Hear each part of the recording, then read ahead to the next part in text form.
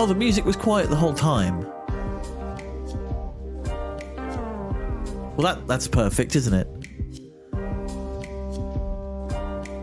Good evening. Welcome on in to a little cozy Tuesday stream.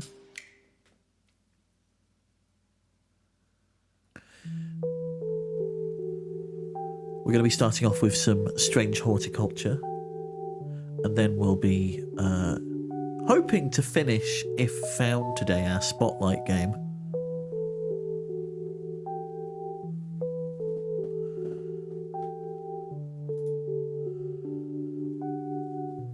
But before all that, thank you, Historic Tipster. I just realised that I have myself running in my ears right now. That's going to be very difficult to deal with. There we go. Okay.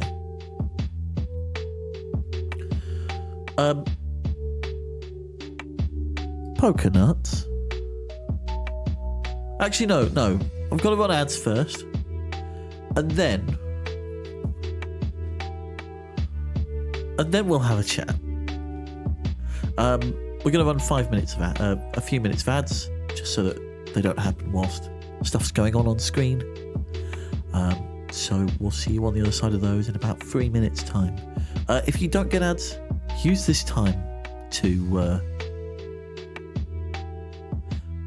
stretch your legs, grab a drink, do what you need to do. Make sure you're comfortable as we get underway. See you in a little bit.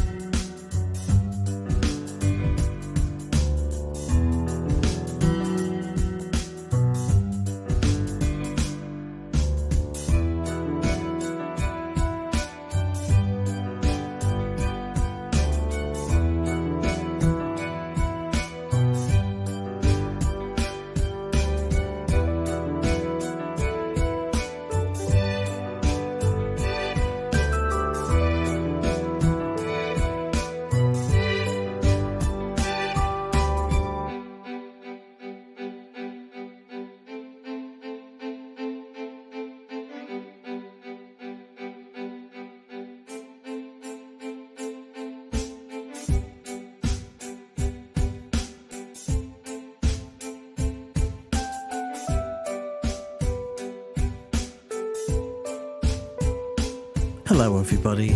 Good evening, morning, afternoon. What is time? What is time?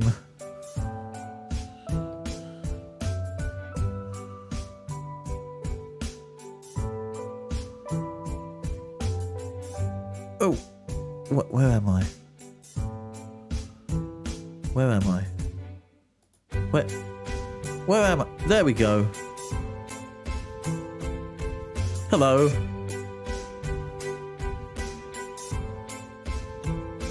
So, Chloe! Chloe, hello! How are you doing, Many Flails? Many Flails indeed. Welcome on in. Grab a seat, pull up a chair, grab your beverage of choice. Many Flails indeed.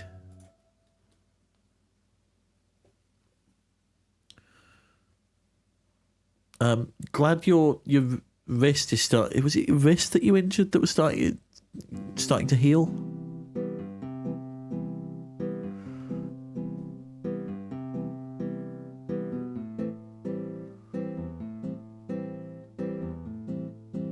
I know that you've been recovering from an injury recently, so glad to see you. Glad to see that you're doing okay.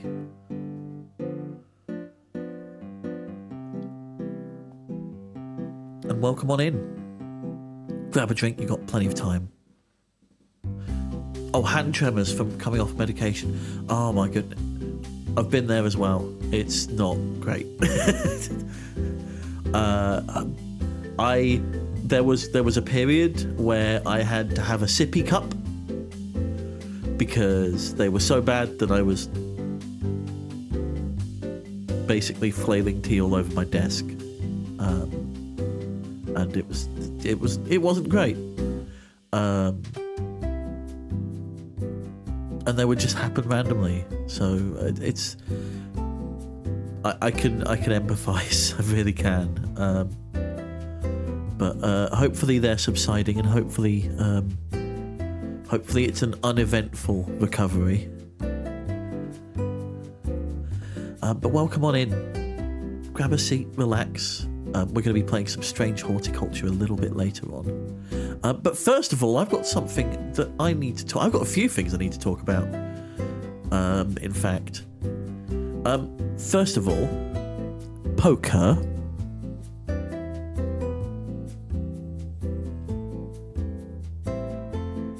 You gave me quite the scare on Sunday.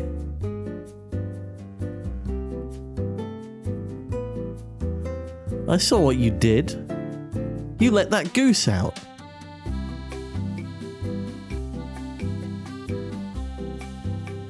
Speaking of, there's my mug of tea. Oh, that you. Okay, you can't just let a chaotic goose out and be like, oh, that. Oh, yeah, that little thing. It stole my tea, Poker. It stole my tea.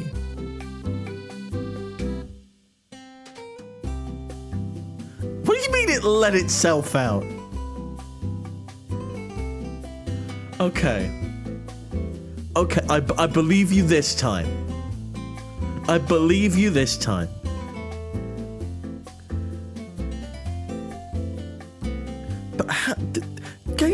I jumped, like literally my feet left the stool. I was about 4 foot in the air.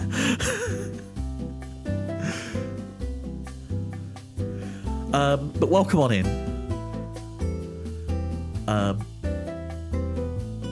Did you manage to catch the goose though, Poker? Did you put it back at least?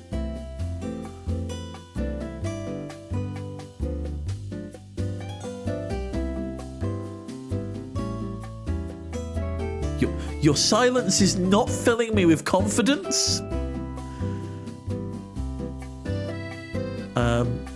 It has been caught and restrained. Okay, good. It's back in the duck pond. Got it. Okay. But yes, welcome on in. Another thing I need to talk about is our little campaign we've got going on. Because you lot are just what? How have you managed to break the goal within 10 days? I haven't even done anything yet, and we've already surpassed our $250 original goal for trans rights. You're all amazing. No matter how big or small your contribution, you're all amazing. Even if you just showed the video to a friend, or have just been kind of talking about it elsewhere, every little helps, and I'm humbled by the fact that we're less than a third of the way through, and we've already hit our goal. Which means I have to write more stretch goals now. That's what I'm learning, is I need to write more stretch goals. So I've got one lined up for 1,000. I think I've got one lined up for 1,500 as well. I think I'm going to do them every 500. Because Jesus Christ.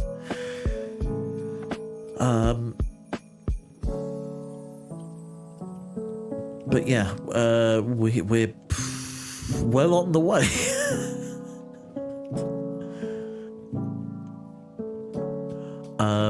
So thank you all for whatever you've contributed to that.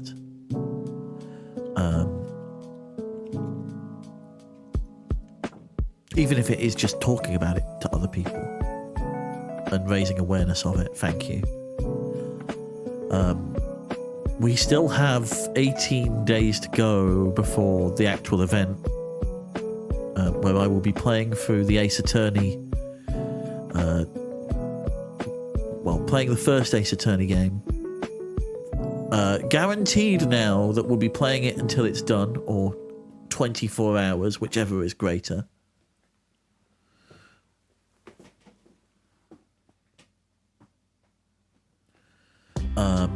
But also,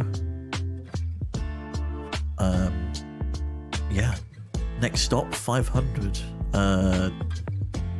At 500, we have a crowd control Minecraft stream lined up, so that you can all mess with me.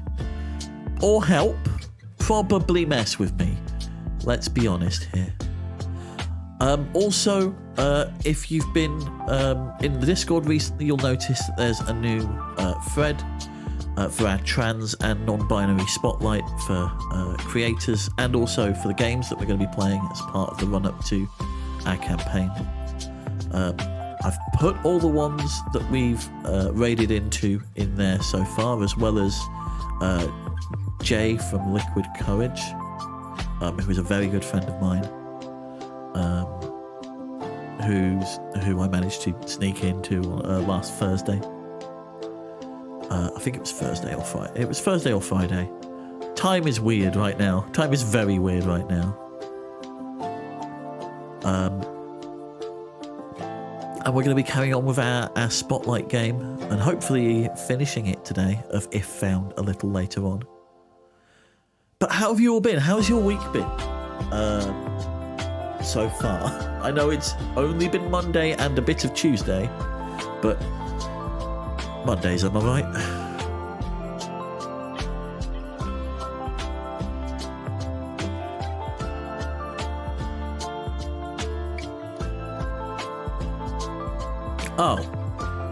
Oh, thank you, Epic Launcher. That's exactly what I needed you to do right now, was install an update.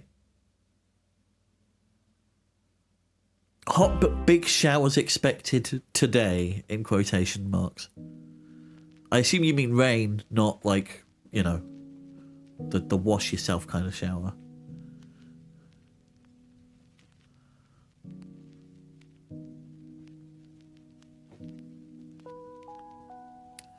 I just need to make sure things are set up for our game, because it has decided in its infinite wisdom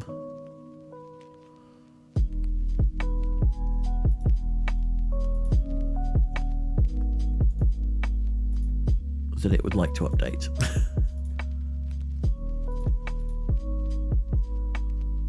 Please open.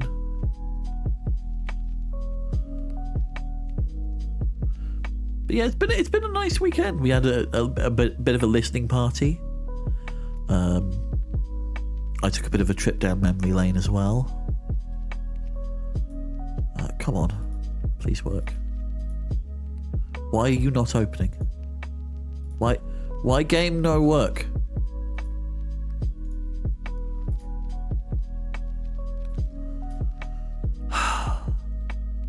One of these days,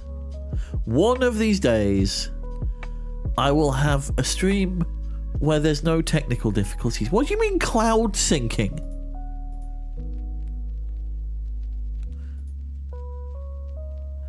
Afternoon, Benzie. Hope you're well.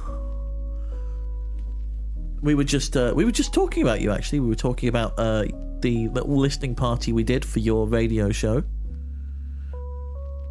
I really enjoyed it. Yeah, we went down memory lane a bit as well. It is a bit disappointing that I couldn't find everything I wanted to show you, though.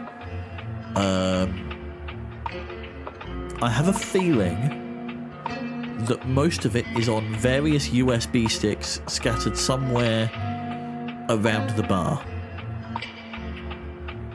So I'll need to dig those out at some point.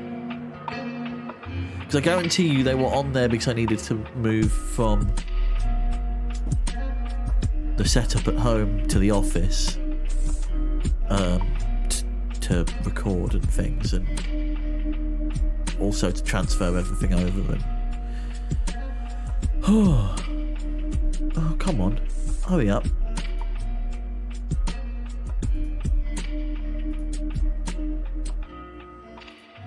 But welcome on in. I was saying hurry up to the game, by the way, not to you, Benzie. If that wasn't obvious.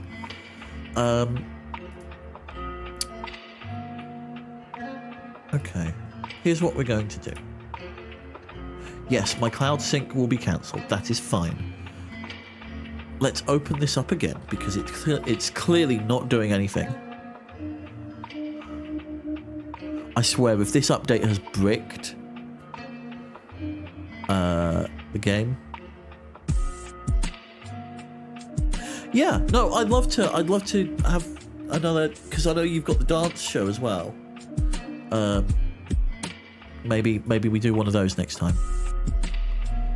When we find time, because we both of our schedules are fairly jam-packed by the sound of it. But also, we've been catching up on The Mole as well. Vias the Mole. And big finale next week. So I've got my ideas of who is the saboteur in that, but I'm not letting much out. Fantastic. Yeah, we'll find a time. We'll find a time at some point. Okay, and now the Epic launcher just doesn't want to launch at all.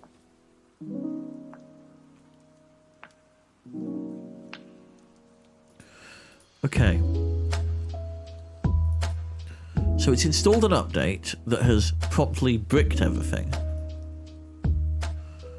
Is it going to be one of those updates that requires me to restart my computer? And it hasn't taught me that. It might be, you know. It might be. That is a problem.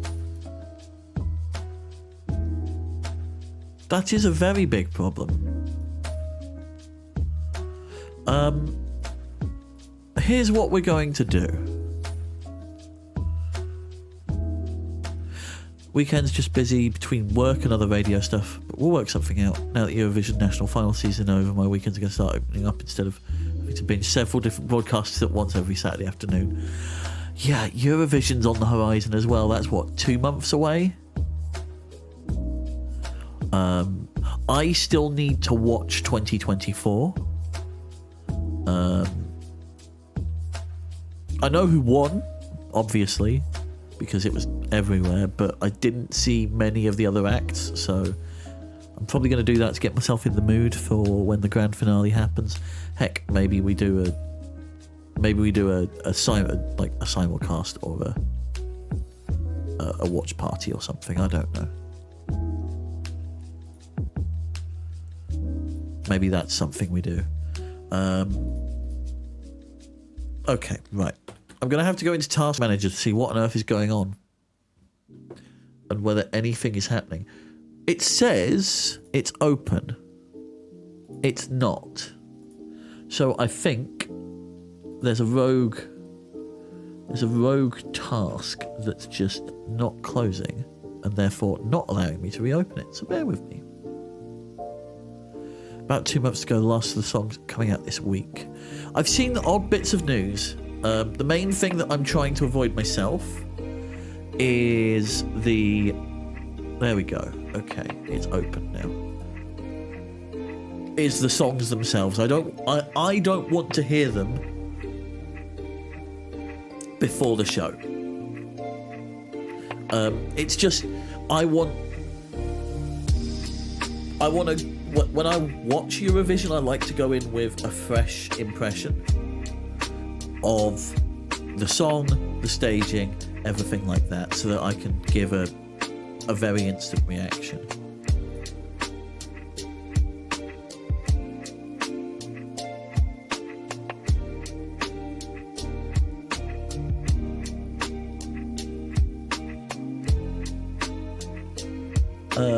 We'll do the download instead. There we go. Finally. Okay, and then we go here. We change this.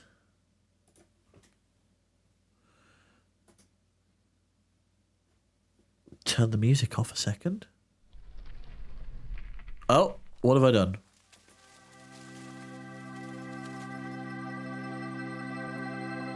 Okay. Then we'll exit to desktop. Yes. And then we'll reopen it. With everything working, hopefully. He says. There we go. Go on. You know you want to work. No? Are we back in the loop again? No. No, why? Why?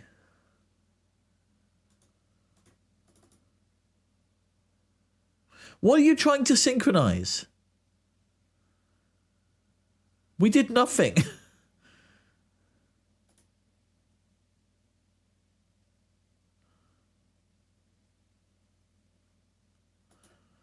Oh my goodness.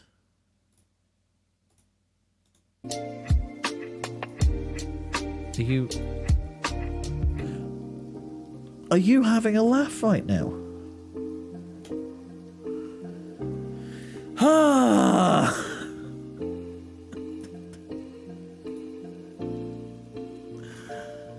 Okay. Clearly, Epic's having a bit of a day. Yes, I realise my cloud sync will be cancelled. That is fine.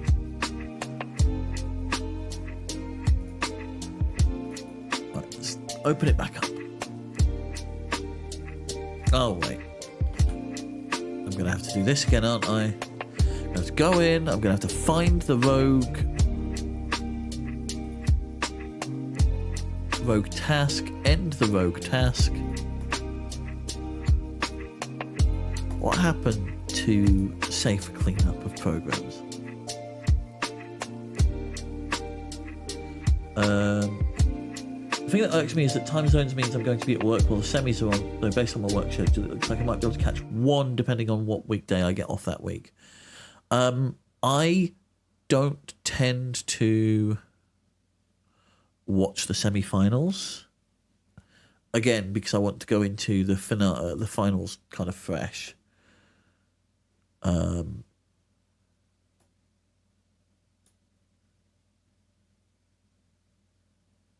Right. Hopefully this works.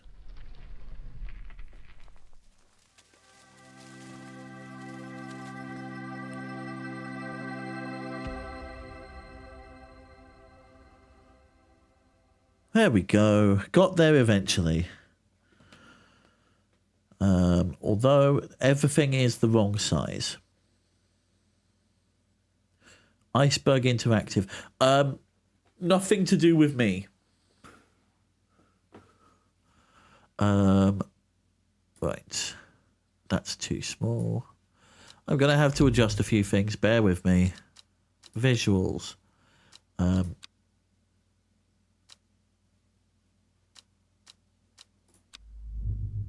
There we go. I can still click in and click out. Right.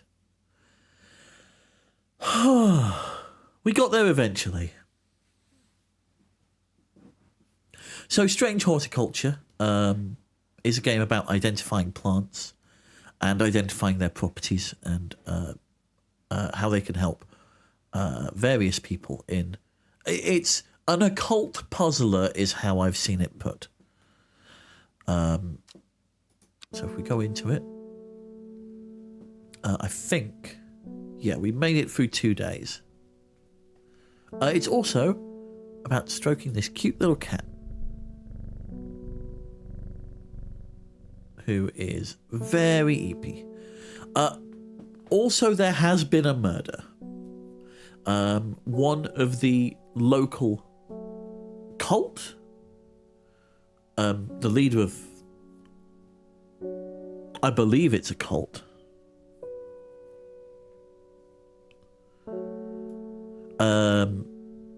has been murdered. So we're sort of helping with that investigation on the sidelines as well. This is how we view the world. This is what we do. We've got flowers, like forest camphor, which helps with sleep. Mary's breath, which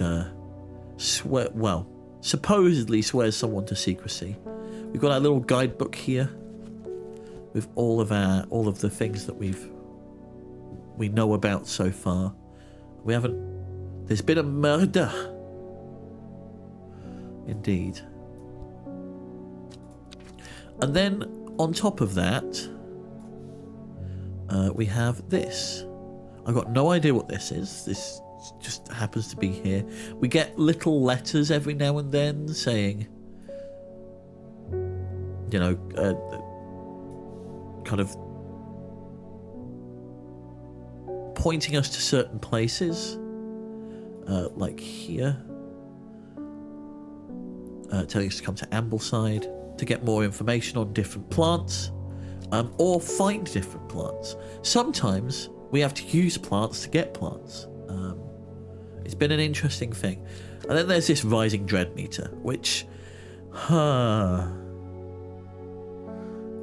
Also, there's these little boxes here on our desk. We've got no idea what they're about.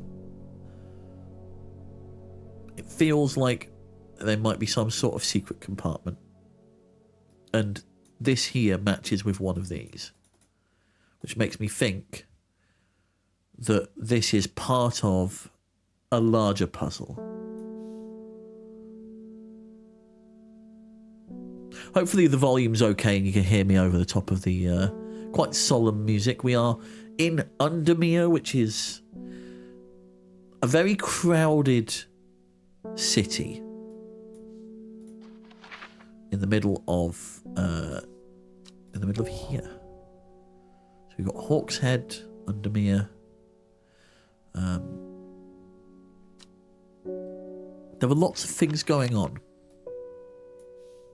and various people we've met, including Faye Swift, who has vivid dreams. Also, I forgot that scrolling up. Hey Prey, how you doing? Hope you're doing okay. I know you had a bit of a less than stellar qualifying run earlier. But you know, hopefully you've had time to. It was a nightmare. I saw dribs and drabs. But you know, there's always a second chance. And hopefully the 6 hours that you've got to take between runs has given you a chance to cool down and just get back in the headspace.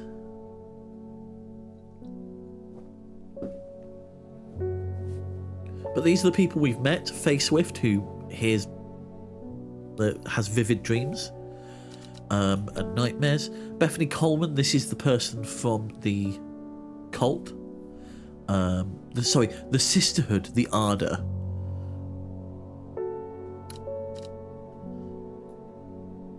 I need to stop scrolling, basically, is what I'm learning. In fact, hold on, let me see if there's a way. Gameplay. No. Language, visuals. Ah, here we go. Press and hold shift to zoom. There we go. Back. Because we're using the mouse wheel to scroll. Bethany Coleman, the Ardor. And then we have Verona Green, who is an occultist. But she also brews a lovely cup of tea. So we're a fan of Verona. Reuben Ward, who is a detective who is looking into the murder case that we've also been invited to look into. Simone Green, who is the librarian who has been helping us build up our book. And then Isidore Burbage, who has irritable bowels and a skin condition. And not many people like him.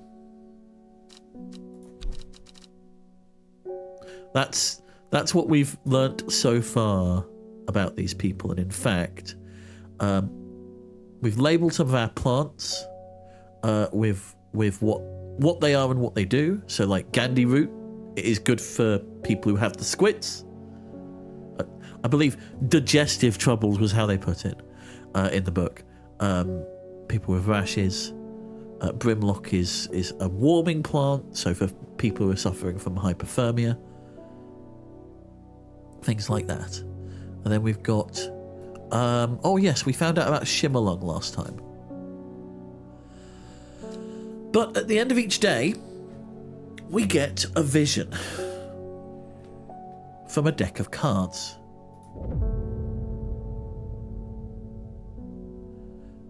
Time passed, a year, and then another. The book remained hidden but out of sight. But out of sight did not mean out of mind. The book was what her thoughts settled on when she rested, what she brooded over when she did her chores, what she pictured when she dreamed. So we're getting this story of somebody finding a book and how it's affecting them. And we're going into Mondays, and it's raining. This here... This is an odd clue. Let's have a look and see. Is there anything that's that kind of shape?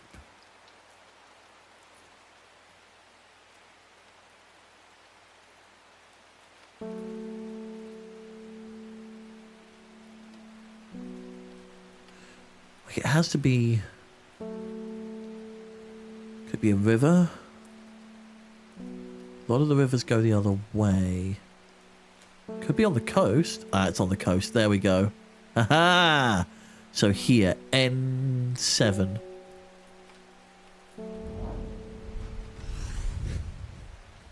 Oh, sorry, N6. The gentle sound of flowing water, the sunlight through scattered clouds. A reset. And we get 2 plants. We've got no idea what these plants are. But they're plants, and they may help us. Wakey, wakey. No, you need to wake up, because I'm about to ring the bell. There we go. Ah, it's Reuben. Foxbot was no help, I'm afraid, the sisterhood. I can't talk today. The sisterhood still refused to speak openly with me. Not that I have time to pursue it properly, I'm rushed off my feet this week. There's been a body found at Swinside Stone Circle, and apparently it's a grisly one. Don't suppose you've got anything to help me keep my lunch down. My stomach's never coped too well with grisly ones. So we know that this is Fennit that we need. Where are we? Fennit.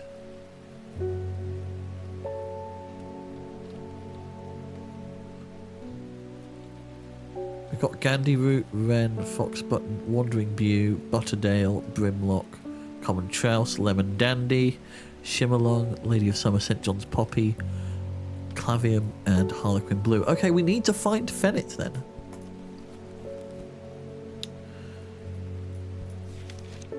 Fennit. Nope. Come on. Fennit. Acutus minor. Chewing the tough root of this plant is said to ease gastric distress and reduce anxiety. It has long, soft leaves. Okay, we need to find some Fennit.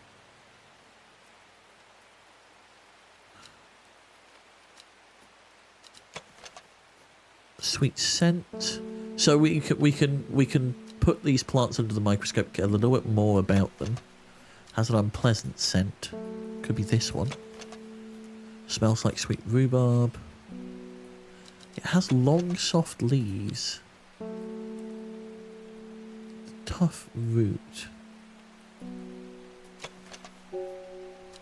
No.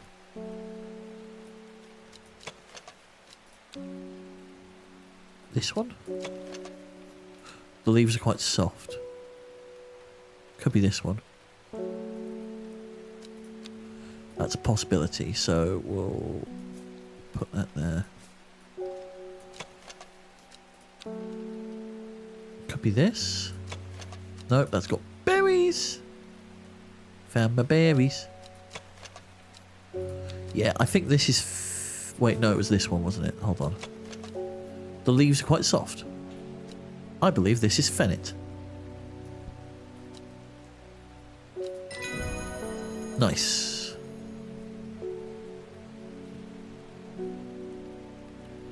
Why is it catching the overlay? Hold on.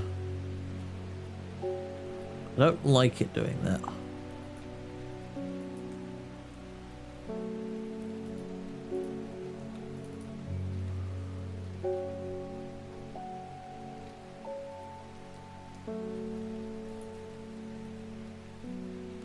Oh, specifically got capture third-party overlays turned off.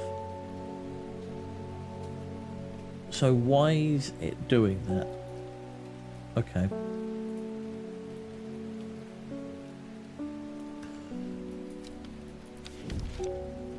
We've now got an entry for Witch Fig.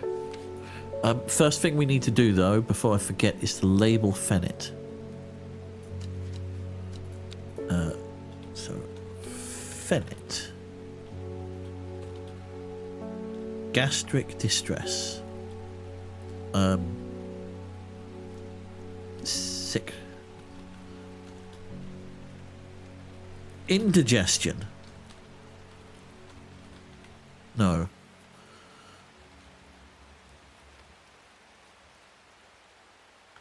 I'm just going to put what it put. I'll put anxiety and vomiting. Sure.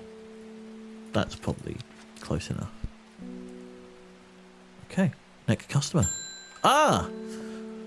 Oh yes, wait a minute, Mr. Postman. Morning. Verona Green handed me this for you. She seemed in a good mood.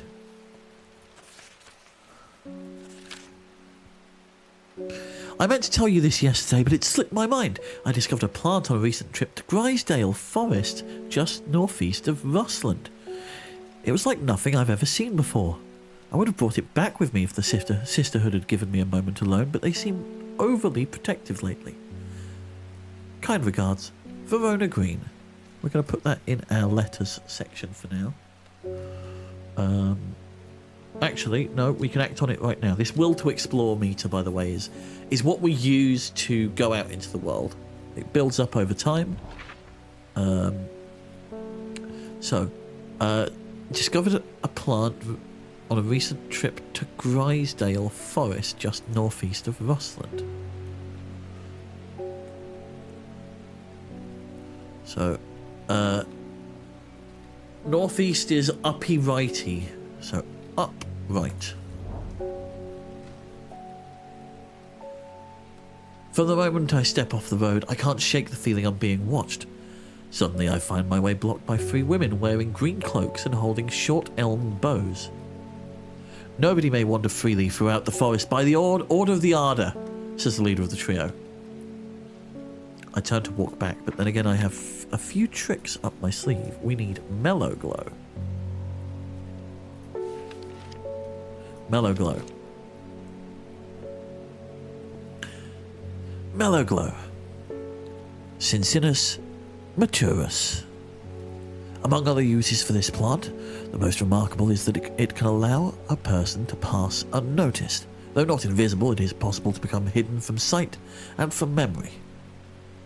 The Mellow Glow has sharp thorns that protect it from predators. So it could be this. Turquoise flowers, sharp thorns. Do we have another thorny plant? We do have this as well. But it doesn't mention the thorns, which makes me think this is Mellow Glow. Mellow Glow. With the help of the Mellow Glow, I walk right past the sisters without them paying me any heed. Chuckling to myself, I collect the plant that Verona talked about and take my leave. We also get an entry for Cabalia.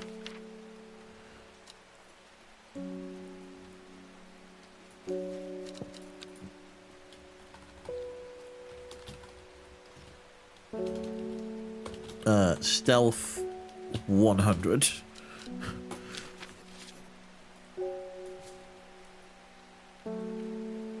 Put this over here for now.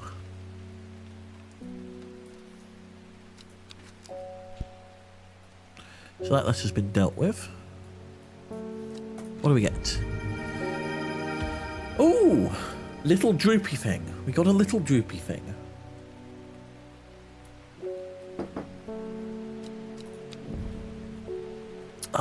I hate waking the cat up. Oh, it's Faye Swift again. I am afraid. The camphor you gave me is helping me sleep, and I'm very grateful for it, but the visions are as strong as ever. The woman in the jade mask appears in my dreams every night. She screams at me, but I do not know why. And behind her, that presence is always there, dark and dreadful. I don't know what to do. The dream feels like a warning that I don't understand, a mosaic of colour that refuses to come into focus. Some part of me wants to stare down that abyss, but I'm afraid. Okay. Decision point. We can give them Auguria or Candlewood. So Auguria. Auguria. Cyphus spectaculum. When burned, incense made from the woody stem can enhance psychic abilities. Talking is hard today.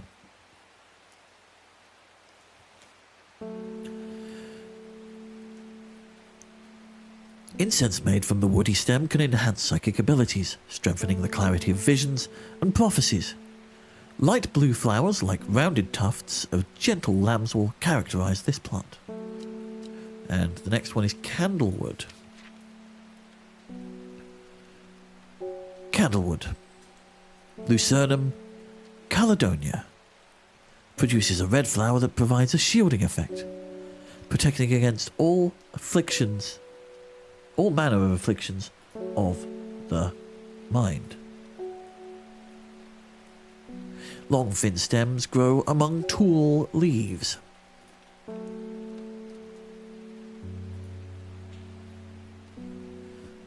So, question is, do we allow Faye to... Do we...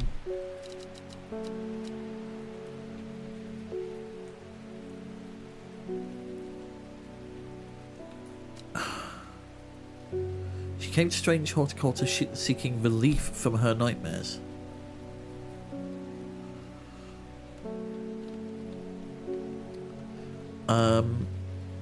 I think...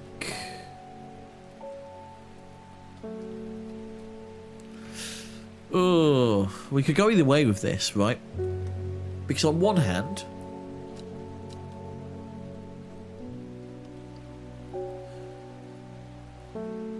we can enable her to be able to kind of see these visions more clearly and help her psychic powers. On the other, she came to us to try to get rid of the nightmares originally. Is that what we should be helping her with? Because in which case, that's candlewood.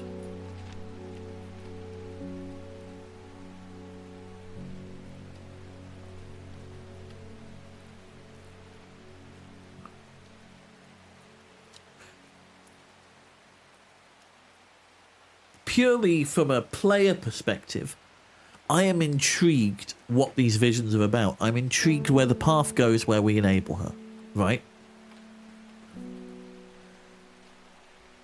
But at what risk? How does that affect the character? How does that affect Faye Swift later down the line?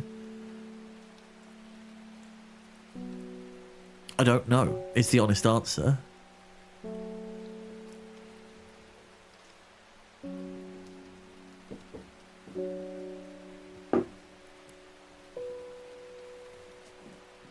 And it could go either way. Knowing the source of these nightmares could help. Could help help in curing it. Appears in my dreams every night. She screams, and I don't know why.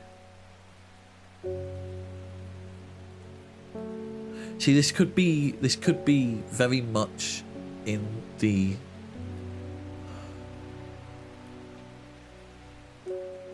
If we're going down the Lovecraftian route, right? If we're going down the kind of Cthulhu mythos route, where the mind cannot comprehend something so distressing, enabling someone to see that sends them down a path of madness.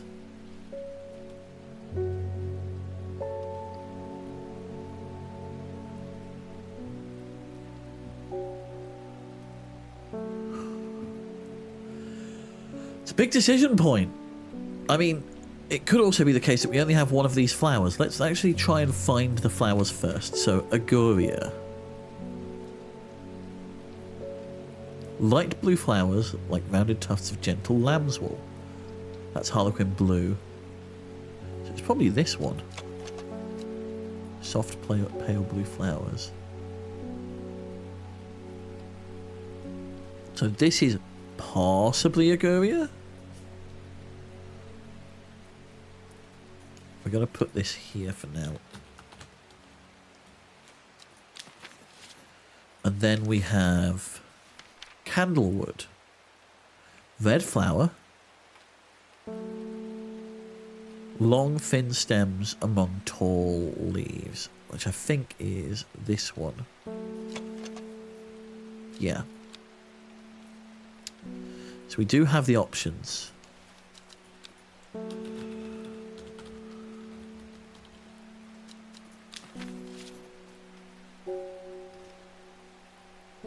We've got both options available to us.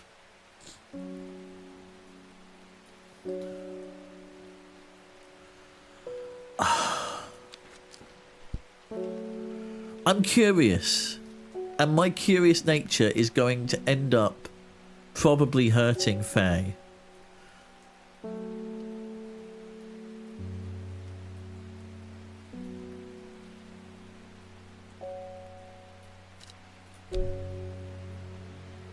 Let's have a look. Her father was rarely violent, but once is enough. When he struck her, it finally broke the hold he had of her. Fell into night, Faye held close.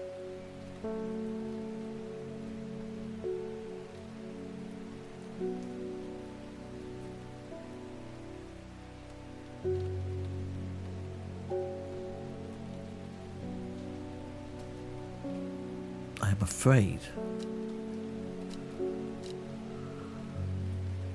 I need sleep.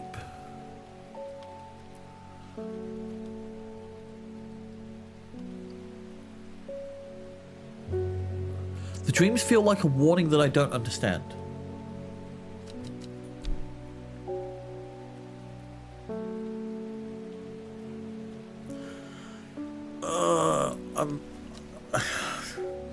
Okay. Let's send her down this road. Oh no. Worryless is an aptly named plant. Why do you give this to me now? Why do you give this to me after the person who's afraid of the creepy skull thing and the person in the jade mask leaves? Why now? Inhaling a smoke. Okay. So this is confirmed.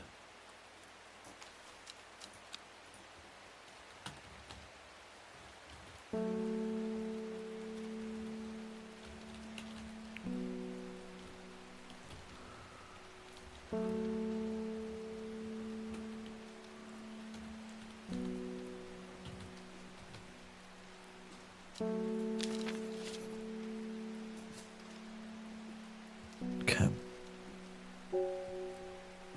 Next customer, please. Margaret Elspeth. We don't come to Undermere often, but we heard about your shop and I said to Francis we simply must pay a visit. It's a wonderful breath of life in an otherwise dreary town. I'm the green-fingered one, and it's not really his cup of tea, but I persuaded him the trip would do him good. And besides, he'll be wanting to take a boat out on the lake. I'm going to refund you those points, because I'm never putting that in. Shame about this awful... Hold on. Slow down. Slow down! Shame about this awful weather, though. You must come to Sizerg.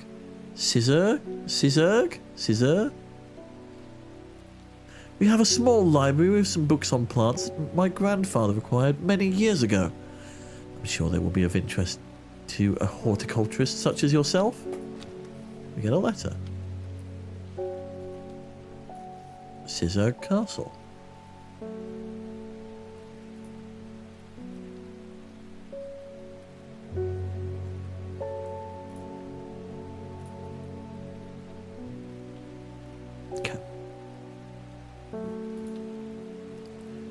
So, we could go there right now.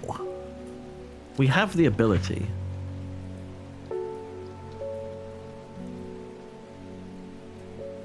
Sizerg Castle.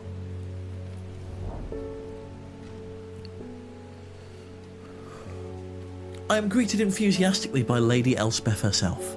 She's very talkative and has many questions on horticulture that I do my best to answer as she takes me on a tour of the gardens. Oh, you must take a sample of this back with you, she exclaims, pointing out a plant that I do not recognise. But before I can stop to take a look, she's already whisked me on to the next. And this one too. I'm quite exhausted by the time I make it to the library, and I don't have time to make as thorough a study as I would like. Nevertheless, I'm able to find an interesting entry that I note down. Don't forget these, Lady Elspeth cries as I make to leave. She thrusts the plants from the gardens into my hands, and I thank her warmly. So we get 2 more plants. Ooh. Black bell with a yellow trumpet and yellow berries. Fever kiss. Okay.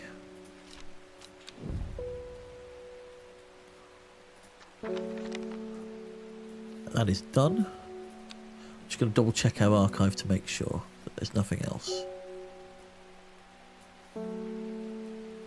These have all got ticks on them, yes? Yes. Good. Right. Next. Philip Shaw. Mushroom. Red spores. Moves in the dark. That's all I've got. Any ideas? Do you do poison? Mushroom. Red spores. Glows. Moves in the dark. Wandering Bew?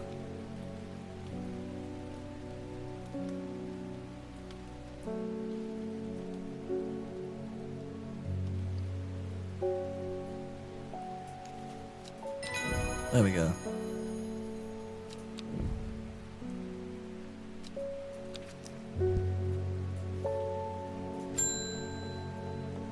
Selena Scott. They're saying Blackcomb is haunted now. Bradley Miller told me he saw the ghost of a huge deer, antlers and all, but then Bradley Miller also says he can talk to squirrels.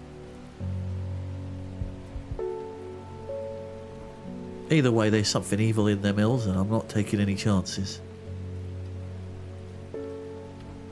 Awful what happened to that poor young man up Swinside. I've come for some stinking Mount Cap.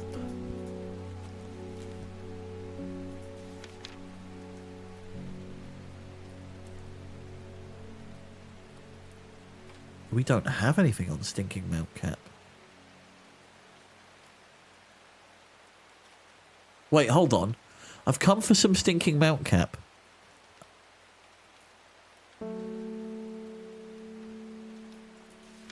Oh, Sunset Mount Cap.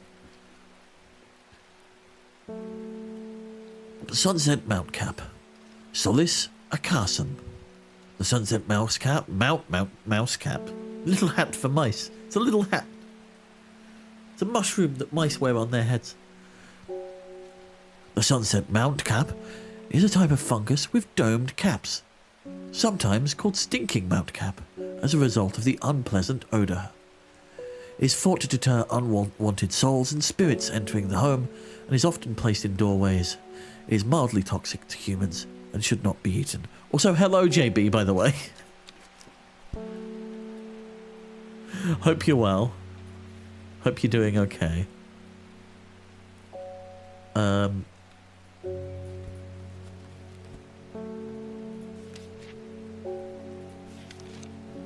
But also, no, I'm not putting that in my starting soon screen. What have we got? So it's domed. Viscous white liquid. Could be this. Cursed. No, this one. That's got to be Sunset Mount Cap.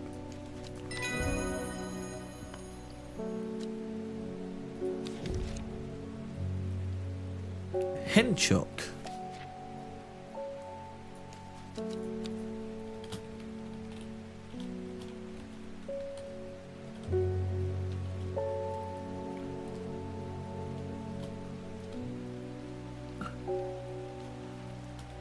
Spirit Ward.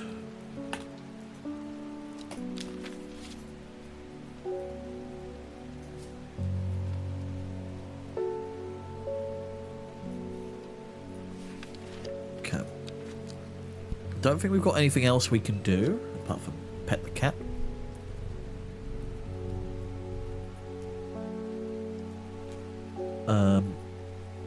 let's have a little nappy nap. Nap time.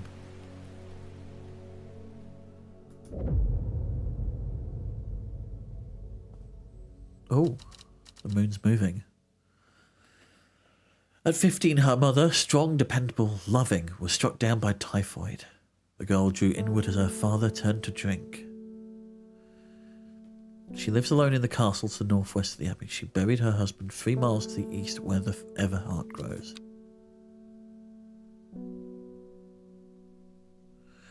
Before we start day 5, I am going to have a quick break.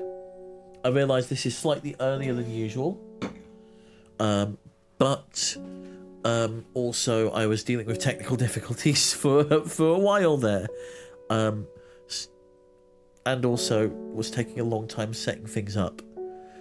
So please take this opportunity to go and stretch your legs, go do what you need to do.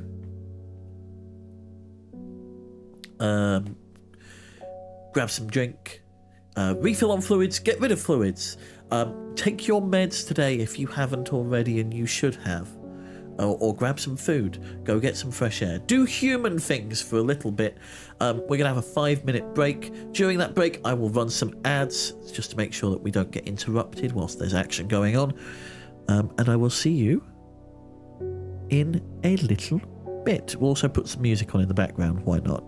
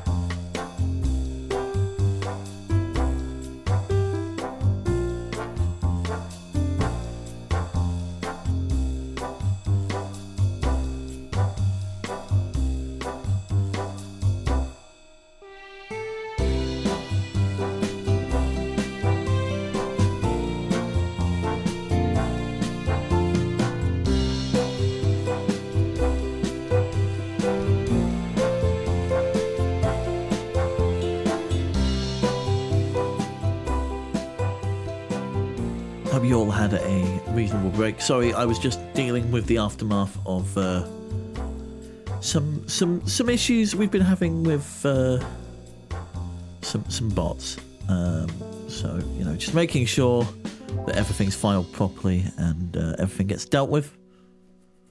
There's my tea.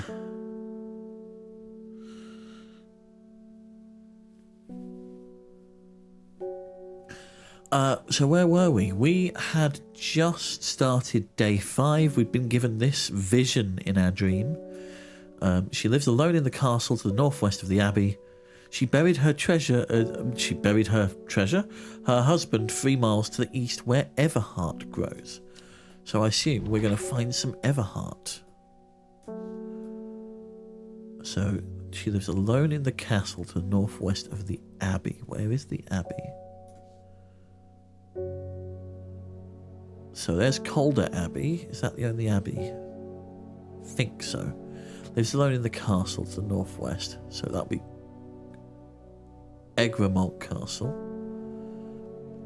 3 miles to the east. So 1, 2, 3. A dead tree. Its bark cracked and blackened by fire stands alone on the hillside. Off to one side, a patch of flowers grows on a low mound.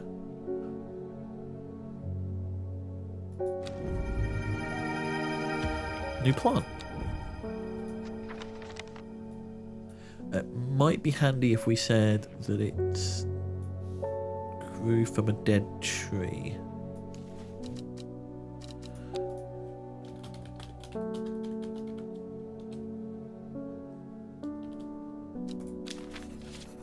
Okay.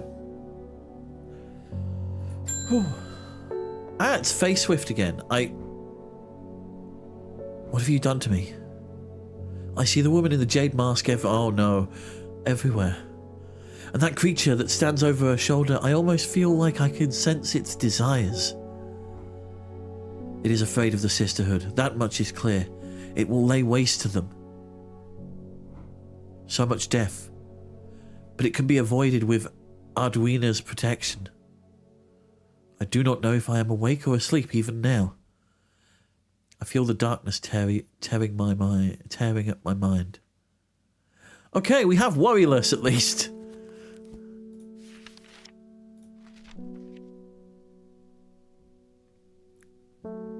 Worryless. Lavanus nana. Worryless is an aptly named plant. Inhaling the smell of the flowers is said to help ease symptoms of anxiety. So instead of dealing with the problem, we're just going to give her anti-anxiety medication. Okay. That's the plan, is it? This couldn't possibly go wrong.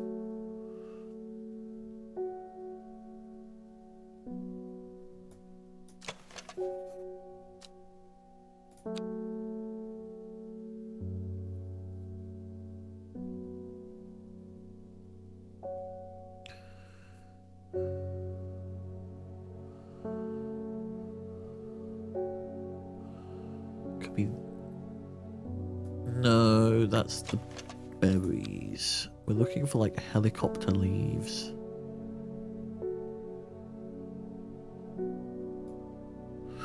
Inhaling the smell of the flowers. Flowers multiple, not singular.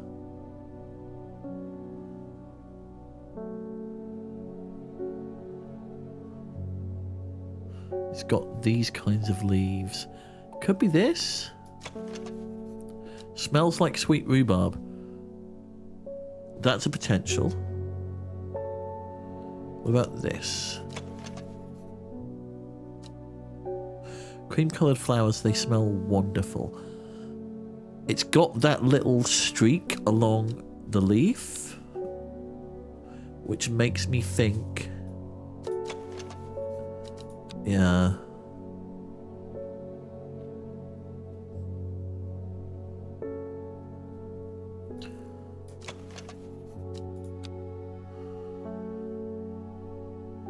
It makes me think that it's this. There we go.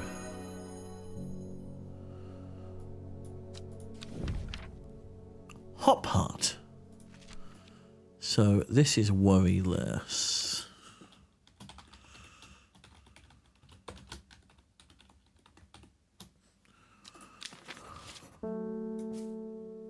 Okay. Ah, our librarian friend, Simone. I met a strange man on the road to Sedberg? Not 2 days ago. Stranger still, he asked after you. He said he had something for you, don't ask me what. So I told him where to find you, but he looked stricken when I mentioned Undermere. Said he doesn't come near towns at all, if he could help it. He was headed west, at least I think he was. He said he was looking for the Winster Spring. I'll write this down for you. Anyway, that's my news. Did you manage to find the plant I wanted? Ah, common trouse. Think so.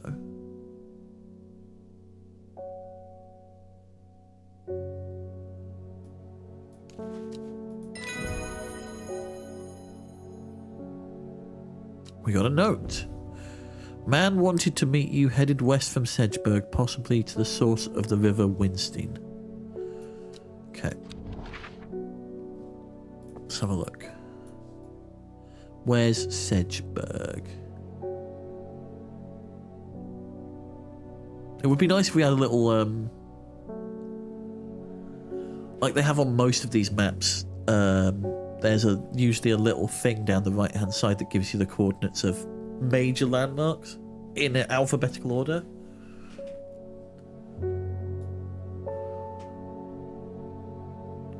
Sedgeburg. We've been there before. How have I lost it? Okay, let's just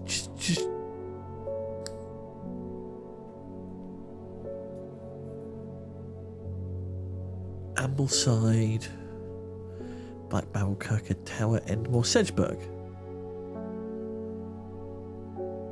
Headed west.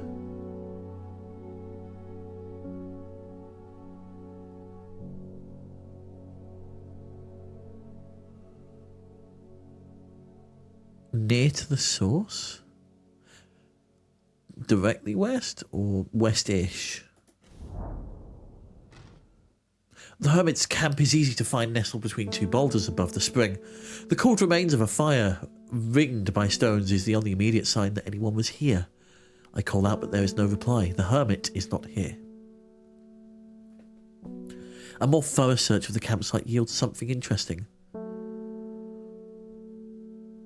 Tucked off to one side, I discover some broken pieces of wood arranged on the floor. Down 2, right 3. Ah, we can go immediately. I've forgotten where we were. We were here. 1, 2, 1, 2. Wait. 1, 2, 1, 2, 3. The camp at the Winster Spring has led me to another camp of sorts where I'm greeted by an eccentric man. Oh, yes, the man says. You must take this, take it. At his insistence, I received the looking glass that he thrusts into my hands. He places an envelope delicately on top. It's no use to me anymore. No use. Don't forget the red, the red ebony. I'm sure he's quite mad. Oh. This is a contraption.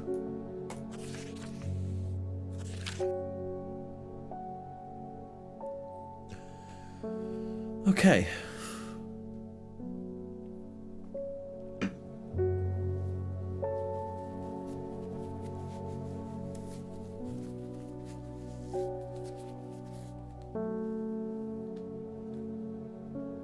It is said that the red ebony plant has the property of uncovering that which is hidden or secret. I have perfected a device designed to use extract from the plant in concert with a viewing window in order to permit the user to see magics otherwise invisible to the naked eye. So there's a vial that we need to fill with red ebony. That's done. So what is red ebony? We don't have...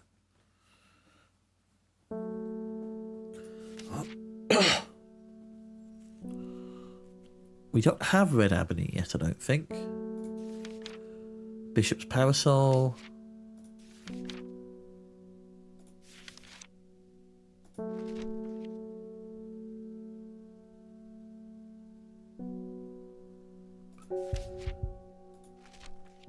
Fever kiss, farmer's worry.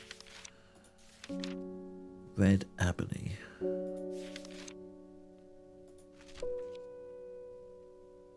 I don't think we have it. I mean, this is red.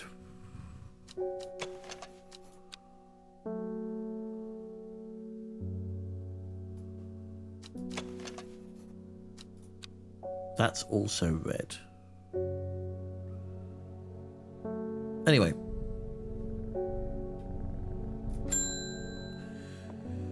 Conrad Stanway.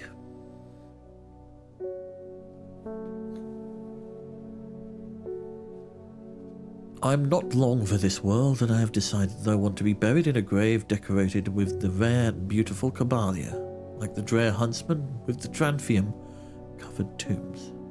Cabalia. That's a rare plant believed to help the dead find peace in the afterlife. Those who can afford it place wreaths made from it at the graves of their loved ones. Cabalia flowers almost always contain 6 petals. Finding a 7-petaled flower is considered to bring good fortune.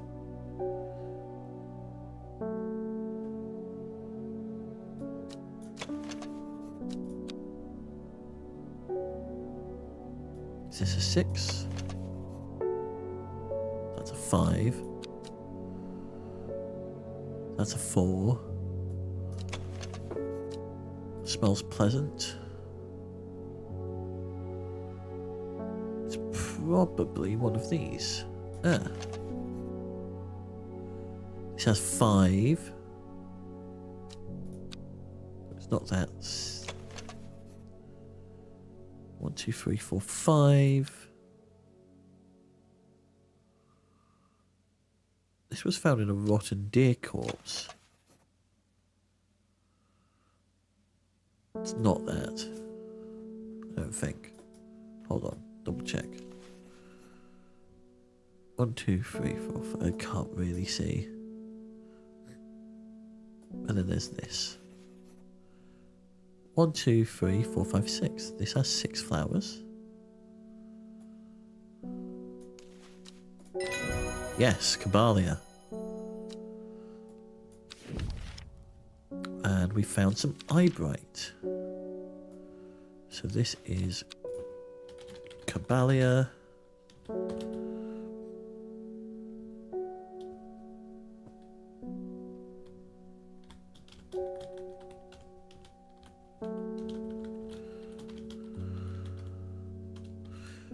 I almost put Rest in Peach by mistake, which gives a whole different meaning to what on earth is going on.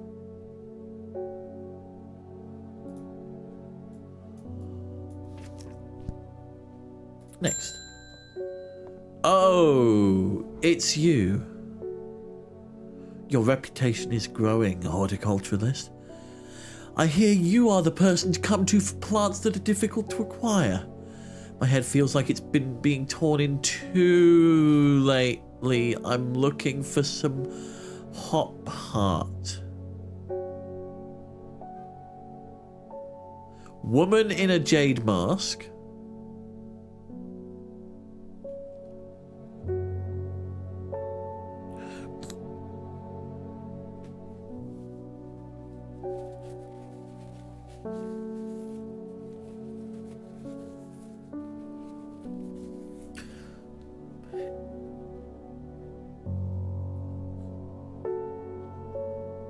It feels like this is the person who is also manifesting in the mind of our psychic.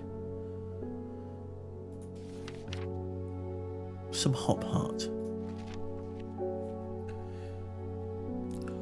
Hop heart. Cora ingens. Inhaling smoke from burning the dried leaves of this plant can provide pain relief. Firm leaves grow up the stems, leading to blue flowers. Blue flowers.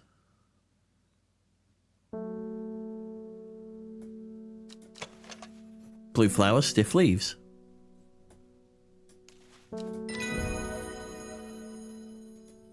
New entry. Copper Caledonian.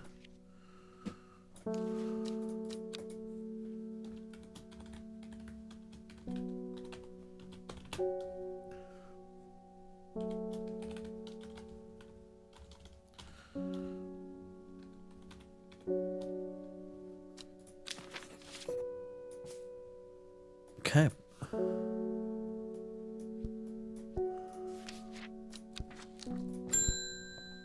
That's Verona Green. Reuben Ward has called on my unique expertise to aid in his investigation at the Swinside Stone Circle. Unique expertise. He knows how to flatter an old woman when he wants something. I thought about telling him to suck an egg. Gave it a good long thought, actually, but my curiosity has got the better of me. He must be desperate if he's coming to me, and I'll bet they found something juicy down there. Signs of ritual sacrifice, maybe.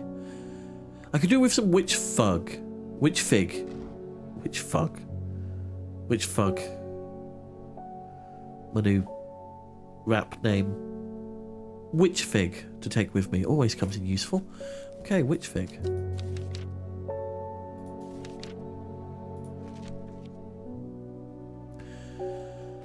Witch fig. Striga tenuis.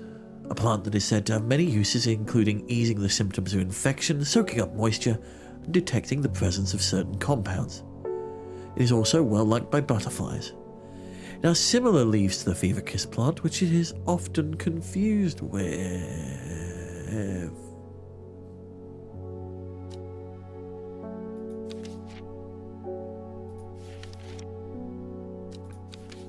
So, fever kiss.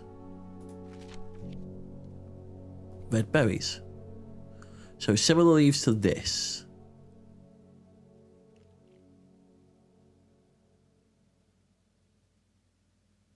Didn't we get one with yellow berries just now?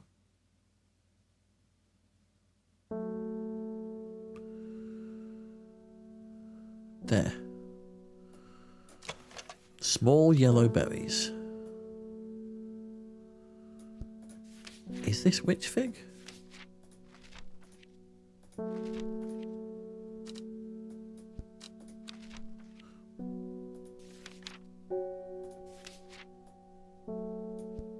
Feel like it is. Yep. Jacob's Worth. Dignitas Jacobi. Okay. Oh.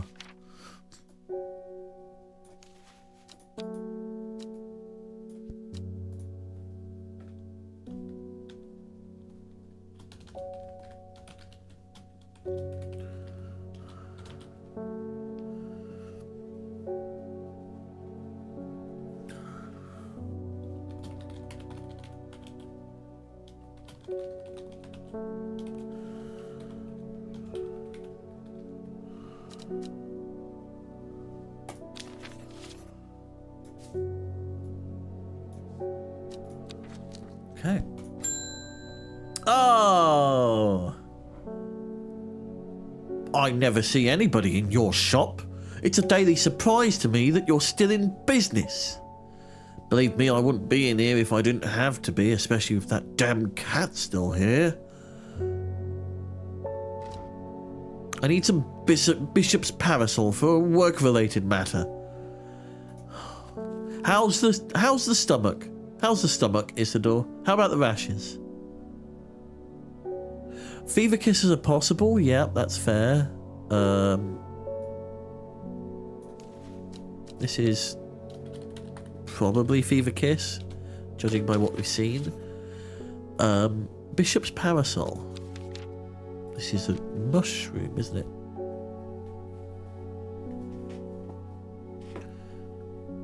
Bishop's Parasol. Episcopus palabot. A mushroom found in damp, dark places, feeding on any light that gets close to it. It can seem to draw light in, enveloping its surroundings in darkness. The gills on the underside of this mushroom seep a milky fluid that can be consumed as a treatment for stomach pains. Oh, you're still having the squits. Got you.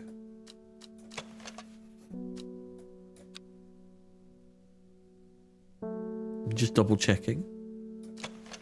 It smells rotten.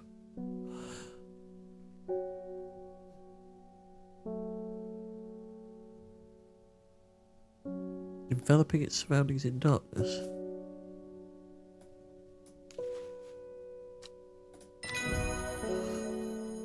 Okay.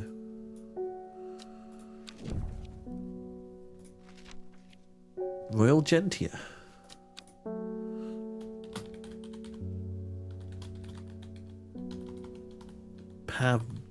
Parasol.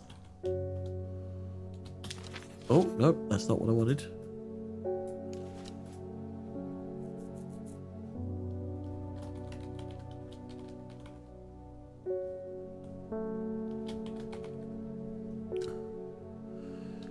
I mean, trapped gas. There we go.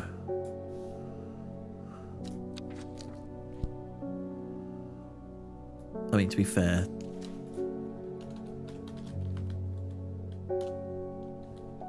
Nope. Wind. There we go. Okay. End of another day. Not doing too bad, actually, in the grand scheme of things.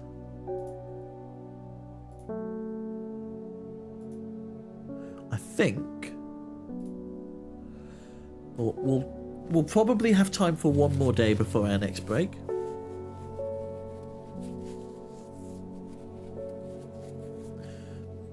Did we find anything on Red Ebony?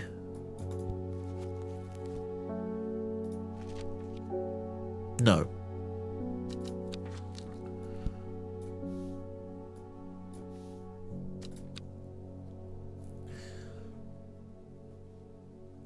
We get a new card.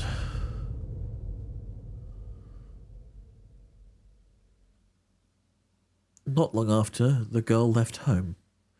Her father wept, but he was so caught up in his own grief that he let her go and did not look for her.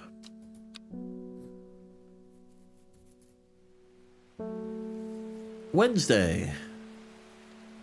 The old man of Contison looks out across the lake with blind eyes. His mind wanders with the current, floating gently southwards to the fork. And there's lightning.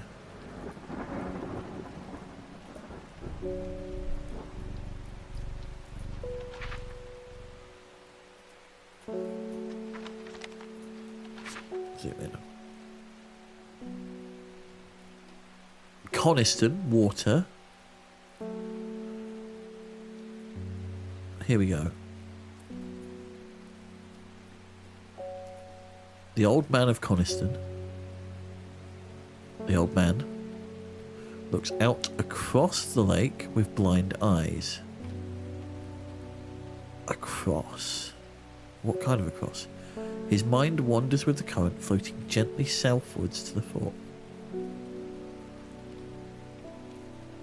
There's a fork here, and there's a fork here.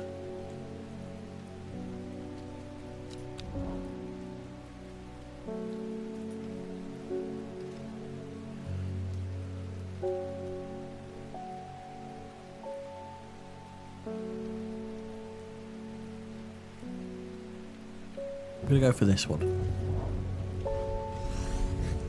The heavens open up as I reach the fork. I take a moment to pause and listen to the sound of water on water.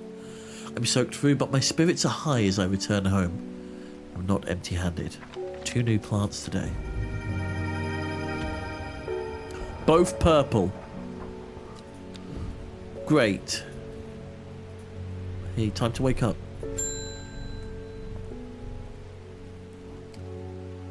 Eleanor Brahma. The insects make the salt marshes uninhabitable. People stay away and not much grows, but I know where to find an unusual plant. I've drawn you a map in case you decide it's worth your time. Very helpful. Let's have a look. There's a bit of coastline. Hold on.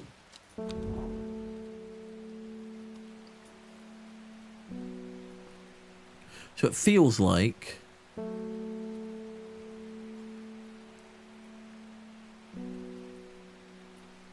it's this bit here. Oh, maybe not. Hold on. It has to be, right?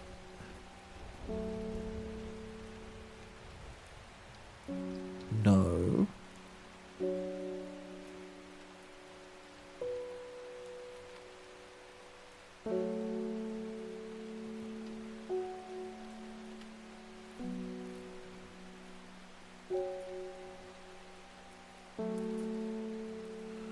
It feels like it goes up here, right?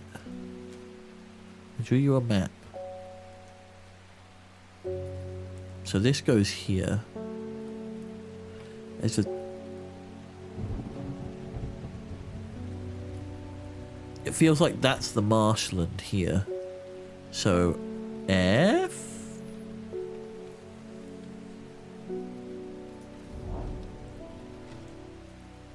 The air is thick with flying, biting insects, an unbearable plague.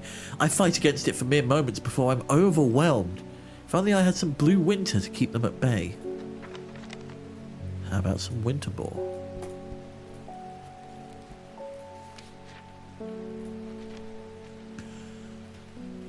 Winter boar.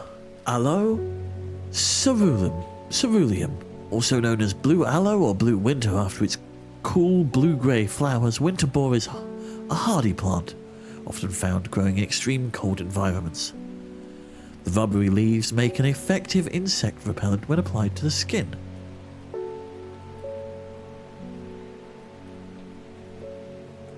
So cool blue could be this. Blue-grey, yes.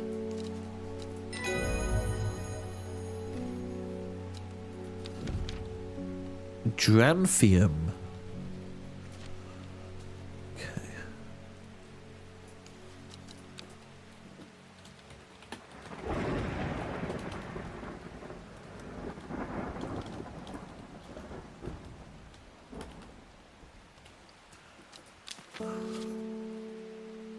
We're running out of space.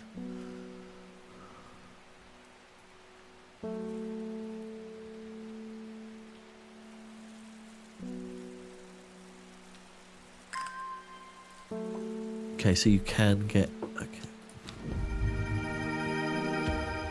Red flower, yellow thorns. This is dealt with, so it can go in the archive.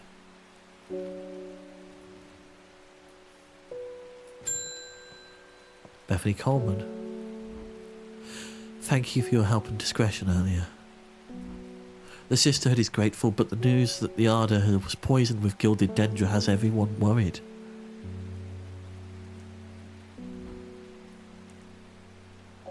The temporary acting Arda is panicking. I probably shouldn't be telling you this, but one of the sisters has gone missing. A runaway called Thea that we took in a few years ago. We're trying to find her and Sister Charlotte. Remember that Jacob's Worth plant is said to help locate people.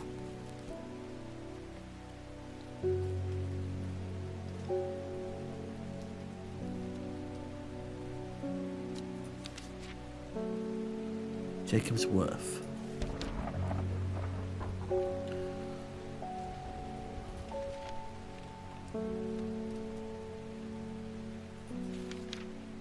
There it is. Jacob's Worth. Dignitas Jacobi. People tend to be drawn to the unusual flowers of the Jacob's worth, but its leaves have the most interesting properties.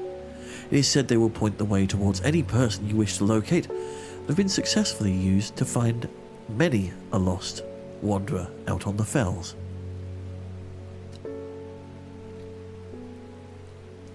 This looks like Jacob's worth.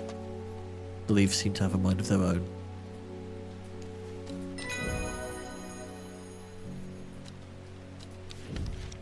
Solomon's Scepter.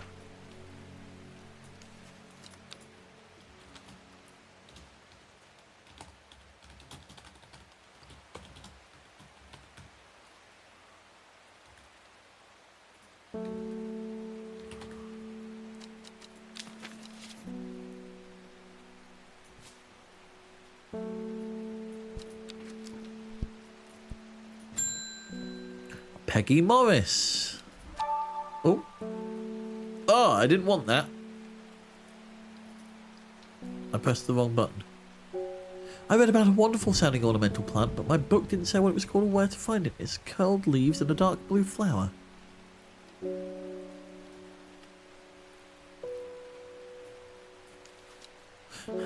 I can't remember what it was called. There we go.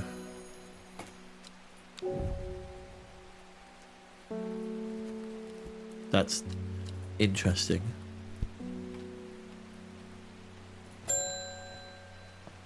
Ennis Aylford. We've had our eye on you for some time now. Join us. Praise the Dendru.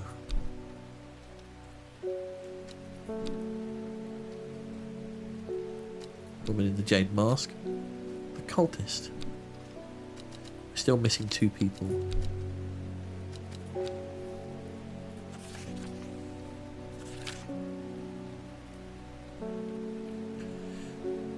I represent a group called the Seeds of Redemption. Your expertise would be very useful to us, and we have much to offer in return. Let us know we can count on you by leaving a single St. John's poppy flower outside the Sad Guild Church before Friday. Do not make the mistake of ignoring us. Praise the Dendru. Okay.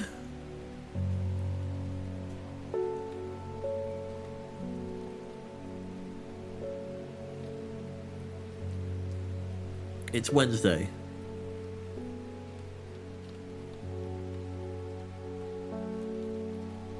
Now they say before Friday. Does that mean I still have Friday to do it? Or does that mean that it has to be done Thursday night? We've still got a day either way.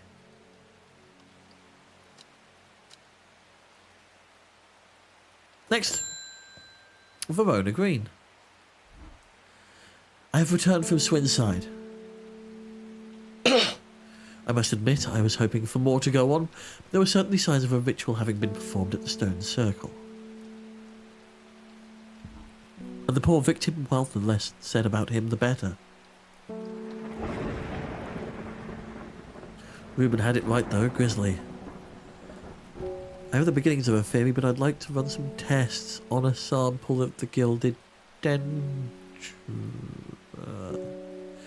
Can I not? Can I not give you poison? Can we not start just handing around poisonous plants? I know exactly what the gilded dendra looks like.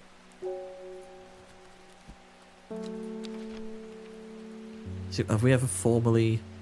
haven't.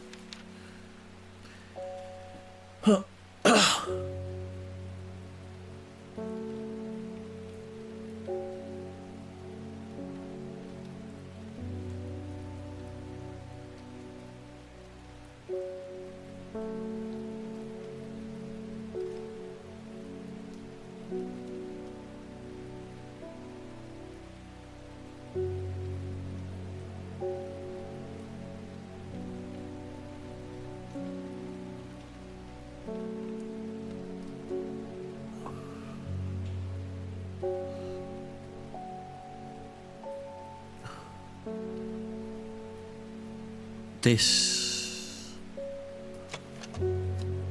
Red fruits, long flat leaves.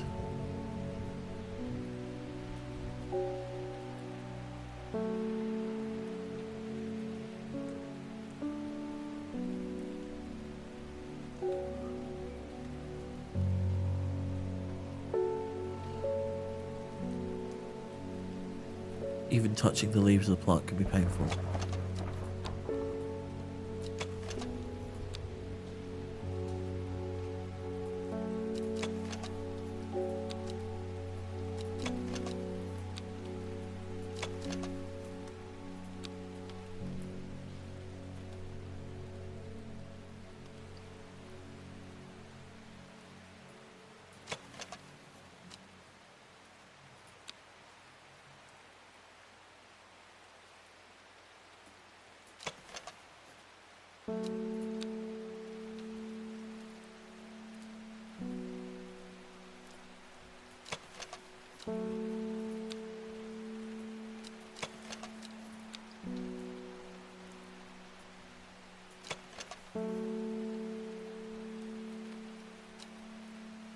It might be that.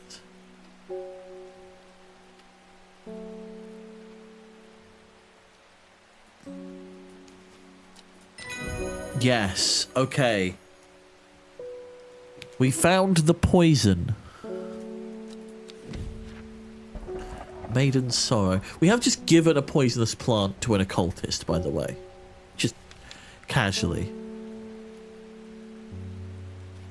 Just so you know.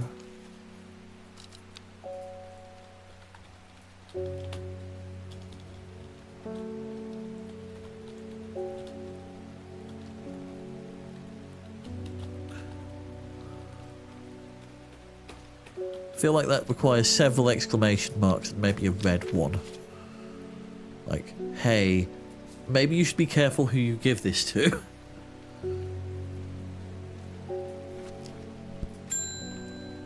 And wood. My aunt died 2 weeks ago and I inherited her house. I've been sifting for her possessions and last night I found something unusual. In a forgotten corner of the attic I found a coffin. More unusual still, it was bound by strong vines. So strong that I cannot cut through them. I immediately thought of your shop. You know about plants, right?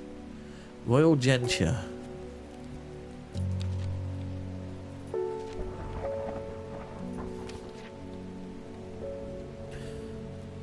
Royal Gentian.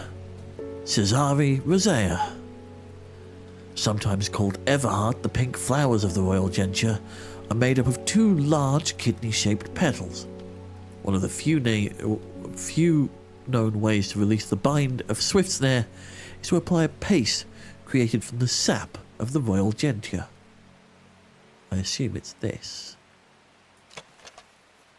Pink flowers, kidney-shaped.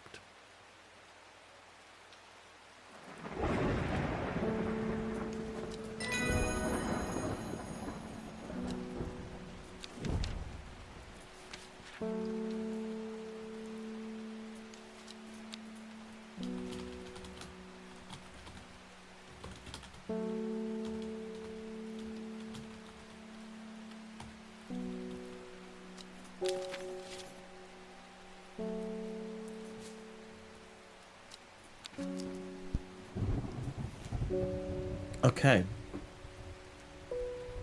Hello.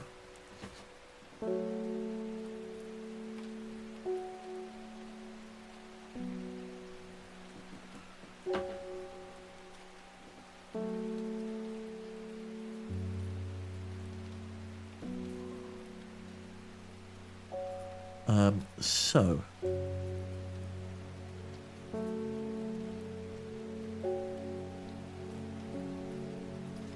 let's go to sleep.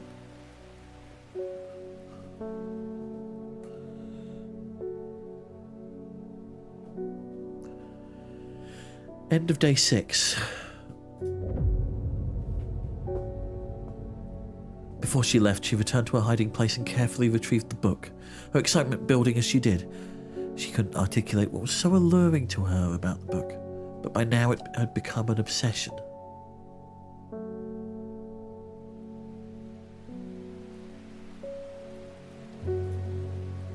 "5 miles south of the tallest but one, it grows in peace in the midday sun." Okay. So the tallest but one. We got to do some maths. So our tallest, we've got 899, 978 is the tallest. Are there any other 900s? Is there any thousands? I feel like Scaffold Pike is the tallest. So Bowfell would probably be the next one.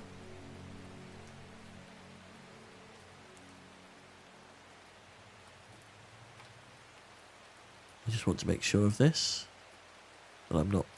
Let's put it over here.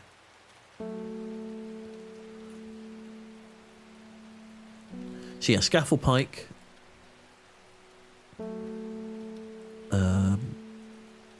Yeah, it's got to be Bowfell. So 5 miles south. 1, 2, 3, 4, 5. The forest here is lush and vibrant. The birdsong feels enchanting like the call of sirens. Nestled in the undergrowth under the shade of a birch tree, a plant grows.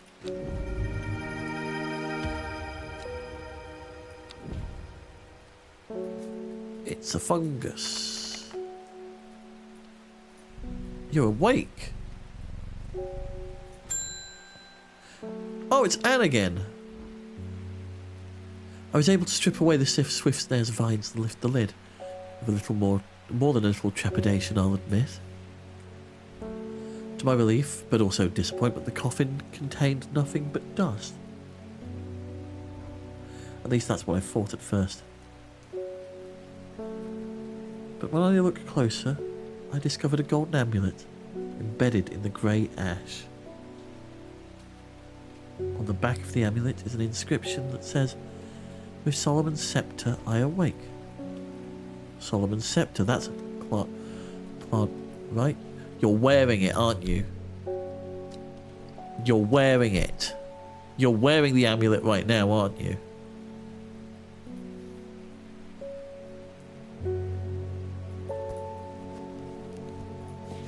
Oh, this isn't going to go well. Solomon's scepter.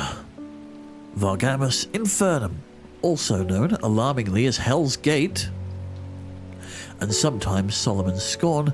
The flowers of the plant are commonly used in witchcraft and other satanic practices. Many sweet-smelling flowers grow along the stem.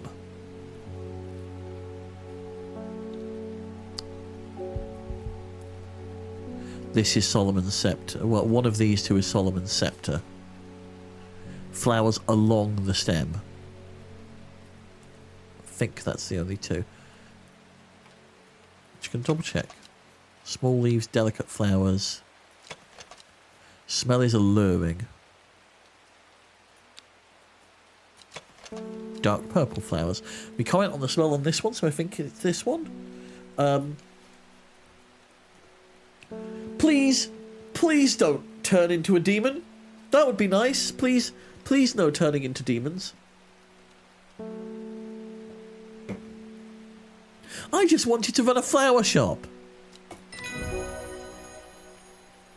And we're never going to see her again, are we? Long Veracund. Right, so which one was Solomon's scepter? This one, okay.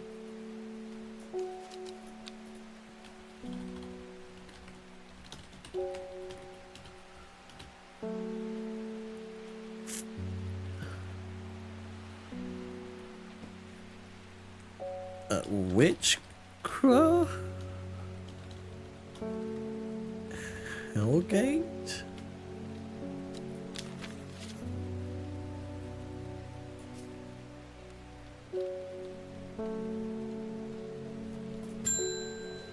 Oh, yeah. It's the postie. I heard a shepherd got killed by some wild beast up near Swinside Stone Circle. They say it slaughtered half his flock as well. People around here don't seem too bothered, but it's got them panicked down Foxfield way.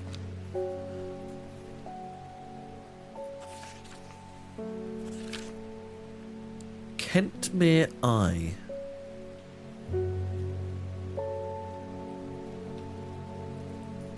That's all it says.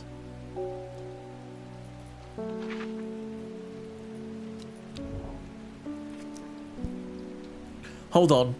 No, hold on.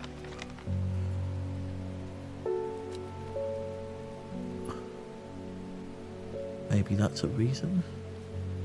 No. Kentmere Eye. Oh, I put it in the archive by mistake. Give it back. Kentmere Eye.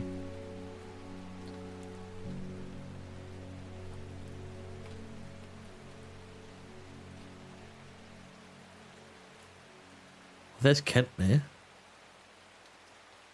There's a stone circle called the Daughters. Oh, hold on. Hold on. I have an idea. Kentmere is this square here, right? And then the eye points here. Nothing here. We don't lose dread. Okay. Maybe let's go just straight to Kentmere.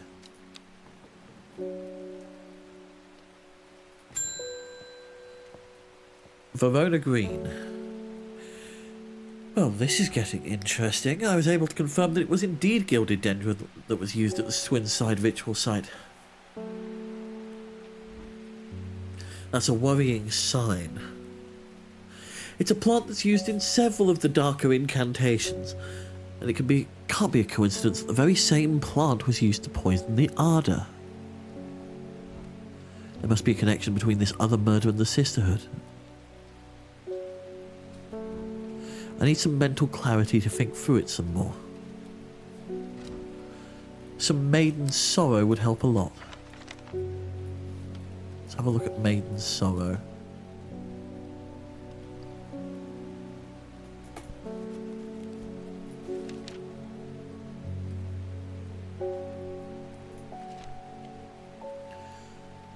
Maidens.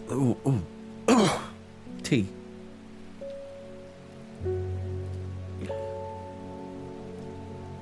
Maiden Sorrow, Dolores spinatum. Rubbing the soft leaves of this plant between one's finger and thumb is said to help prevent the mind from wandering, providing a focusing effect.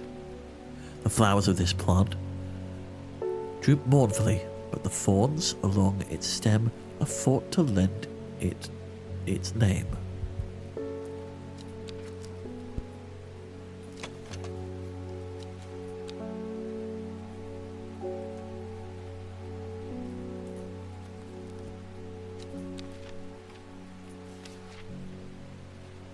I think we've had that a while.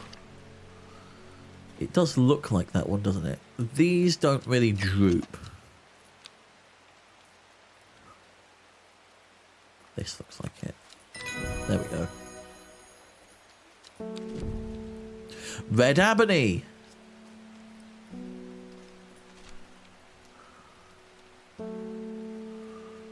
We need that. But first,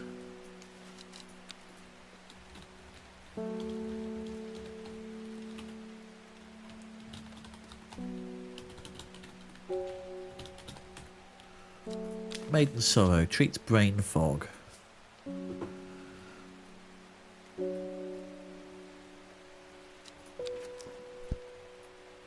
Okay, let's very quickly look and see Red Ebony. See if this helps. Ah, red. Red Ebony, Occultus grandis. This plant is said to uncover that which is hidden, including buried treasure and secret writings. The red ebony is extremely rare and not very well studied. Blood has been spilled over this plant, which is where the red part of the name is believed to come from, since, confusingly, The large flower is in fact blue.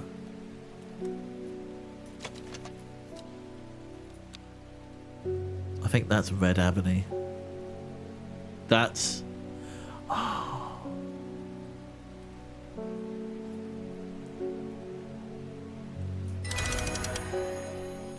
We're charged. Okay. There's nothing secret there. Oh, hello. These are mystical in some way. Oh.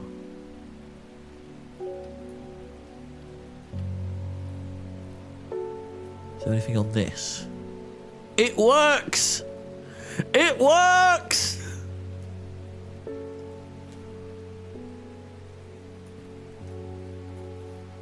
Anything on this?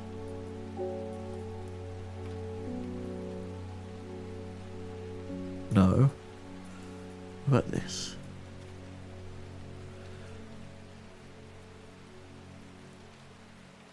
Those glow, which is very weird. Double checking the book. I now have something to rub on everything. I think everything that's ticked is done with, though.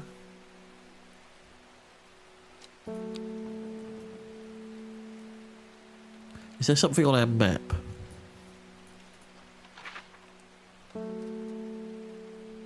Tomb of the Hunter.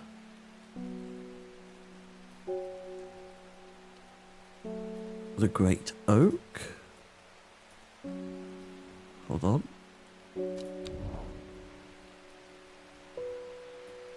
There's the Great Oak. Tomb of the Hunter. Elderfinium. It looks like those are the 3 things we have. I'm going to leave that for now, though, and we're going to focus on Kentmere Eye. So, Kentmere. The eye is pointing in this direction. Hold on.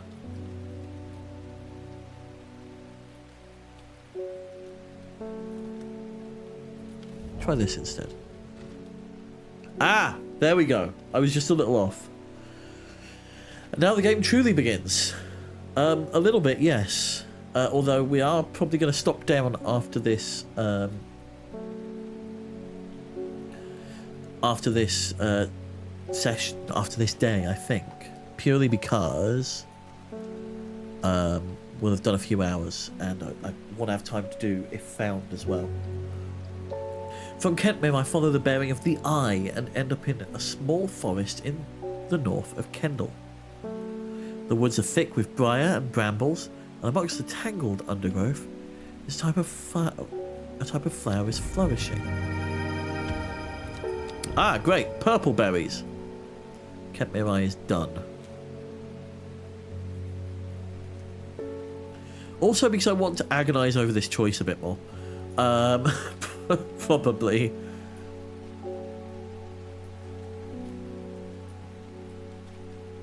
So we have some openings. I'm still a little lost. I have a feeling this is part of a wider puzzle. Ah, Reuben Ward. Looks like I'm going to have to make a trip to Black Combe.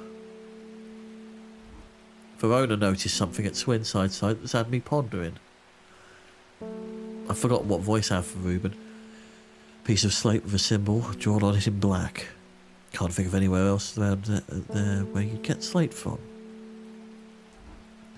That and Bradley Miller keeps insisting that he saw something up at Black Combe. Again, Bradley Miller does claim that fairies stole his wheelbarrow. If I'm going to spend a night out in the hills, I want to take some eyebright with me. Don't want anyone sneaking up on me in the dark.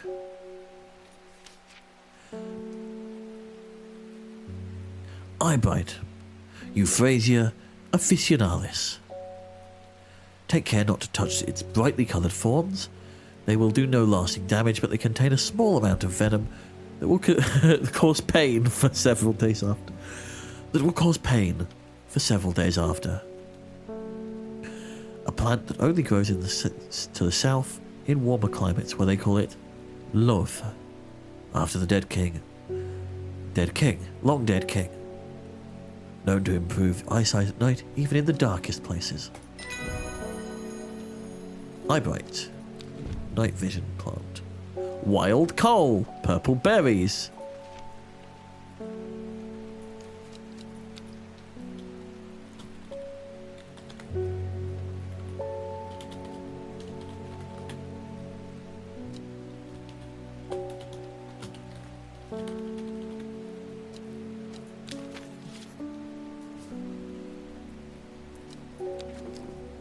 Okay, we have the will to explore. Let's use it.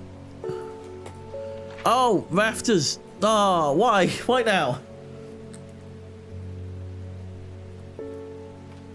I'll tell you what we'll do.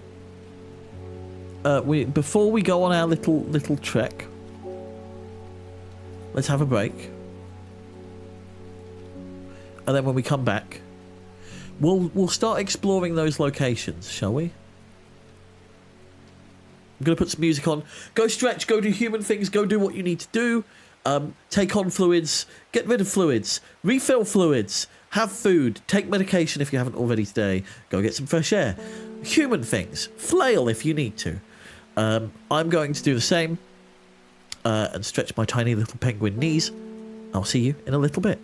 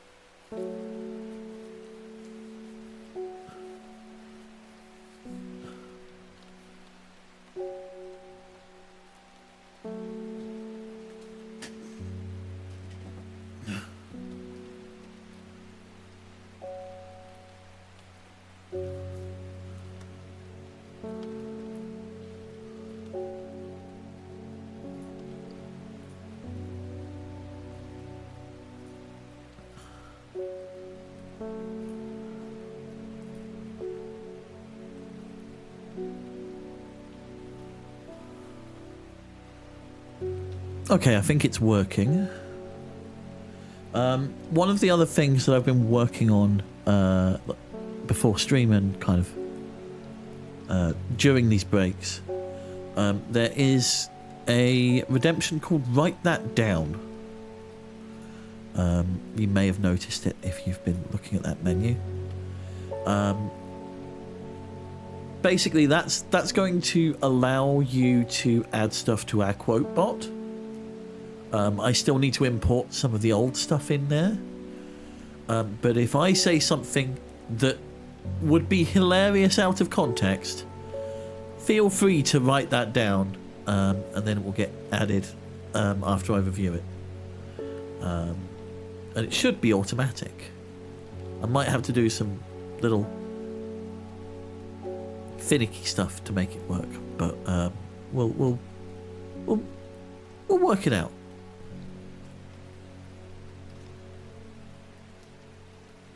But yes, that's new and supposedly working automatically now. So if that's the kind of thing you're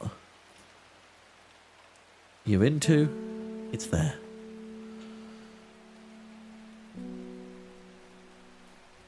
And we're going to start getting back into, well, we're going to start exploring again.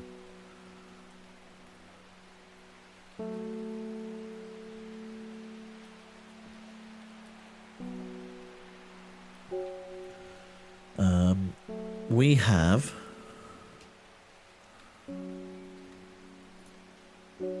made a big discovery.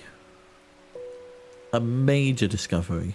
You can't quite see... Oh, no, you can see it behind me. That's fine. Oh, where's my tea?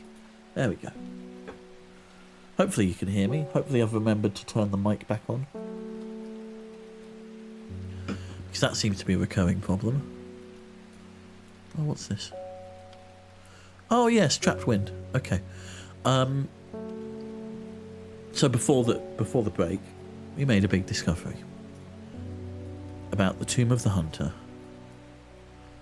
the Great Oak, and Elderfinium. I feel like Elderfinium is going to be the first place we should go. I'm hooked now. I was saying we were going to stop after the break, but I'm sort of hooked. And I want to at least complete the current day before we move on. Because it feels like the end of a day is a good place to stop. So Elderfinium grows here in that bit. So here, which is there. This bit. Whoever wrote on my map has been very helpful. I would never have thought to come out to this desolate place in search of plant life, but a quick search yields exciting results. So we suspect this is Elderfinium.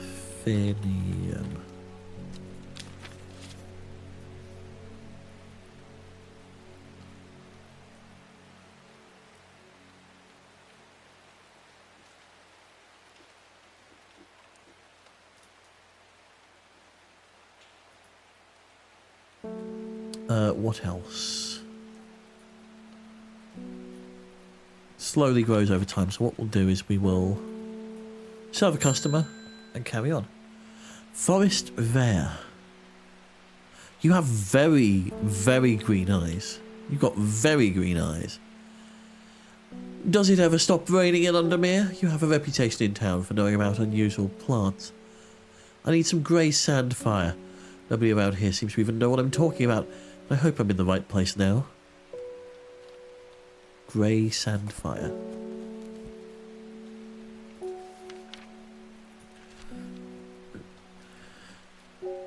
Grey sandfire. Sabulum carnus. Sandfire has a tough outer bark which has many useful properties. Some chew it as a form of dental hygiene, taking care not to swallow as it can cause unpleasant stomach distress.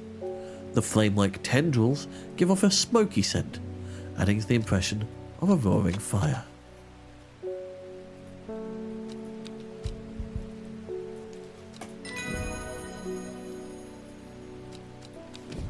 Oh, that was the last one, okay. And we got some ember soul. So this is grey sand fire.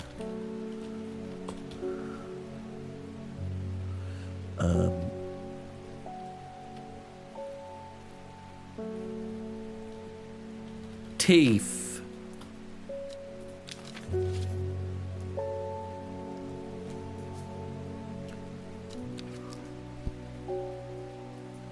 Okay, once again, let's go exploring. We've got the ability to. So we've been here to Elderfinium. Got the Tomb of the Hunter and the Great Oak. I feel like a tomb is the last place I want to go right now.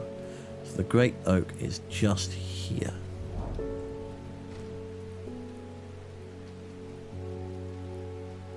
A huge tree stands before me, impossibly tall and wide, bigger than I could ever have imagined any living thing might be. Its upper branches graze the sky. Oh, is that it?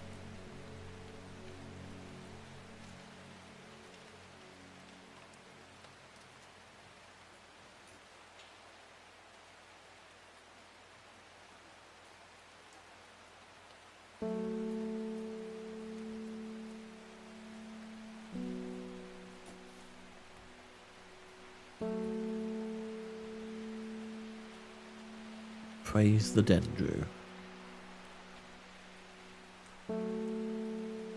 We can water our plants for a little bit. Screeches.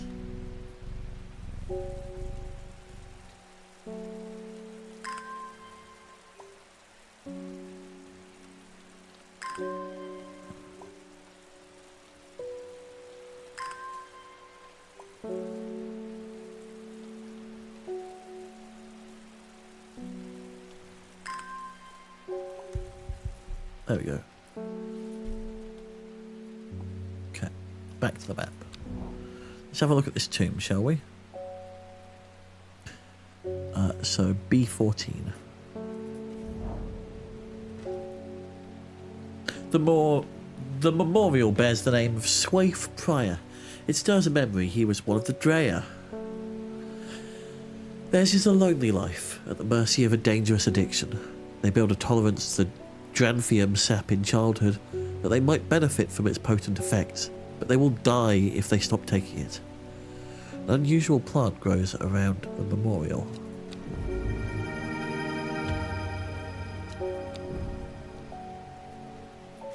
Interesting.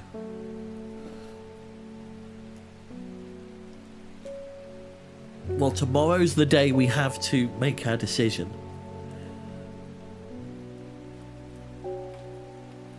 And I feel like it's one of those decisions I should probably come at with fresh eyes. This is still quite heavily powered on, so I'm wondering if there's anything else that I'm missing. Like, these glow. If I change it, does it glow any different? No.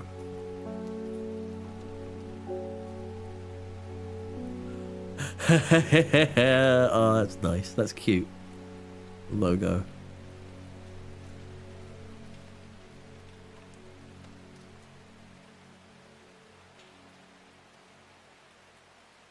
There's not anything else around here, is there?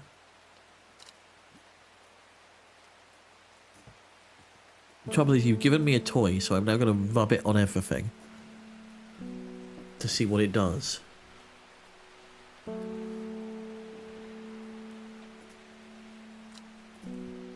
Right, we're going to end the day and then look at our vision, and then start of tomorrow we're just going to stop.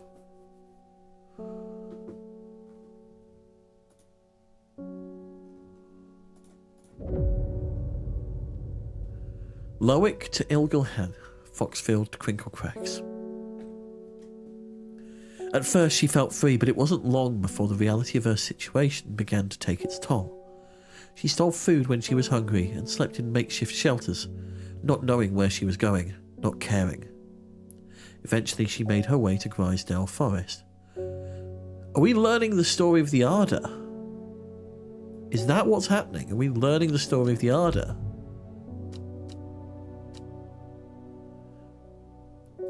Grisdale Forest seems like a prominent place for the Arder.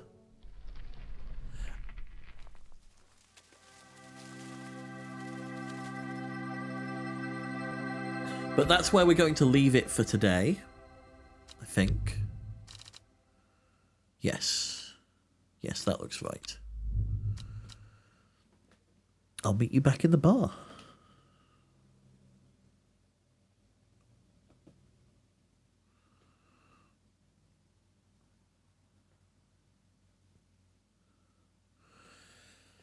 So it looks like we're probably about halfway through by the look of it. So 4 more streams, 2, 3 more streams, and we should be at the end of Strange Horticulture. But it's coming up to 6:30, and we are going to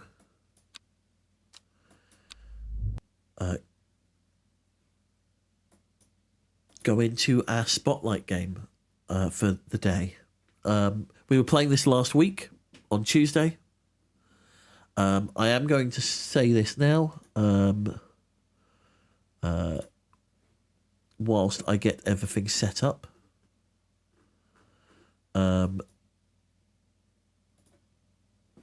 This game does have a bit of a content warning. It does deal with some quite heavy themes. So, if I do this should work. Yes. But we're going to carry on with If Found, that we started playing last week. I have a feeling, judging by the number of chapters that there are, that we're going to go to completion this week.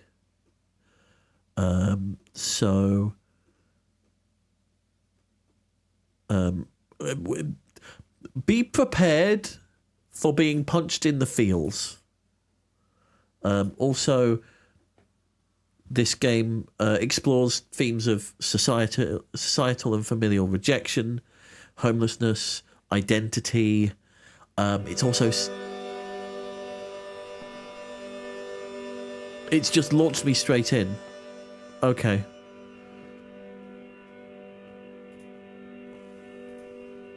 I'm going to quickly sort this. Bear with.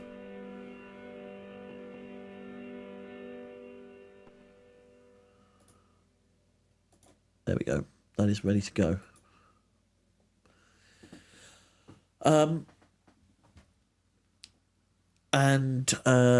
Potentially transitioning. I'm not 100% certain what the situation with the main character is in terms of their current state, whether they're sort of questioning their identity or they've transitioned already, or whether they are in the process of transitioning, or if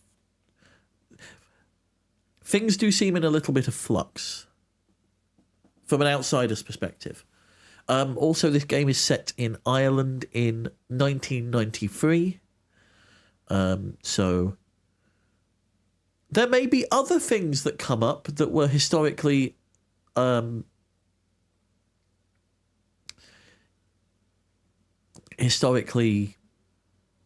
happening around those times. I don't know for certain. I'm going into this game without any real idea of what's about to happen. All I know is what I've seen so far and what the Steam description says, and a couple of things I've seen with regards to content warnings. I'm going to get that set up and ready. So it'll be about a minute, 2 minutes maybe, and we'll get underway whilst I've got to rewrite the description and everything and all that. So I'll be back in a little bit. See you soon.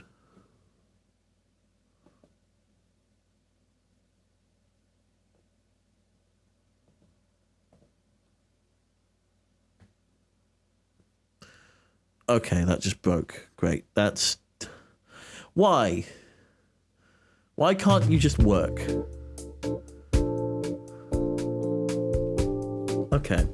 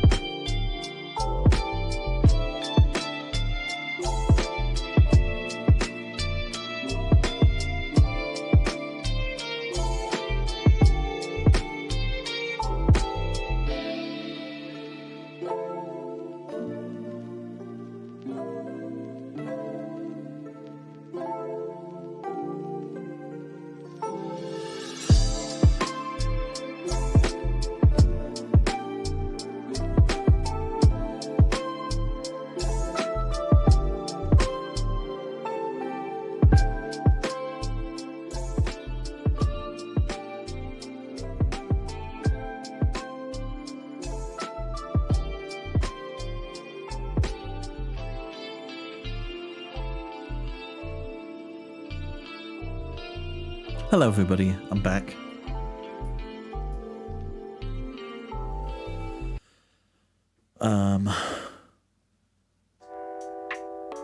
Ignore that thing about the short break. I just sort of topped up the ads, the ad roll, whilst we were switching games. It's only a short break, but I'll keep chatting before we get underway here,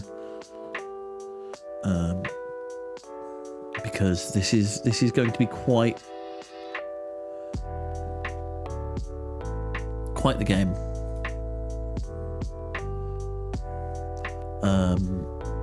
And quite the experience and quite the ride. If people want to come along with me on this, I don't want them to miss it. We are in the process of we're, as you can see in the top right corner, we're 18 days from our trans rights campaign, and we are planning throughout March to highlight content creators and game developers in the trans and non-binary space. That's part of what we're doing in the run-up, just to kind of make people aware of these people who do awesome things and just so happen to be trans or non-binary.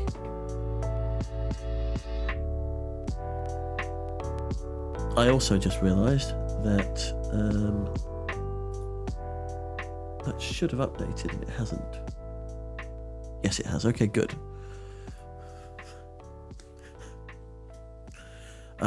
Just sort of sorting out some Twitch things and dealing with a request. But we should be ready to get back underway. I am going to turn the music off because this game has some awesome music of its own. Some of it very discordant, but very well matching to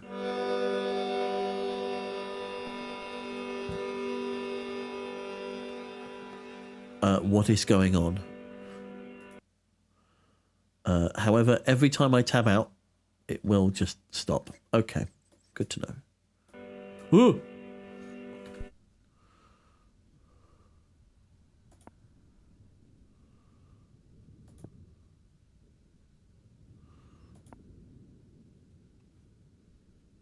I accidentally rubbed someone out. I wasn't intending to do that.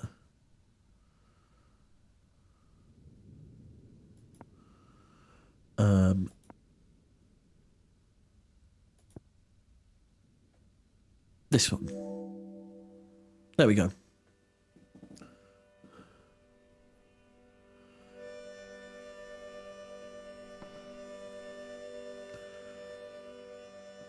So, we have just finished pulling off the heist of the century. I say we. In this instance, we're sort of embodying the role of Cassiopeia, the character whose diary we're reading and we're following along with. But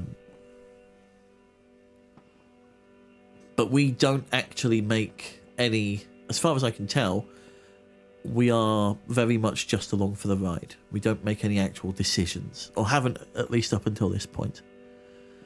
So it's very much kind of a visual novel. But yes, we have broken into our own mom's house to grab our clothes and our things and leave. We were caught by our brother whilst doing so, who wasn't exactly approving. We had a bit of a massive fallout with our mom a couple of days before. And then I think we finished up in the chippy after we were done. We're now on the 14th of December. So we're in the run-up to the holiday season. We're in the run-up to Christmas and New Year. which I feel like is where this game is leading, right? So 14th, the story of the heist spilled out over breakfast the next morning. Jack called us criminal masterminds. After a cold dripping shower, I changed into clean clothes. Everyone was mighty impressed that I had a different t-shirt. Yeah, when Cassio ran away from home, they had the clothes they were wearing, and that was it, pretty much. I've never appreciated doing the washing enough. Nice little teapot. Oh, it's a Christmas pudding teapot. That's cute. I want one. I don't because I'll never use it. I don't have a teapot. I have no need for a teapot. I'm the only one in the house who drinks tea.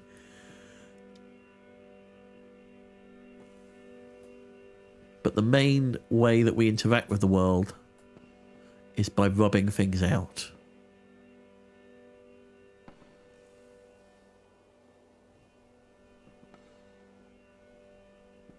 And for some reason, the screen is quaking when we're doing it this time.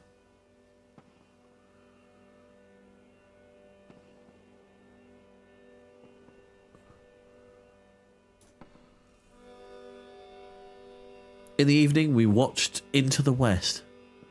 I made hot chocolate for everyone by melting down 2 selection boxes. For those of you who don't know, who might not be familiar with selection boxes, they are basically a small box of 6 chocolate bars that usually get given at Christmas to kids. They cost like £1 each, usually. Quite cheap, and it's just a selection of Cadbury's chocolates or Nestle or Mars. I think they've each got their own one. But they're a very common gift at Christmas. It's like, here you go, here are some variety of chocolates. You will like at least some of them. Oh. It was a treat.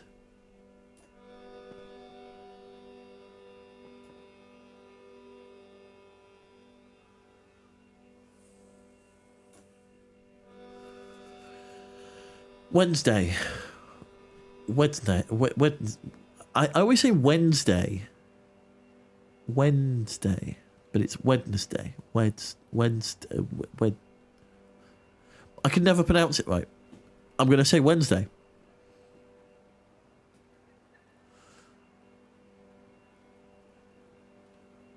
Is the D silent? Is that why? Is it Wednesday? Not Wednesday? I've never really looked into it. I went with the gang to the post office to get the doll. Artist salary. Starving artist, maybe. The queue was shocking, but everyone was friendly. People of all ages, mostly older. I won't let that happen to me. By the way, the doll is unemployment benefit. So, what would now be called Universal Credit in the UK, or JSA. But yeah, basically, benefit paid for 2 people by the government who don't have a job, so that they can, in theory, and I say in theory, at least live a minimal lifestyle. You know, keep a roof over their head, that kind of thing. Pay for food.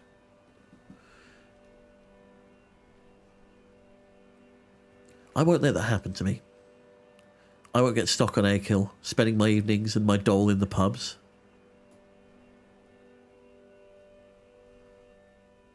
There's a little drawing of them.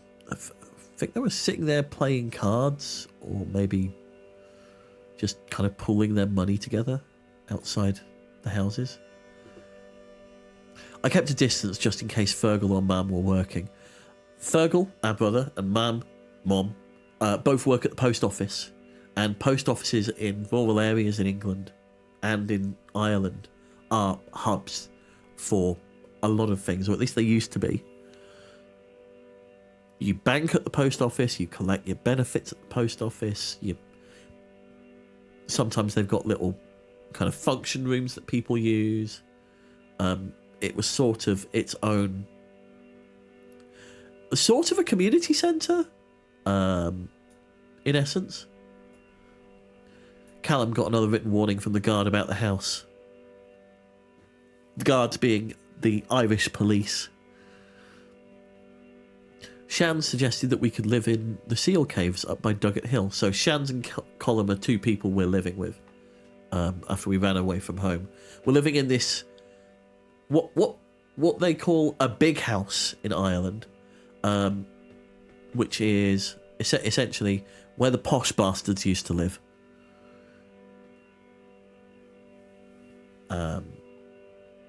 That's been run down after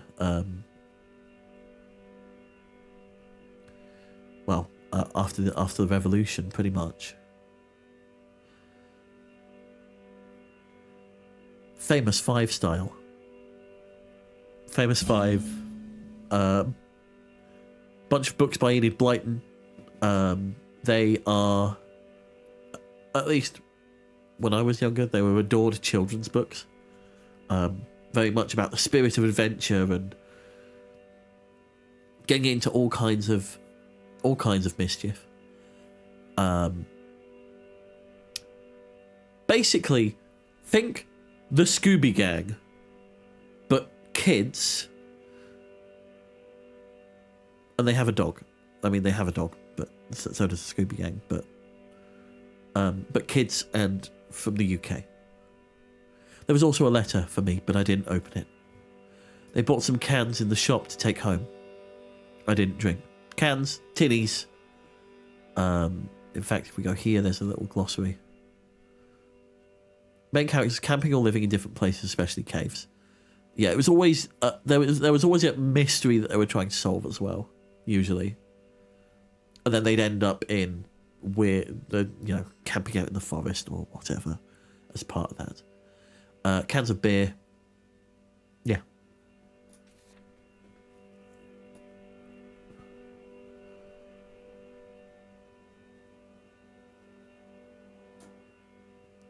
"16th. We went to bingo. I have not played bingo in ages. And I really should, actually. There's a bunch of bingo halls near me. Well, within swimming distance. Maybe I should go to bingo at some point.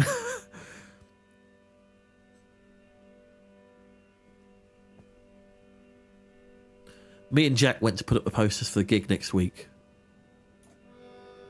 Fox's Den, number 10. Cup of Tea, number 3. Lovely Legs, 11. These are all basically code names for bingo calls over here. Basically, knock on the door, 44.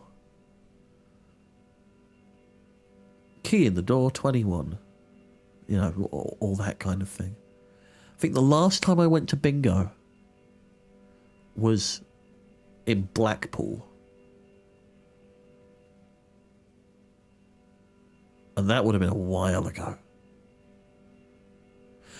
But this person here, this is us.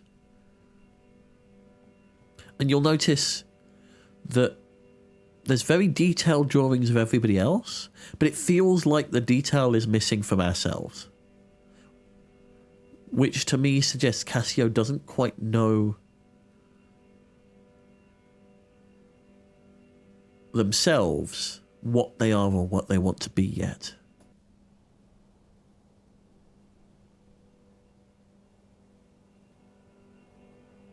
And also the fact that almost every time our faces, we've scribbled over our own face. We got a few looks when we arrived. Most of them were older women, but I only ever saw at Mass. But we spotted Auntie Maggie and joined her. So Auntie Maggie is the auntie of one of the people we're staying with. No one paid us much mind after that. We want a shampoo gift set. Thank God. We really need some in the house. Everyone looks a bit greasy.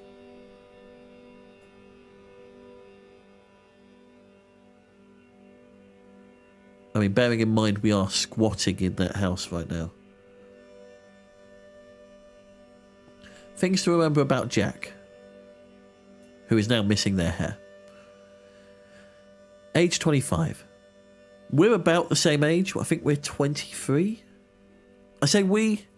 Cassio. Whenever I say we, I'm talking about Cassio or Cassiopeia.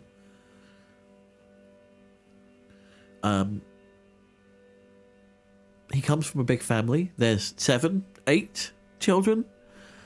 Jack is somewhere in the middle, but I keep losing track. Hates sitting around doing nothing. Rain, reading.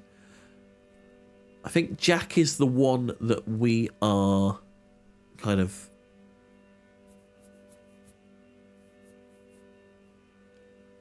flirting with.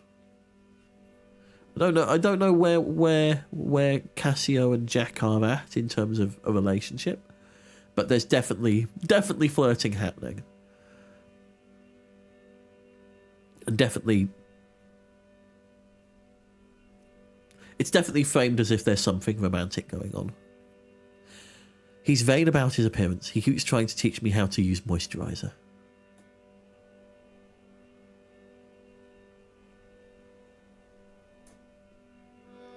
Loves sitting around drinking cans, cooking for others. Adventure!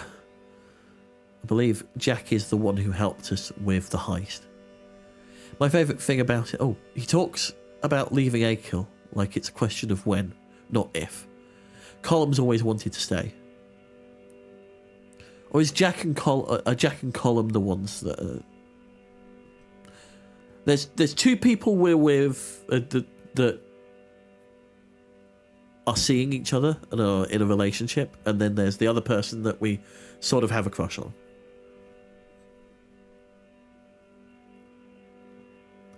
My favourite thing about him, Jack's a great person to watch TV with, joking about whatever's on. He likes making things, but he's not great at cleaning up after himself. I will, yeah, he says, but he never gets around to it. And he gets sulky if you push it.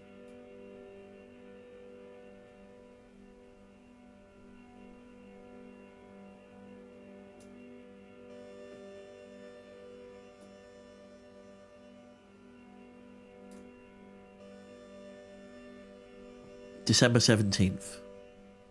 It's weird that the date's written in this order. I'm not certain. Maybe Ireland, they do write their dates like this, but I'm not familiar with it. We woke up to a flooded kitchen floor. Burst pipe. Colum said, rubbing the back of his neck. Happens when it freezes, he said. Colum's head was stuck under the sink all morning, and he did what his father taught him.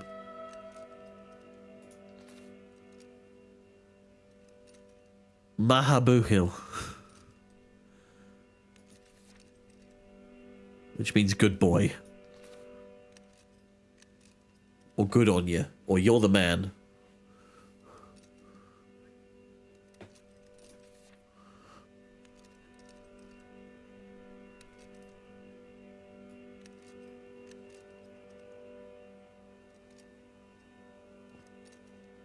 But yes, pipes freeze quite often in the winter. It's very difficult to keep them maintained. And then when you put hot water through them, the ice starts cracking. Well, the water freezes. Cold water, when it turns into ice, expands because it's less dense, and then that's how you burst a pipe. Shans and Jack helped with mopping and towels. It felt a bit useless, so I kept out of the way. I felt a bit useless, so I kept out of the way. Thought about writing a letter to Mam again. Shans pulled a paperback from somewhere and tossed it to me. Asimov. One I'd read before, but I was happy to read it again. So, yeah, Isaac Asimov. Who, again, very prolific writer in the space. Well, obviously science fiction and Asimov's Laws of Robotics. but it does deal with identity in some way as well. The identity of what is people's role in society when AI robots start coming in, right? How does society shift? How does society change? How does what society becomes change? And how does a person fit into that?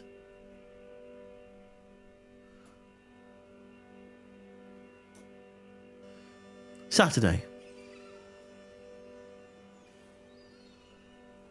That's a seagull. I thought that was someone screaming. That's a seagull. Opened my letter this morning. It was from Fergal himself. What a bollocks. Shans took me for a walk down to the Keel and then to Achill Sound. Achill, by the way, is a small island off the coast of Ireland. It's not on the Irish mainland. So we're sort of separated from all of the major cities like Dublin and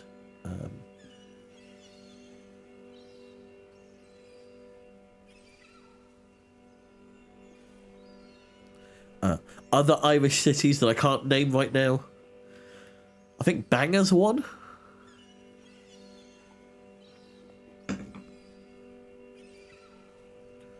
My Irish geography isn't great.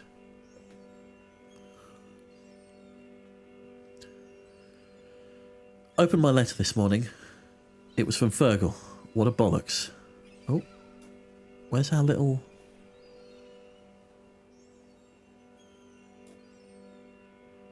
Where's our little thing about bollocks?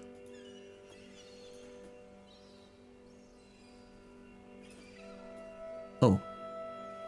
There we go. Bollocks! A general rude word in Ireland. What?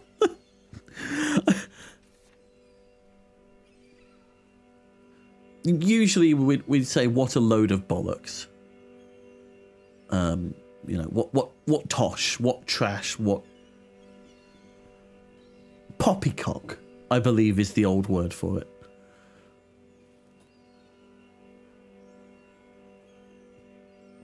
It was lovely.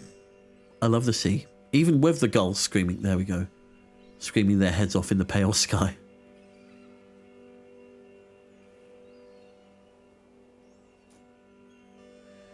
The wind was pushing us around, so we didn't talk much.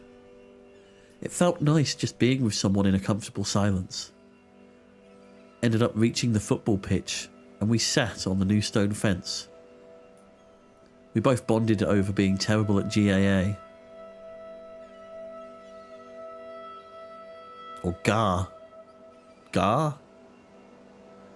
I had to go out on Saturday morning for years, though I couldn't do even the most basic drills.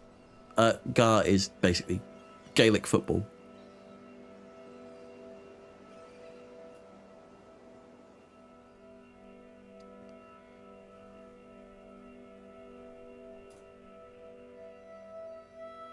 "19th.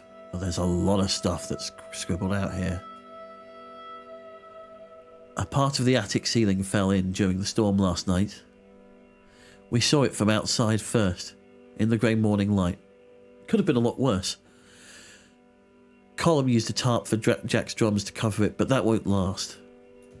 This place is starting to feel a bit scary.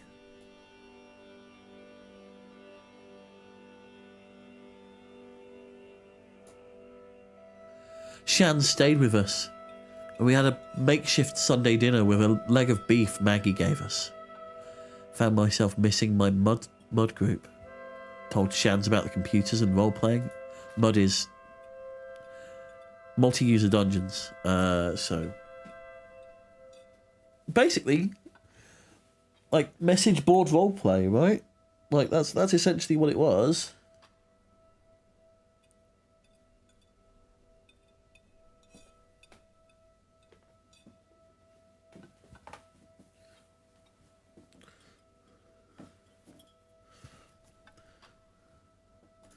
I knew people in colleges all over the world. So Cassio's been to university in Dublin, and is umming and erring over whether to go back to continue a PhD.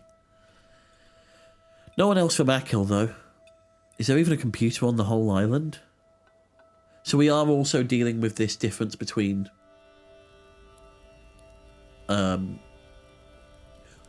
life in the country, the life that we kind of came from, and the life we've had the last at least 4 or 5 years of being in the city, being a student. 20th. Tonight, after practice, we all went down to Keem to make a massive bonfire on the beach. It was a pre-gig ritual to ward away evil spirits. Everything was sodden after weeks of rain. So it was definitely magic that the fire started.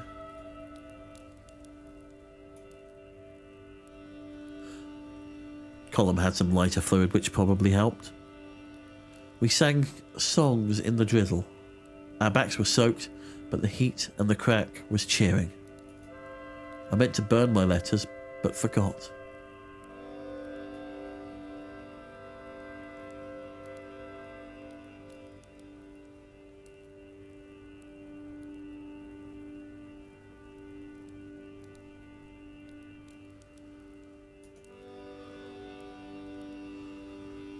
So this is the letter we got from Fergal, our brother. Hello. You just got a letter from university. Oh, bloody hell. Very fancy. Seal and everything. Mam wouldn't open it. She said she couldn't. You know how she is. But I did. You didn't get the scholarship. Who were you trying to cod? Okay, it's not opening that for some reason. I see you living with these wasters, dossing all day, dragging their families through the mud too. Whole island is talking about you. It's weird. You're making a holy show of yourself. You always wanted us to think you were awful smart, too good for real work. Sucked up to the teachers and convinced the old pair to send you college. And for what?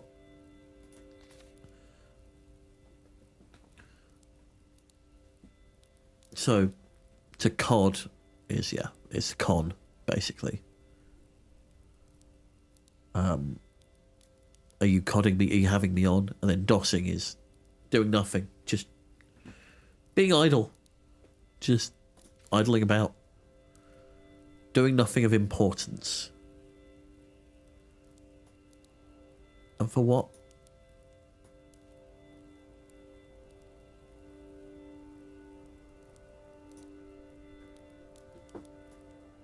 Cop on. If you want to be weird, do it in your spare time. Right now you have to come back down to earth. Fergal. What the hell do I do? Is he lying?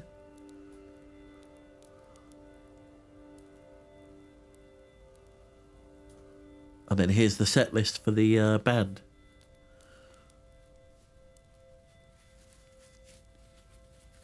High cost of living.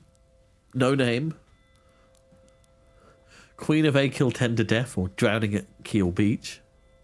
An 80s ramp walk. Play louder. Oh. So outside of the stuff that we're going through with the diary, we seem to be flashing forward or to an alternate... Oh, no, okay. We're going to the band. I'll explain that stuff when it comes up. I could hear them playing. I wasn't too late.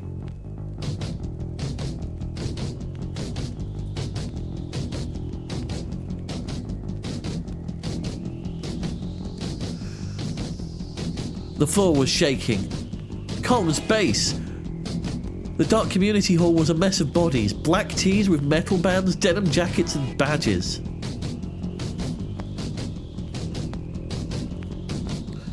I pushed and shoved to see them up close.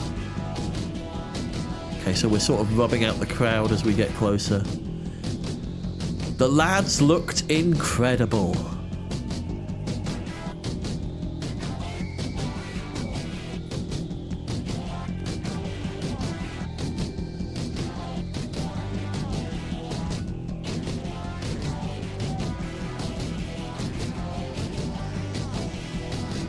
Jack was at the back, going wild on the drums. Colum's bass was perfect and smooth, keeping the others in time. Shan's guitar and voice had the crowd on tenterhooks.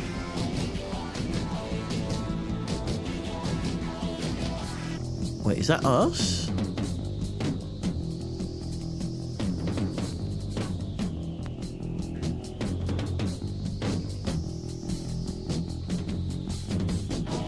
Oh, the band's called The Banshee, by the way. The Banshee finished. Everyone loved them. So many cheers. After Colin, Jack and Shans left the stage, the room seemed to get even more packed. A world away from practice in the big house.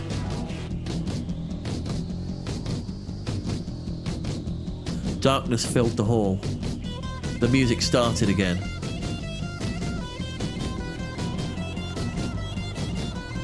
When the lights came back, I instantly fell in love with the first woman holding a guitar that I saw.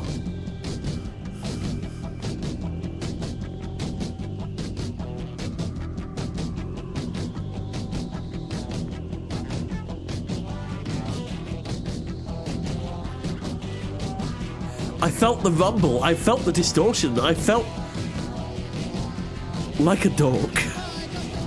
She owned the stage in her massive boots. I jumped in fright when she roared, and then I kept jumping.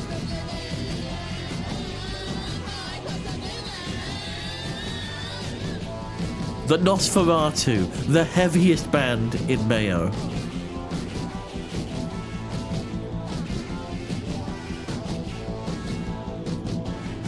I was getting crushed between people. I wondered if I was going to die. I didn't care. I just wanted to be there.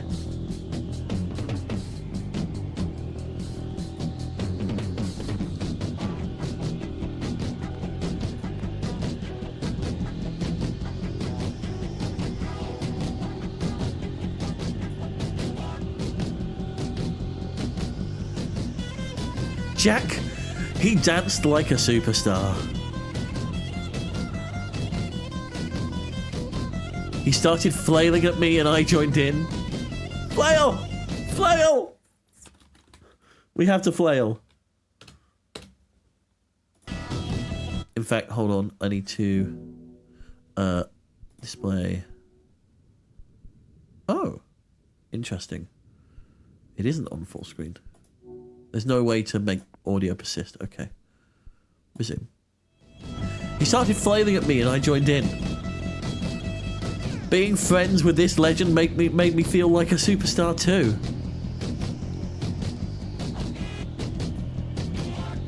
I danced for so long I thought my arms and legs were falling off. In the anonymity of the crowd, I was free.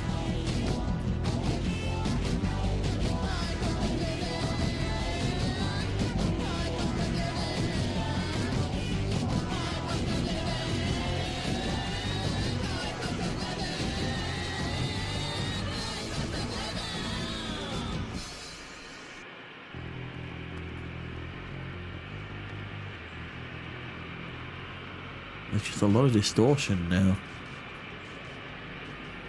Oh, this has all been scribbled out, right? Oh no.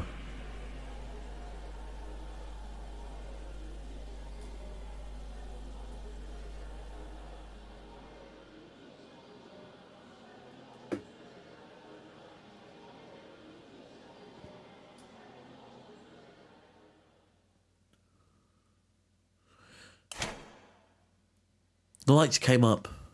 My eyes adjusted to the horror of the lit hall.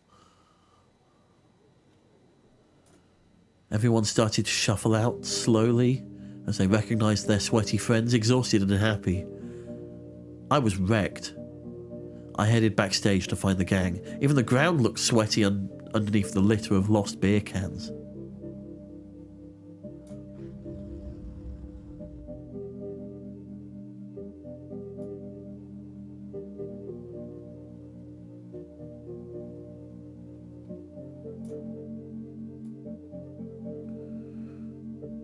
I guess these are the Nosferatu?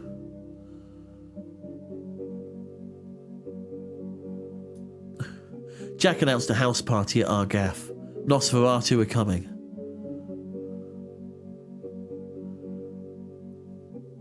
They're going to drive us all the way back to Akel. Oh, cool.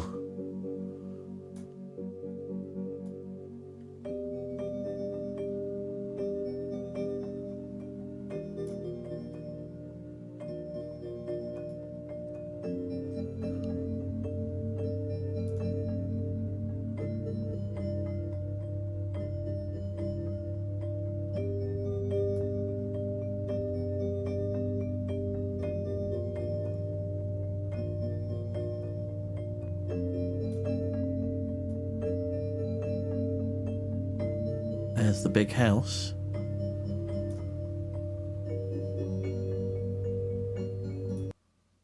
Oh, bear with me a second. Okay. Everything is fine.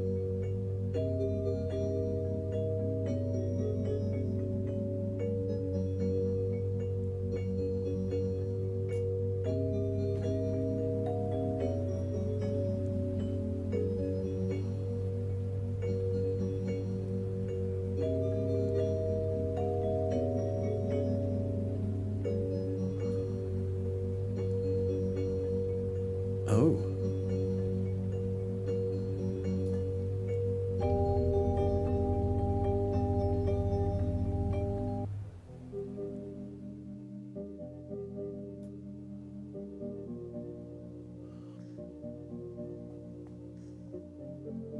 Just a massive house party, okay.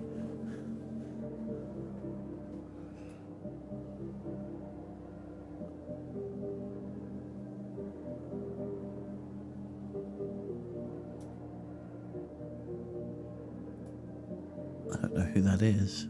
Was that us? Are we going up the stairs?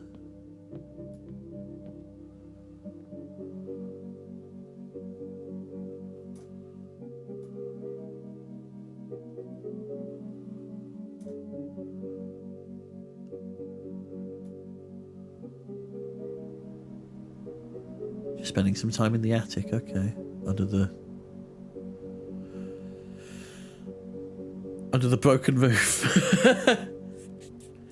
Here you are. I couldn't find you anywhere. What are you doing in the attic? Yeah, this is Cassio. I wanted some space, and my room is kind of full. There are some people I haven't seen since Scoiled, damn it. Hold on. Scroll down it. I'm not very good at talking to people. That's their secondary school. So from like 11 to 18. So about 5 years ago at this point. 1 a.m. December 22nd. Finding space in the attic. I didn't think, will I kick them out?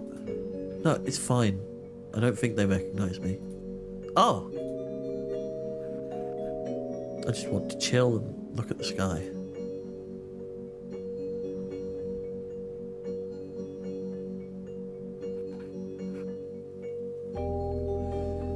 If my mum caught me smoking, she'd kill me. Mine's a bloody doctor. She sees patients with lung cancer every other week in the hospital.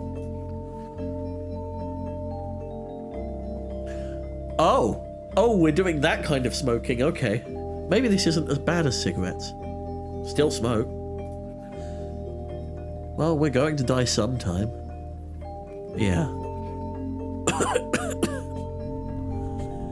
When I was 10, my grandmother in India died. I never met her. And then suddenly I never could. Mom told me she was cremated. It's strange, but I like the idea of her ashes going back into nature.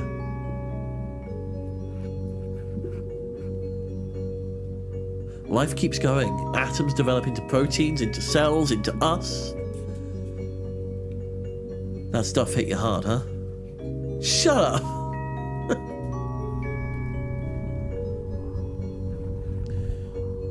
The universe is 13 billion years old.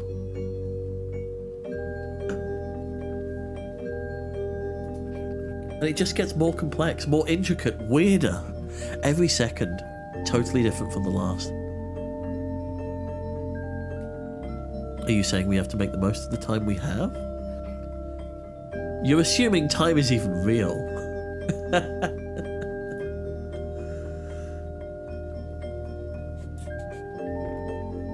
Hey, can I ask you something personal? Totally. Oh, is this gonna be the moment? Is this gonna be the moment? Are you know, like Colum and Jack?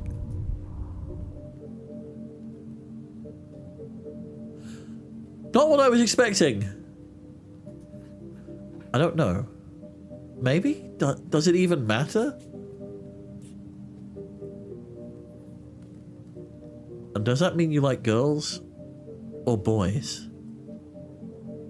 Bear in mind, this is someone that we've hung out with, we respect, we've sort of flirted with them as well.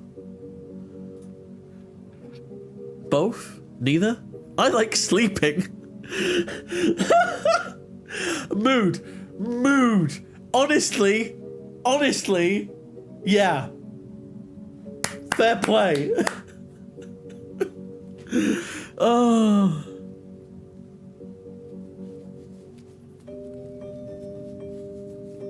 Fair play. Yeah. I like being here with you. It's nice. Thank God for heaters. We were living in limbo and then you showed up. Akil is limbo. It's weird to see classmates who never left. We could be ourselves in Dublin. Imagine if we lived together. Oh, and look, it's getting all wavy as the haze starts to descend. I'd like to live on a barge someday. Oh my God! I know these people.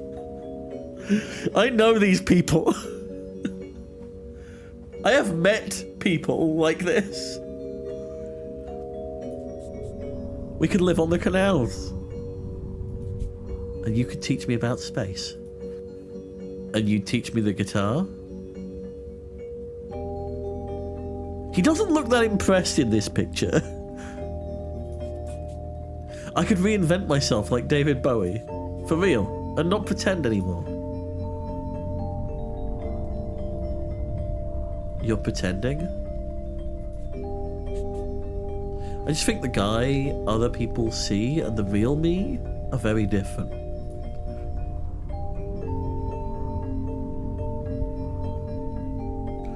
And who's the real you? I don't even know. Not Shans, not Ishan, someone. Look, I'm telling you, give yourself a new name. So, last stream, the conversation in the chippy kind of revolved around names. You know, Shan's basically asked Cassio, you know, it's a nice name. Yeah, I gave it myself. Shan's is just short for Sean, from what I understand. And their original name. Hey, can I hang up posters in our barge? Yeah, of course, you can hang up whatever you want. Will we have plants? If you take care of them, I'm a plant killer.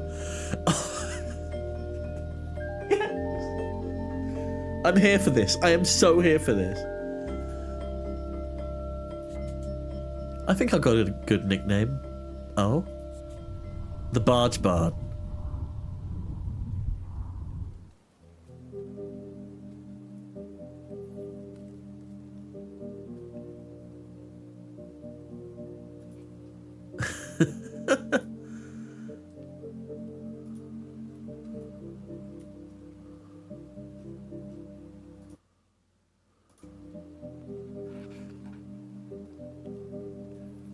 Hey, do you ever think about the ozone layer? I... That took a swerve, Cassio. Okay. So now we're moving into either... I'm not sure what this is. Whether it's sometime in the future, or how Cassio is choosing to process a particular event in their head. But effectively, Cassiopeia has fallen into a black hole.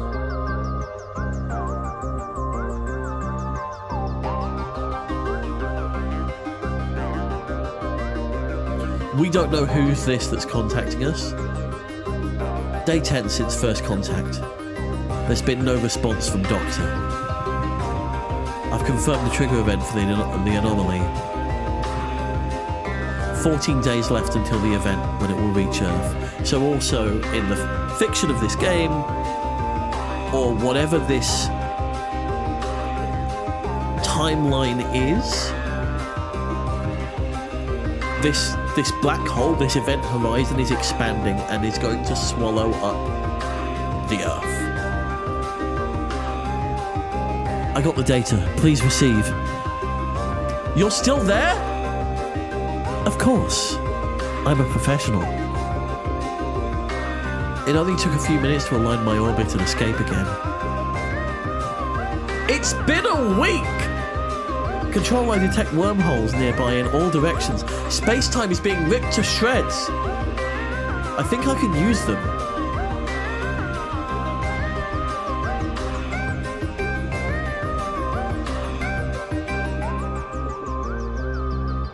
So now we're jumping between wormholes. First jump was a success. You're back! My readings say I'm somewhere beyond Neptune. You travelled 50,000 kilometers in a few days? In a second. That's an unbelievable distortion of space-time. And this is just the beginning. As the black hole expands, the time dilation will only get worse. I've been analysing the data you sent yesterday and... Keep it up. Gotta go.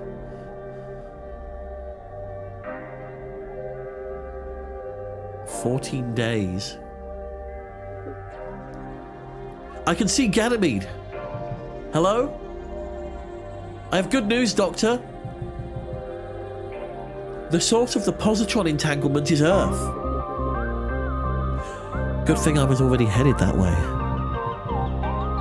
I found something in that data that you sent that might tell us more about the trigger. It seems to be an image of some kind. An image? Is it of use? I don't understand it yet, but I'll find out more. Right, gotta go again. Bye. By the way, my name. We still don't know who's on the other end. It could be Fergal. It could be Shan. Sorry, the Barge Bard. Could be Colum, could be Jack. Could be one of the Nosferatu for all we know. 12,000 kilometers from Mars. Cassiopeia, I made a breakthrough. I found more evidence of the original positron annihilation that caused the anomaly. That's... Say that 5 times fast. That trigger event, it hasn't happened yet. Its effects are rippling back in time. Then we can stop it. Do you know what we have to do? Not yet, I'm still decoding this image. I'm more sure than ever it's the key. And I've narrowed the event's future location to Ireland. It's not far. I'll send you my location and contact. Call me as soon as you arrive. By then we'll have less than a day left. Then I'll see you soon, Control. About that, my name... Jumping. My name is McHugh. But you can call me Mac for short. It is Ferg. It has to be Fergal, right? Oh, also, I realise my camera's in the way of what's going on here. It's really difficult to find a good place. I might just keep the camera off for these bits. McHugh. I swear that's Fergal's surname. See you soon, Cassiopeia. Got it. Don't be late, Mac. And put the kettle on.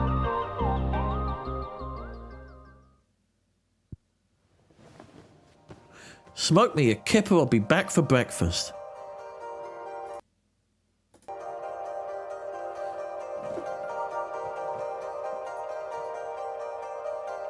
I woke up comfy.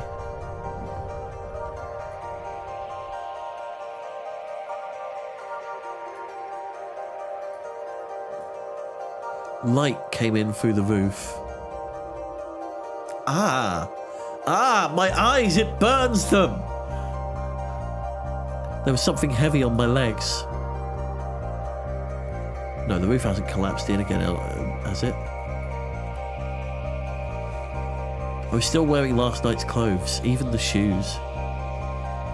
Oh God, is everyone still downstairs? December 22nd, 6 AM, the back of Beyond.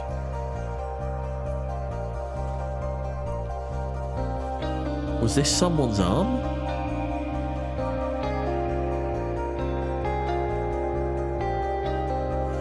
Oh. Shans, hey, you're on top of me.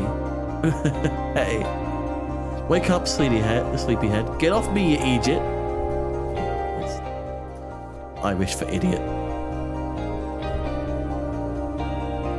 This is probably the closest I've been to anyone except my mum. Hey, are you still asleep?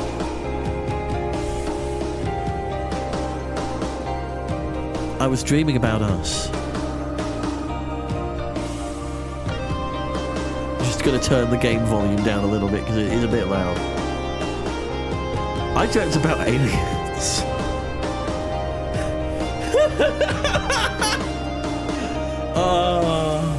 Yes.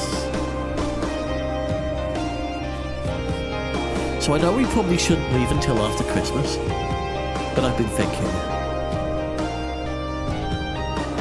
What? Hold on, I'm going to turn the music down a little bit. It's a little loud. To like there. What? So we'll need to find a flat first, right? Chance, what are you talking about? Moving to Dublin together, obviously. We were kind of out of it last night. Oh no. Oh no, Shan's thing. Oh no. No, no, no. No.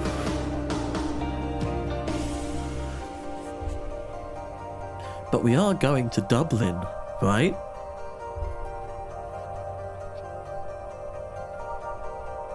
You're serious? We're not going anywhere. You're like 18, 19. 19? I'm mature. I can't take care of you, Shans. I can barely look after myself. I want to look after you. Slow down a second. Cassio, it's hard for me to say this, but I have to. I think I like you. What? Get off, Jesus!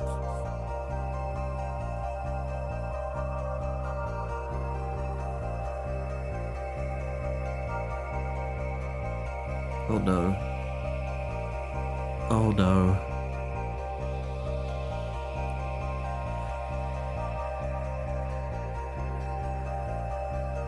Don't you want to kiss me? I don't want to kiss anyone right now. I really like you, Cassia. I got that. I told you things I've never told anyone else. I didn't ask you to.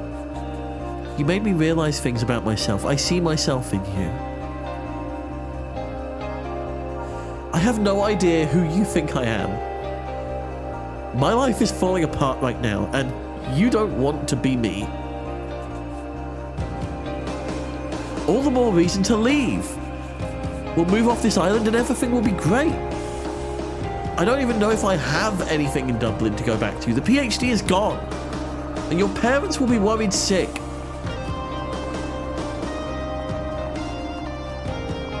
Who are you to talk to me about worrying parents? We're having a massive argument again. Oh no. I can't handle this. I'm sorry. Shut up! Please, Cassio. Stop! Please! Cassio! Cassio? Cassio? Cassio, come back!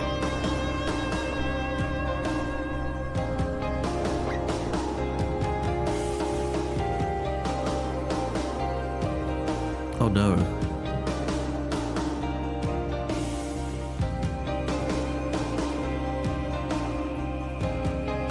Oh, we're leaving.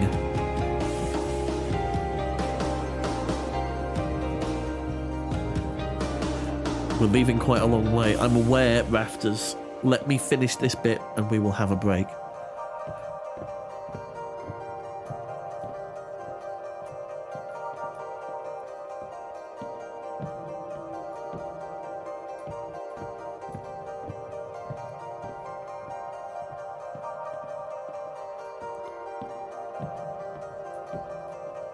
Oh, we are going a ways.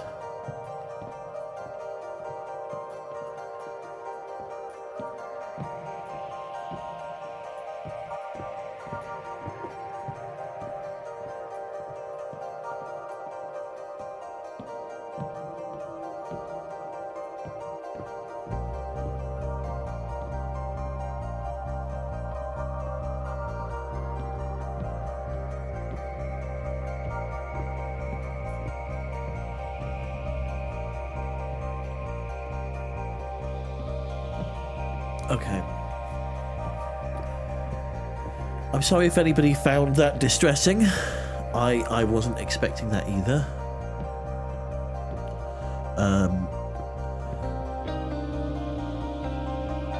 We're going to take a short break. I'm going to keep the music going on in the background from the game, because why not? But we are going to take our normal break. So please take this time to recoup, stretch, grab fluids, get rid of fluids, do human things like stretching, getting some fresh air. Take your meds today if you haven't already and you need to. Grab some food. We're going to have a break of about 5 to 10 minutes. And then we'll get back underway and find out where Cassio is going. Could be back home, could be just wandering somewhere, trying to find somewhere. I don't know, but we'll find out in a little bit. See you then. Oh, also we're going to run some ads so that, we don't get interrupted.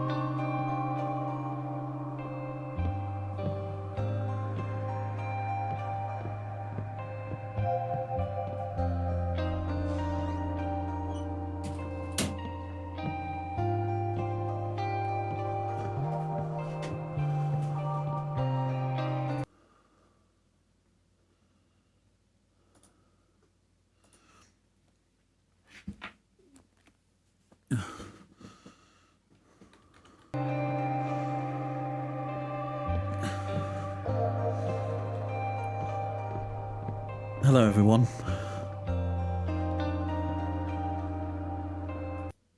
Oh, no, not that one. Where are you? There. There's my mug of tea. Thank you.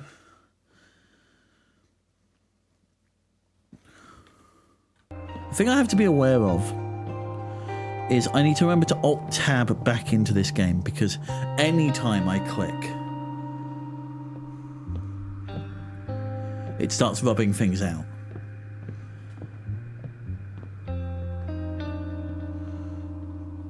I just realised I've been talking to myself. The thing I have to be aware of, as you may have noticed, is that every time I click to go back to the window, it still clicks. So it just starts rubbing stuff out of nowhere. But we are in the middle of nowhere. We're in the back of Beyond.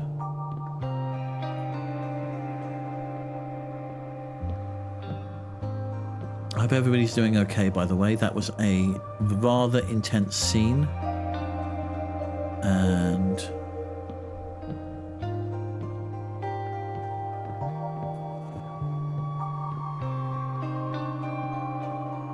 who the heck is this? Hello there, Cassio.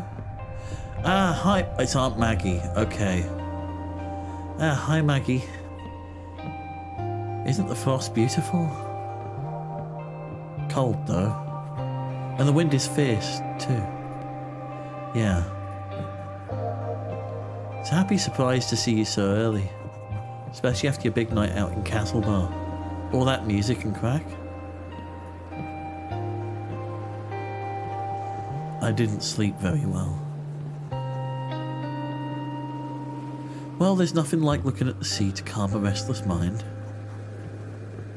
It was terrible leaving every September when I taught in Castle Bar.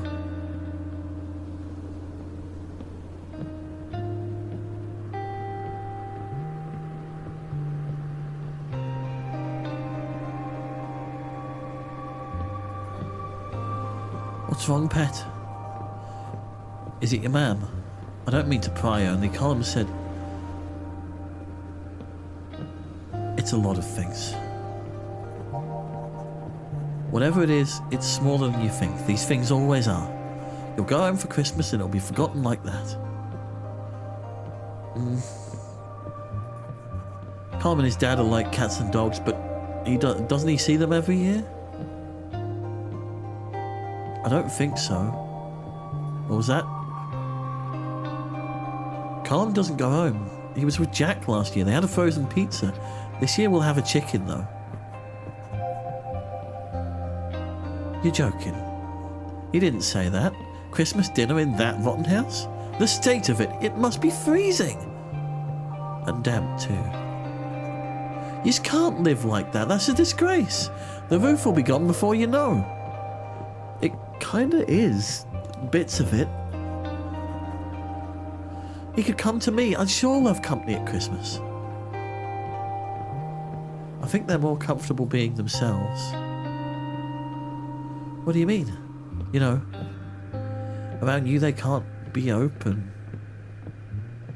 Like, around you they can't just be open with each other. Oh, but I mean, you keep things like that private. That's just how it's done. We all have our own crosses. You have a nice chicken anyway, and Jack is making jelly.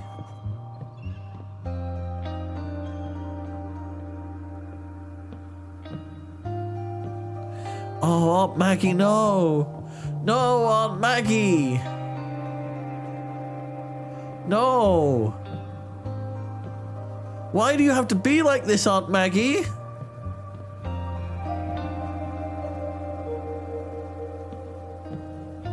It was bringing it out in the open that caused all these troubles. That's an awful thing. I agree, that is an awful thing to say. Asking him to hide who he is, if he even could? Sorry. I should go. No, you're right. He does care about you. And like, he definitely appreciates you taking him in after Mr. O'Malley kicked him out.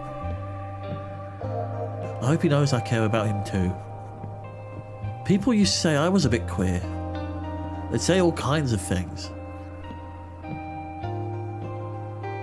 People are mean. Hold on to the good ones. Colin, Jack. I could never hold on to anyone.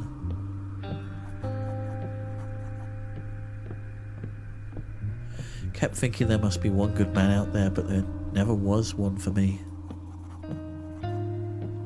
My father told me my only hope was to become a nun and get an education. Were you? You don't look like a nun. Almost.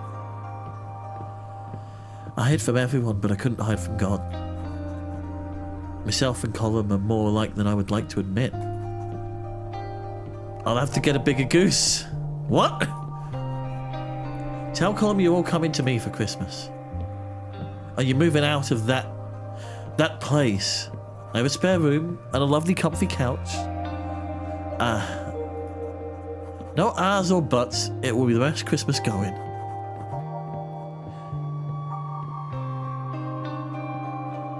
And sure, we'll figure out the rest of it all on Stephen's Day. Stephen's Day is basically the patron saint's day for Boxing Day that we'd have over here in the UK. And it's a relaxing day. It's a day to, honestly, just have the food coma after all of the Christmas dinner. And yeah, they're right. No cooking, no opening presents, nothing like that. But we, because of various things, our Boxing Day is a second Christmas day because we have Christmas with kind of the family, and then we go out for dinner with the extended family on Boxing Day. When everybody can, that is.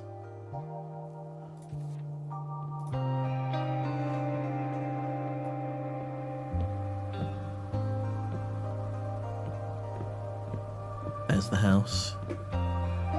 Look at all this ivy. This is your problem.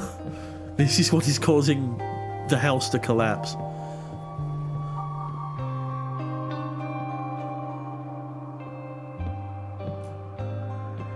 I met Colin when I got back.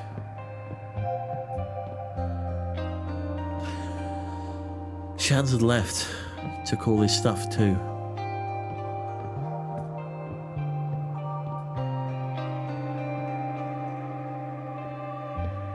I didn't want to talk.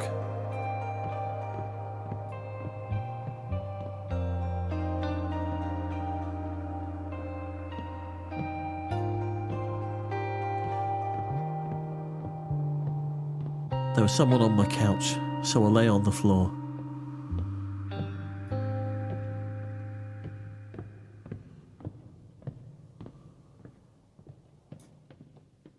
Why are we going? Where are we going? Where are we going? Where is everything going?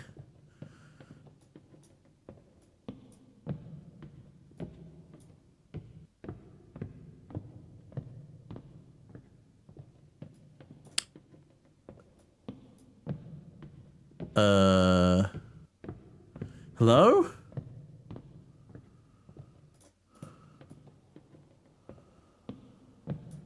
Have we broken it?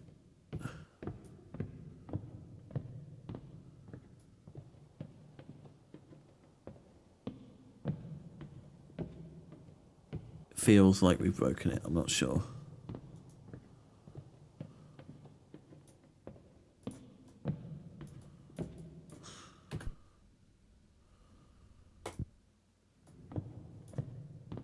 Yeah, I don't know what's happened.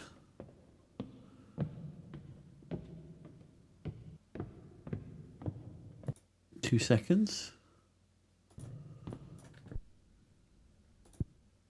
Oh, something was happening.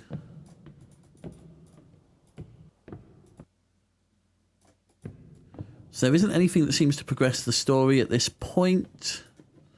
Oh, there we go. Okay. We're just sort of traipsing.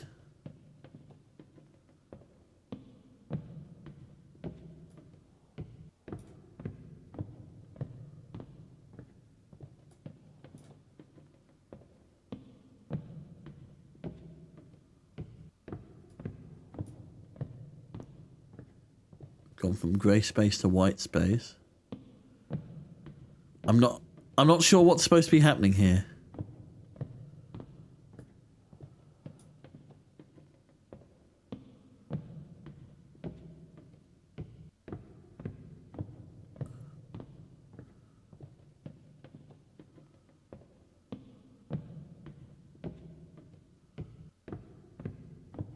It does feel like I've broken something because this is going on so long. And then it's pausing every so often.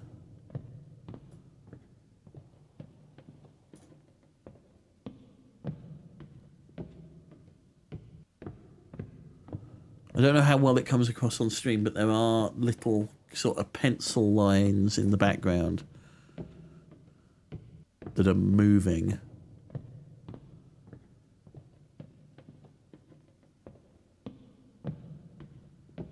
Less and more as things go on.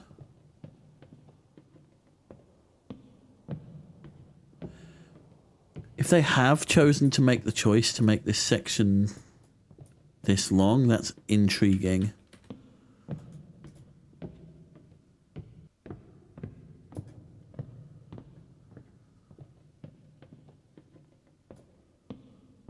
I'm just...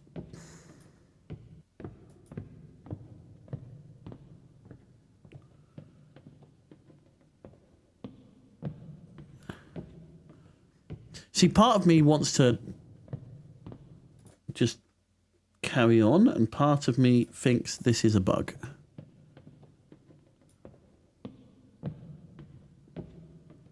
But we had a threshold earlier. I'm not sure. I'm very not sure what we're supposed to be doing at this point.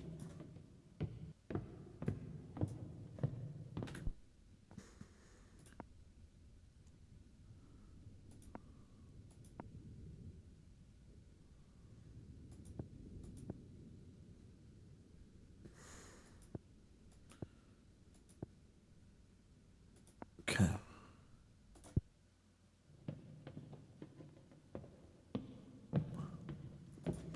Here's what I'm going to do. I'm going to close the game and we're going to reopen it and see what happens. And hopefully this will give it the kick it needs. Here we go. That looks more promising. I don't know if you can see this. There we go. I met Colin when I got back. Shans had left. Took all this stuff too.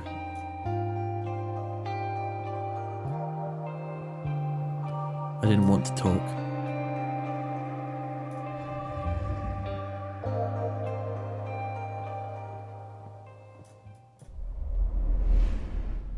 Okay, so if you leave that too long, you can't... Wow.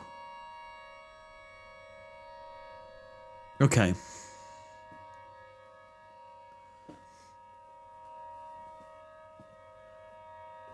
So, if you leave that bit too long, it won't transition properly. That's a bug. Okay, good to know.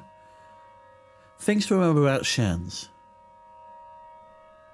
Dislikes Akil, talking about himself, smelly fish, black pudding. Gets on best with his brother Neil. They play football in the garden sometimes when the weather's good. Age is 18 or 19. Did his leaving last summer. Leaving is basically kind of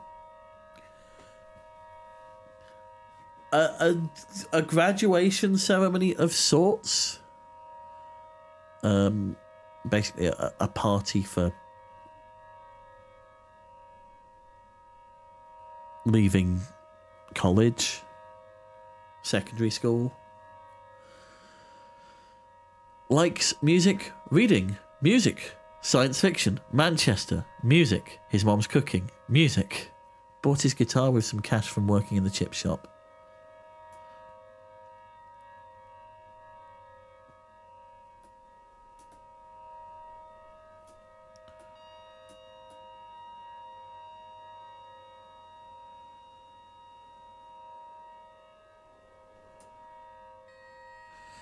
He's never been to India.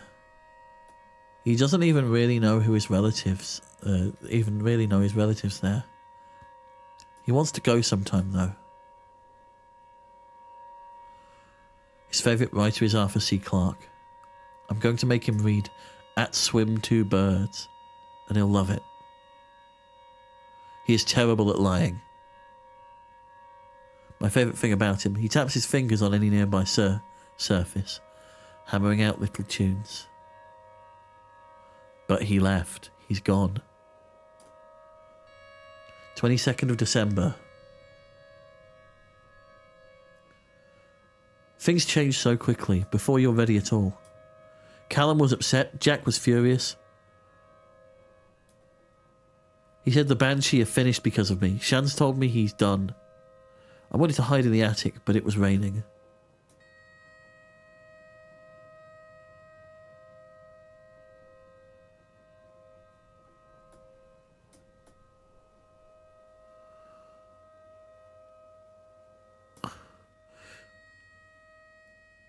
Everyone from the party cleared out. Someone called the guards on us.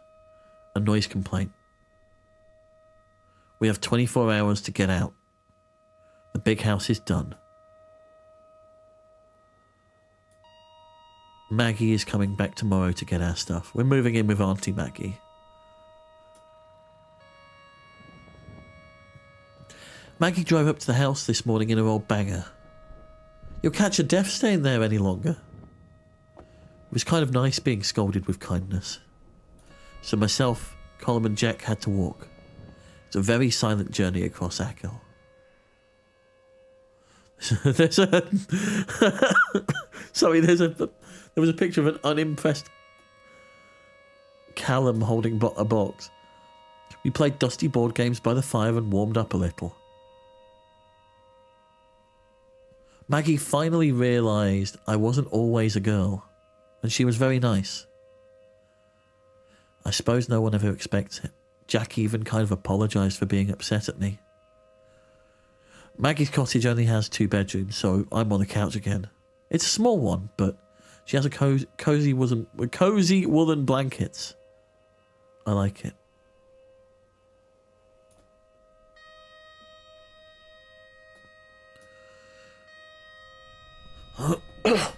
Maggie O'Malley. Age 63. I felt bad about asking, but she just laughed. Likes tea, Viennese whirls, trad music, painting, the Legion of Mary.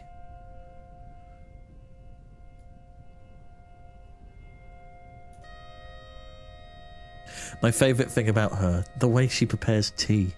She uses loose leaf, and she's really careful with it. Yes, Aunt Maggie! Yes!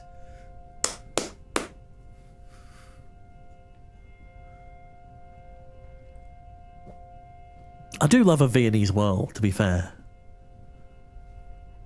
If you've never had one, it's basically, from what I understand and remember, it's 2 bits of kind of shortbread in a whirl shape, and then cream and jam in the middle. Like,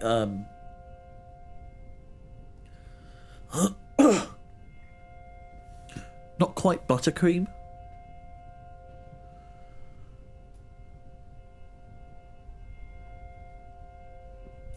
They're very nice, but they are very sweet. 1. There's a lot of art in her house. Apparently she's popular with the artists who live around here. 2. She learned Irish from her grandmother, who didn't speak any English. Her grandmother left to the cottage when she died. I'm not erasing the cottage. The cottage looks... 3. She taught English and geography. Dislikes: cold weather, drunk people, licorice, Mary Two Names from down in the village.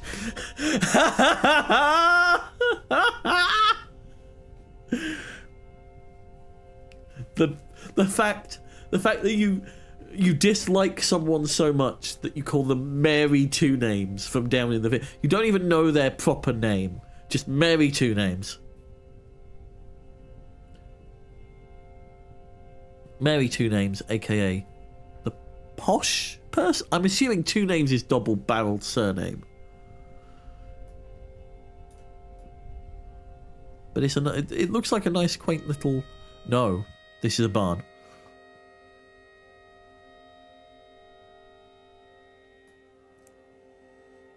Before I knew her as Column's aunt, I knew her as one of the readers in Mass. She still does it. She has a lovely soft singing voice, not just at Mass.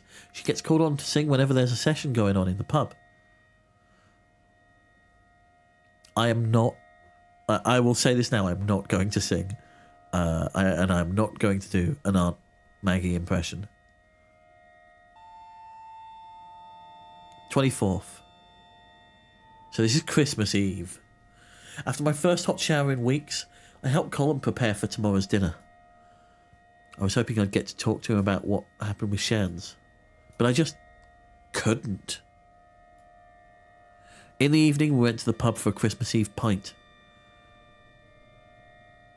I wondered what I'd do if I saw Shans, but he wasn't there. Fergal was, though. It's weird how we are... Instead of erasing all the words, we are now erasing the background and the words are staying. I wasn't expecting it, but through the crowd our eyes met. It felt like a punch in the gut. I drank my diluted blackcurrant quietly and didn't look that way again. As we were leaving, he pushed an envelope into my hand. I wasn't going to give this to you.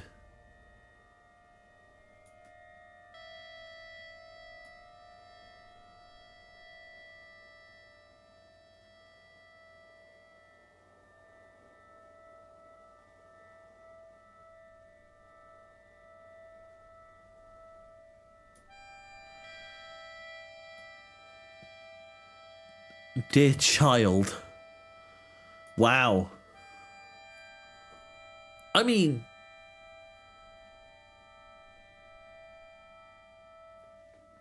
There's several ways that could be read. One is passive-aggressive. One is she just doesn't know what to call us and she's trying to respect change of name.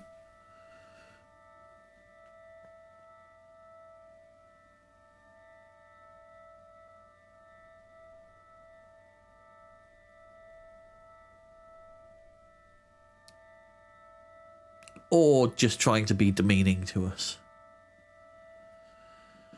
I guess we'll find out by reading the letter. Dear child. The post office is closed now. This is the last letter to be delivered. Fergal and I both worked off our feet with the rush of cards. I recognised so many of the names. Young people you were in school with too. All gone. Some of them in Dublin, some in the States or Canada or Australia. I'm glad you didn't go that far away, but you're not home either. It made me think. Oh, please. I've heard things. I understand you're not who I thought you were, but I can't believe it. It seems so sudden. There were no signs. You never told me you were unhappy. I'm sorry if all this is my fault. We got an apology. Oh my God. I must have raised you wrong. No, we didn't. Well, we did get an apology, but we didn't get the apology we were after. She still doesn't know what the issue is.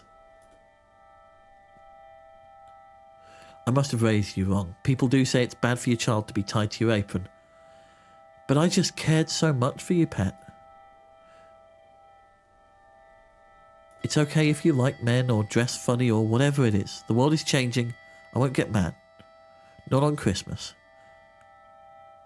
But I'm worried about you. Also, has the rubber got smaller? I feel like the rubber that we're working with has got smaller. It's now a bit of a stub. It's okay if you like men or dress funny or whatever it is. The world is changing. I won't get mad. Not on Christmas. But I'm worried about you. That's all. You're making life difficult for yourself. I just don't know where you'll end up, and if you could keep it quiet. Sure, what you do in your own time is your own business. No one else should mind.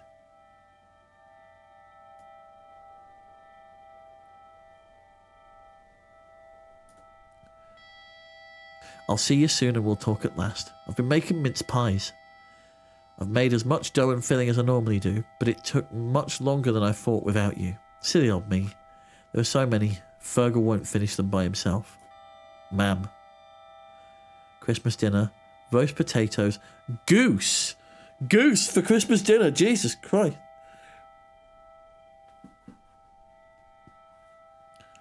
That's... wow. That's quite posh, actually. In our little circle of things.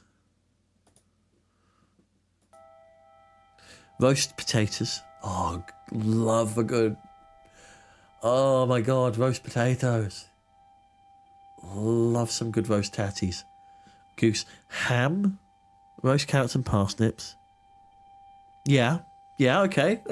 Brussels sprouts. Ugh. Can we rub this out, please? I'm not a fan of Brussels sprouts. They just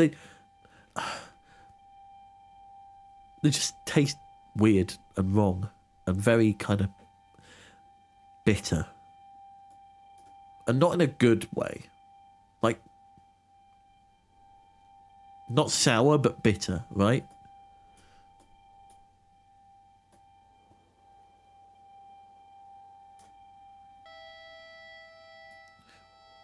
Oh, I was going to rub the Brussels sprouts out first, but the rubber's too big.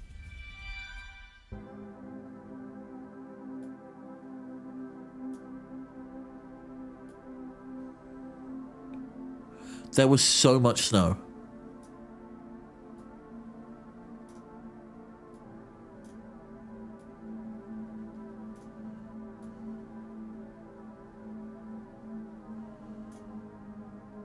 I wasn't sleeping. I couldn't stop thinking about Mam's letter.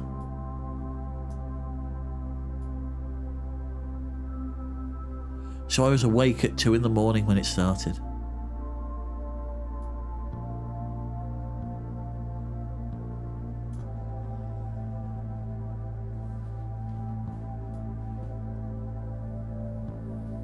Oh.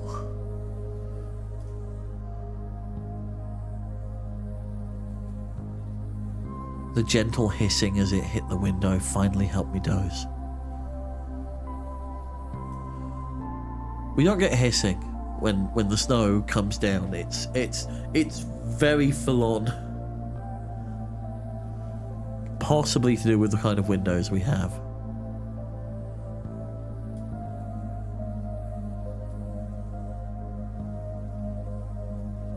So we're moving on to Christmas Day. Jack woke me up early, eager for presents. Colm came in behind him with a cup of tea, and that's an amazing teapot. I'm sorry, that's an amazing teapot.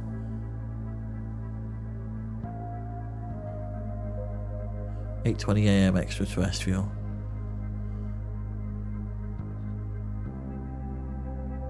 I think that's what it said.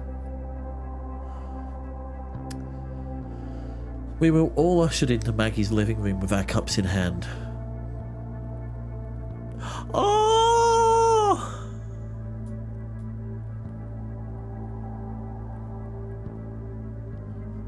I didn't have any presents for anyone.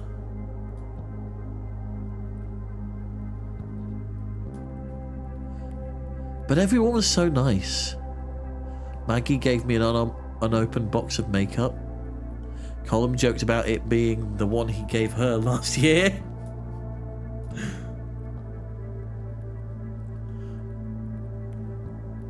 I was delighted to have it passed on. I have, thank you. Yes. I wonder if Fergal or Mum had anything for me.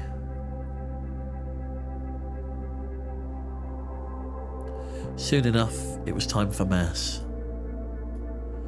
So, Mass is a traditional ceremony. Christmas Mass is a big thing in the Christian faith, especially the Catholic faith.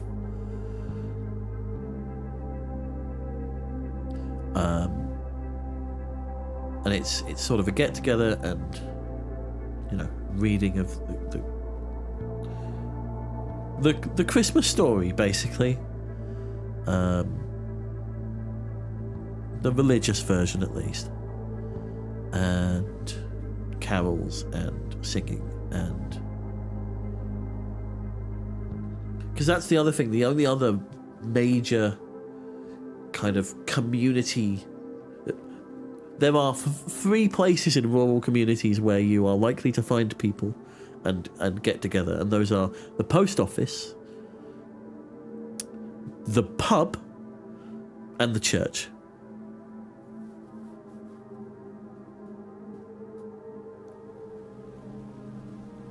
Maggie was really kind about us not going to Mass. So kind it was obvious she was really disappointed.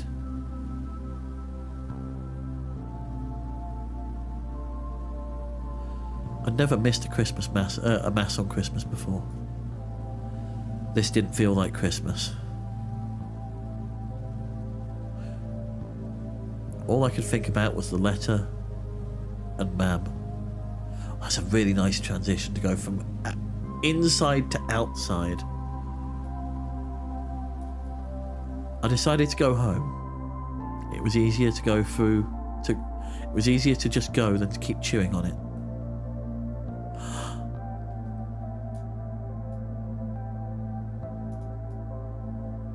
Snow.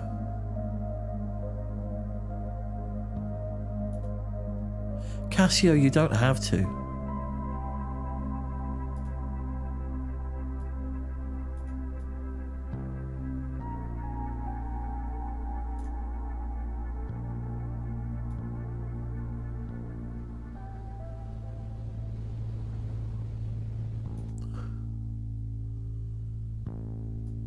If you want to go, just don't feel like you have no choice.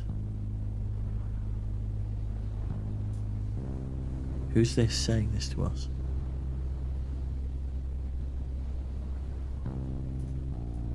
Family isn't the one you're born into.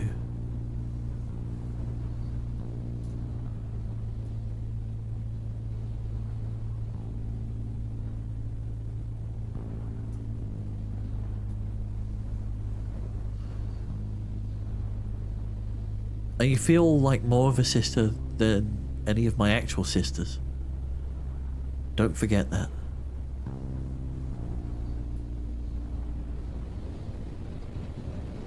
Homecoming?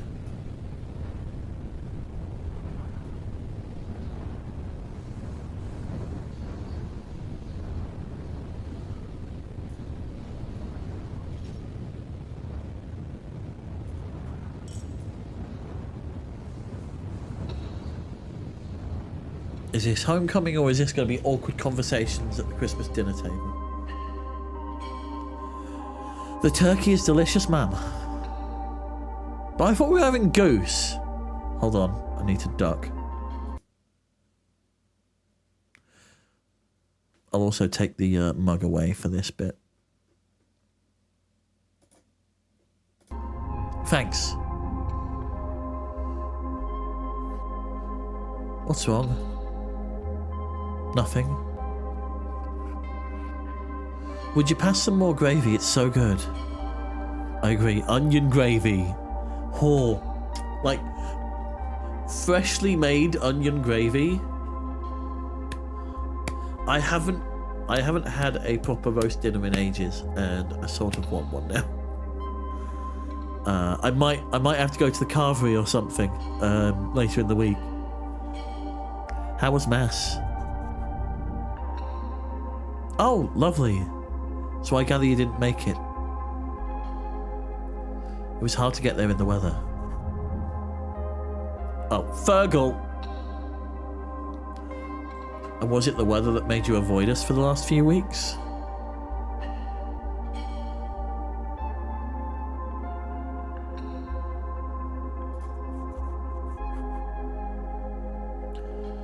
The priest gave a very nice sermon about the importance of family. Oh, were there many kids? Of course. They came out and told us everything they learned about the Nativity, and why we must look after the needy. Margaret O'Malley was looking after myself and Colin for the last few days. She was very kind. Oh. She's a strange one, all right, taking in other people's children.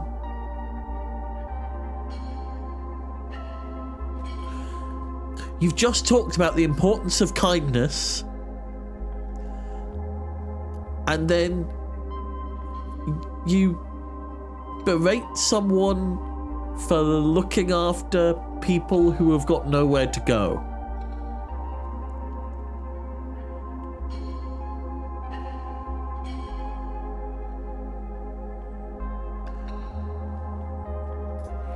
Can I have some more sprouts? Thanks. Oh, Cassio, we can't. No. Sorry.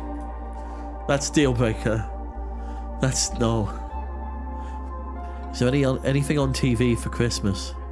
Oh yeah, they're showing that movie you were in. Wait, you were in a movie? What are you talking about? E.T., of course, though they made you a lot less ugly for the TV. Ah, Fergal. You did love E.T. when we went with your dad. For months afterwards, he used to spend all day drawing the cutest pictures of people in space. I had one on the fridge for years.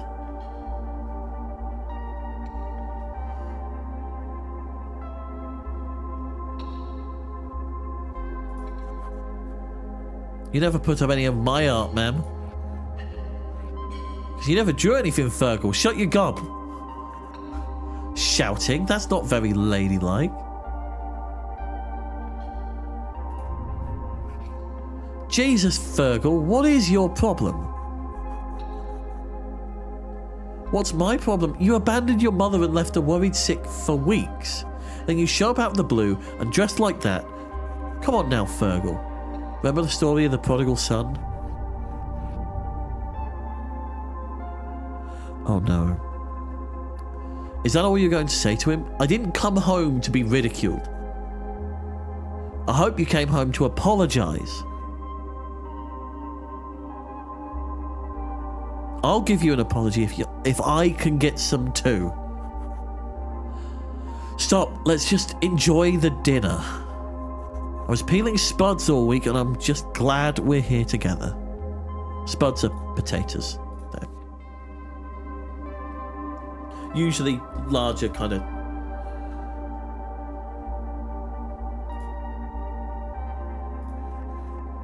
Now you see why it's been hard to talk. It's even harder to listen to this crap.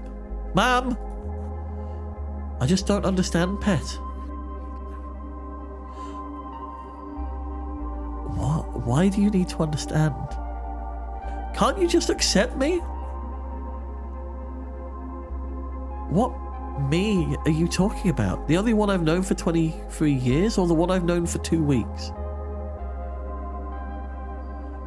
It's the same me. And I want you to know me better. I want us to be in each other's lives.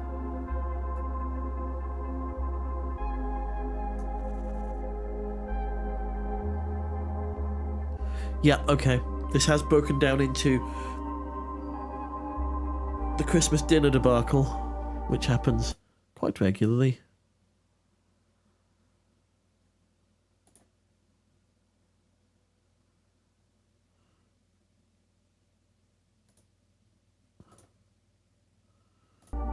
Are you threatening to leave again?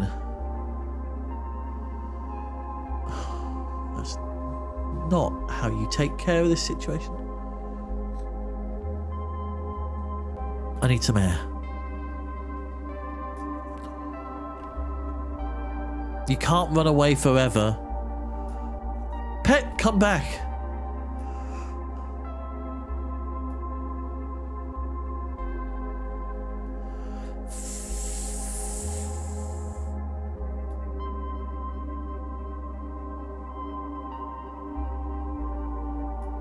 Christmas just tends to be an awkward time of year because it sort of forces people together.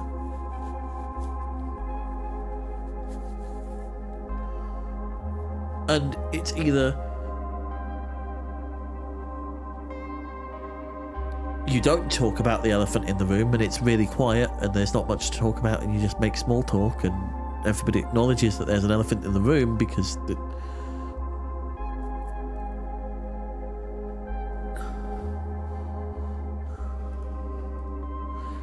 or you do talk about it and then arguments break out because, well,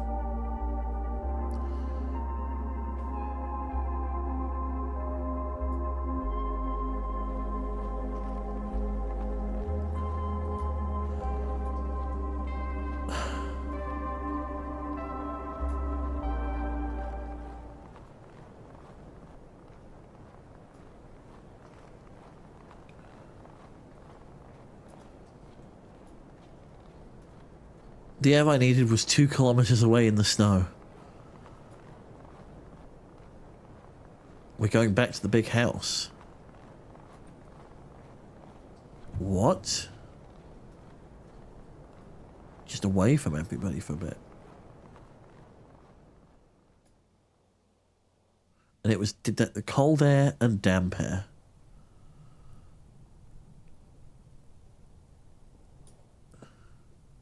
But it was quiet air.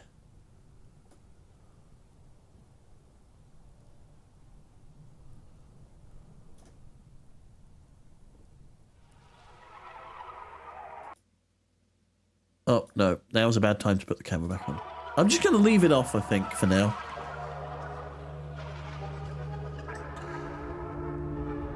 Are we back in space? Oh no, what's this? Shooting star?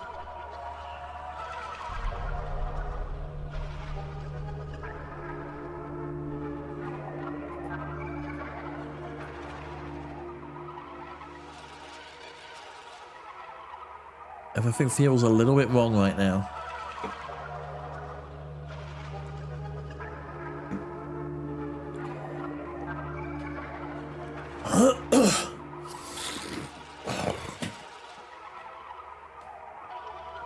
Just from the music.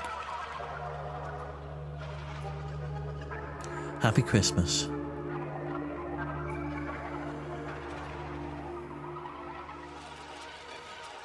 Okay, we're back to rubbing everything out.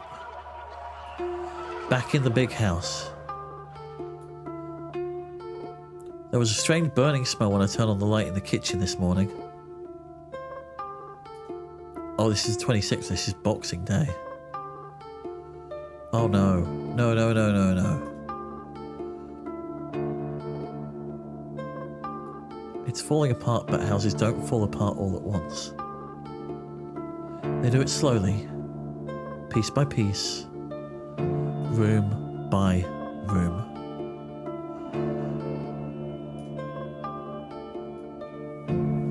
The electricity isn't safe and I don't want to light the fire. I don't want anyone to know I'm here.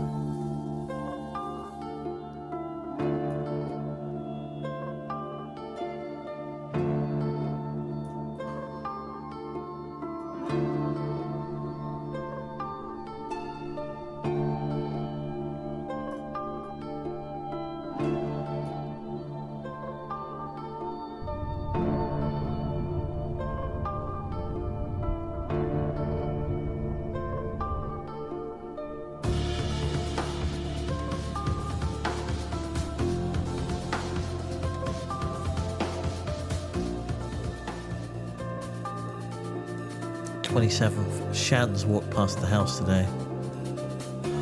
headed for Keene Beach. He didn't see me.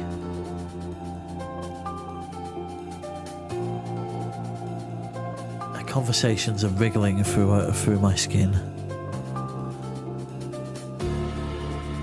About 4:30, there was a knock. I blew out the candles and buried myself under a blanket. Oh God, it's Fergal. Are you in there? News around town is you lot got out. Heard the guards were coming and scarpered. But then Aoife told me you hadn't been seen at old Miss Malley's house. Did they turn you away? Fergal, you're not helping. Fergal, you're an asshole, frankly. I guess no one really wants a weirdo like you around. Mam is worried sick about you.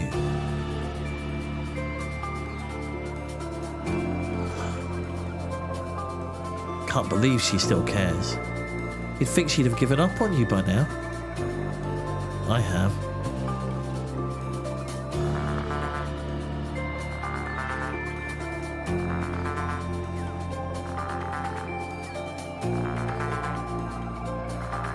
Then why are you here?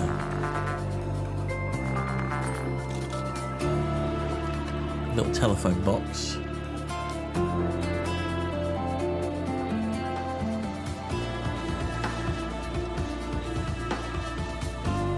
Hello? Hello? It's so good to hear your... You've reached the voicemail. Damn it! McHugh. Please leave a message with your name and... Damn it! Where are you? If you'd like to talk about my accountancy services, ring... What? Is this a joke? You're an accountant? Hello? Pick up, pick up. Tell me how to fix this. I don't know where to go. Your name and number and I'll get back to you. Except you haven't, Mac. I trusted you. Hello? You've known for weeks when I would arrive, and now I can count the time we have left in hours. You've reached the voicemail of... I have nowhere and no one left. There's no one on Earth who even knows who I am. No NASA to whisk me away. No, not even an accountant from Mayo. Just some sheep in a field while a black hole devours the Earth. At least I can witness the end of everything under a nice clear sky. Hello?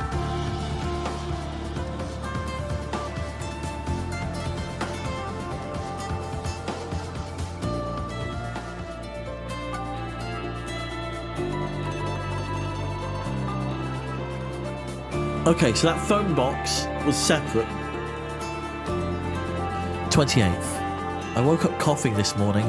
Hope I'm not coming down with a dose of something. I saw Shans through the window this morning again. I had to do sometime. So I walked out into the wind and sat down on the beach. Shans! Shans! Cassio? Hey, so, how are things? Oh, fine, you know, same old. What are you doing here? I thought you were with Colm and Jack in Dugget now. Jesus, you look awful. It's complicated.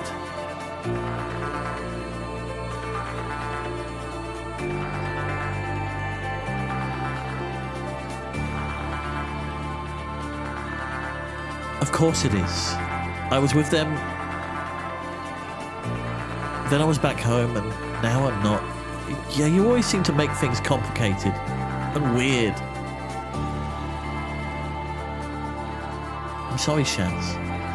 I was surprised, but we can fix everything. We can go get Colm and Jack, and we can put the band back together. We can just be friends again.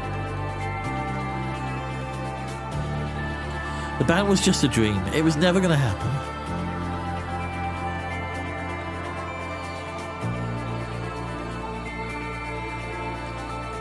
But you were so good. We did nothing all summer and then played a single gig in the community hall.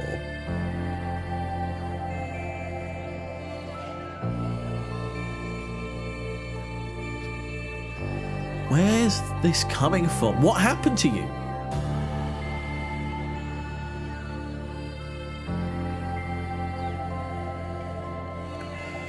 It's just reality.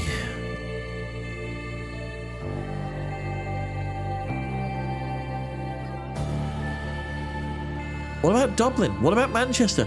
Or India? Don't be stupid. Having off without money will only have me crying home on the phone anyway.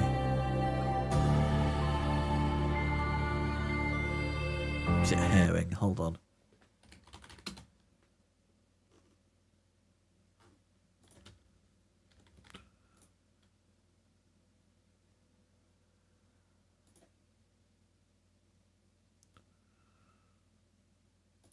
Herring is another word for running. Herring.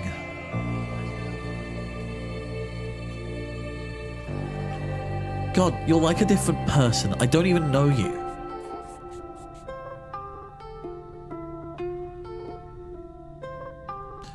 When I went home, I found out about how people talked about the lot of us. I mean, I knew, but I didn't know.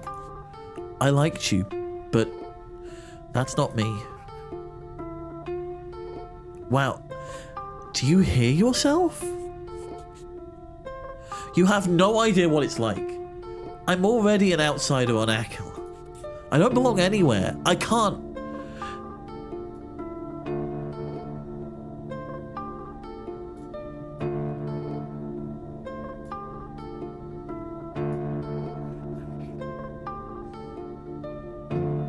That's why we have to look out for each other.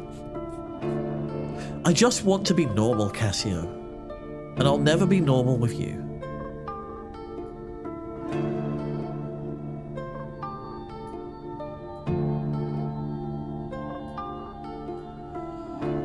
Jesus Christ, okay. I thought we were going to get a nice little, like, moment of reconciliation. That didn't happen.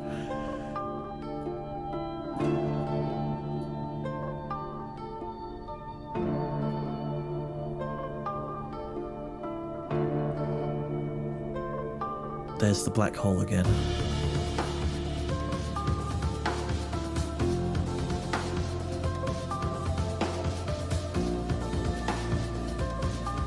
Cassiopeia? Thanks for waiting. I made some tea for you.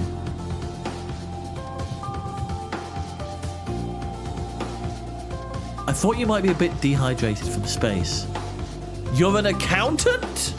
Ah, yeah, I'm also a bit of an astronomy geek. Oh god. I picked up your signals. Did you not tell someone important? Ah, well, I wanted to, but no one listened. And I had to do something.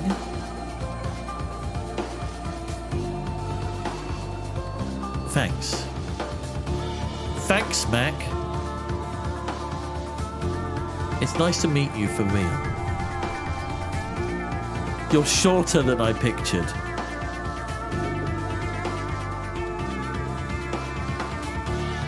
What do we do now then? The source of radiation is on the far side of Akel. Akel Island. There's a bus coming soon.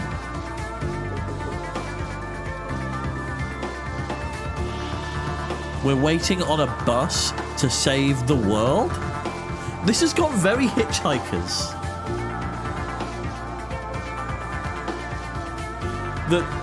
So, concurrently with what's going on with Cassio, we have Cassiopeia, who's an astronaut lost in space, and McHugh, an accountant. Not Fergal, I don't think. It's okay, we can sit up the front. I think that's what it said. can't actually see.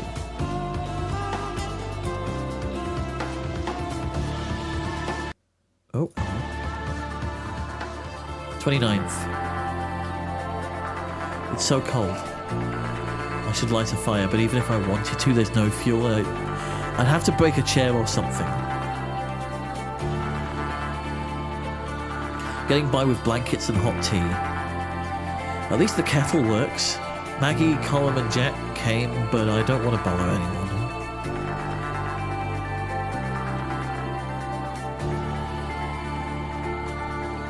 My chest feels tight and my body hurts. I can't stop coughing, and every time my head spins. Look how the doodles are getting more and more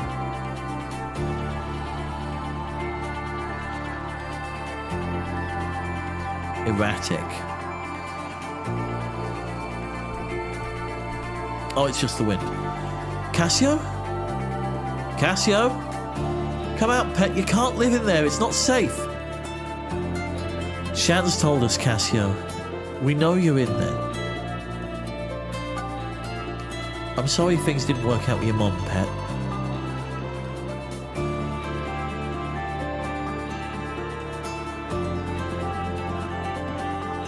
Cassio, it's like I told you. We're family. Please come out. This is ridiculous. Are you sure she's really here? There's not even a fire going. We should call the guards. Something really bad could have happened.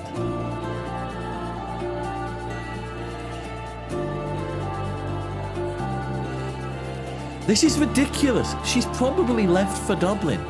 The two of you waste so much time on her.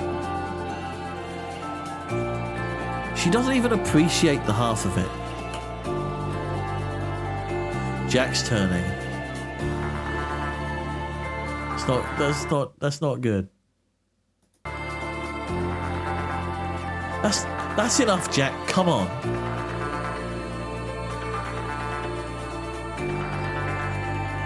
The music does make it feel like we're reaching a climax here.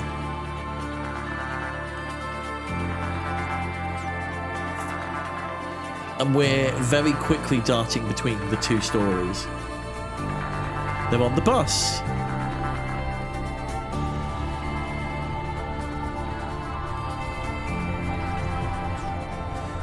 How did you know where to go? This is the image I retrieved from the black hole data.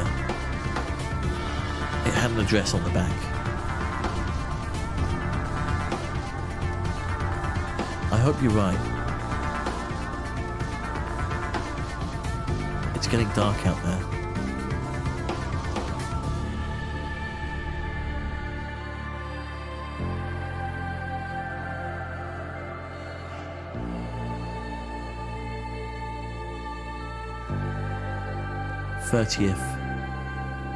The guards came back, and Fergal with them.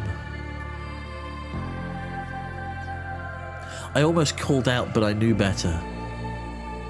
The doodles are just getting...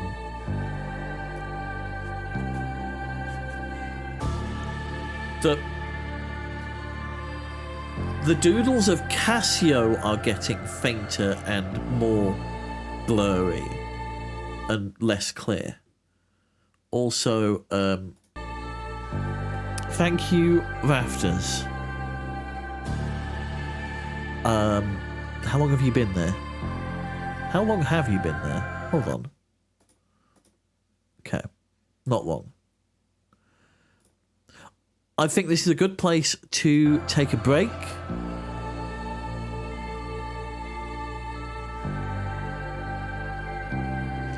Cassio's in the big house, the guards are outside, Fergal's outside.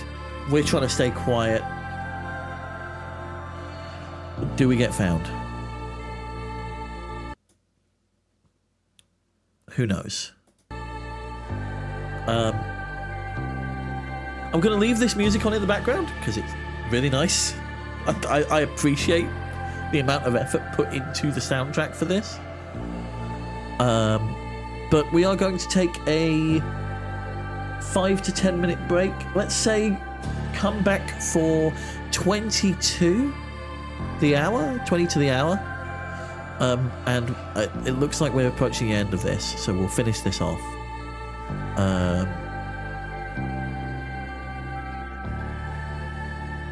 Yeah, we'll finish this off. In the meantime, go grab yourself a drink.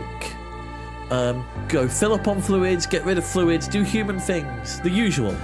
And we will be back, as I said, in about 5 minutes' time. See you then.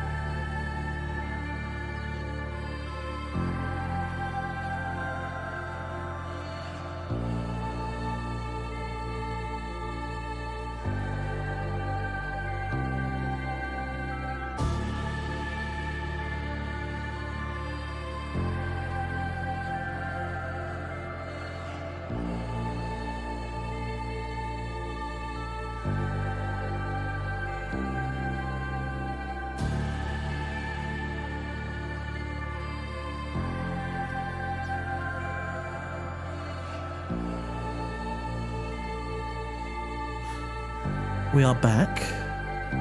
Hope you had a good little break. I think we are coming to the climax of this. The way the two stories are colliding, the way it seems like we're building to the end of the year, and potentially the end of the universe as we know it. And this music certainly seems to suggest that. Hope you're all with me for the end of this journey, because it's been a journey. There's been a lot of ups and downs. Let's see how this plays out. Before we went on break, Cassio had run away from home. Didn't want to go back to Aunt Maggie's, who is a family friend of a friend. So, the family of a friend.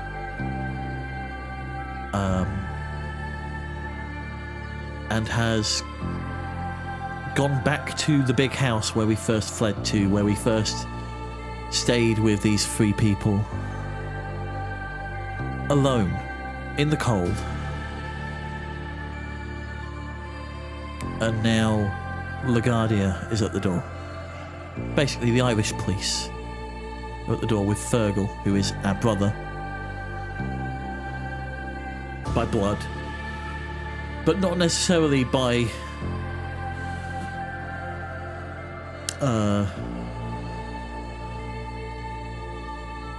choice.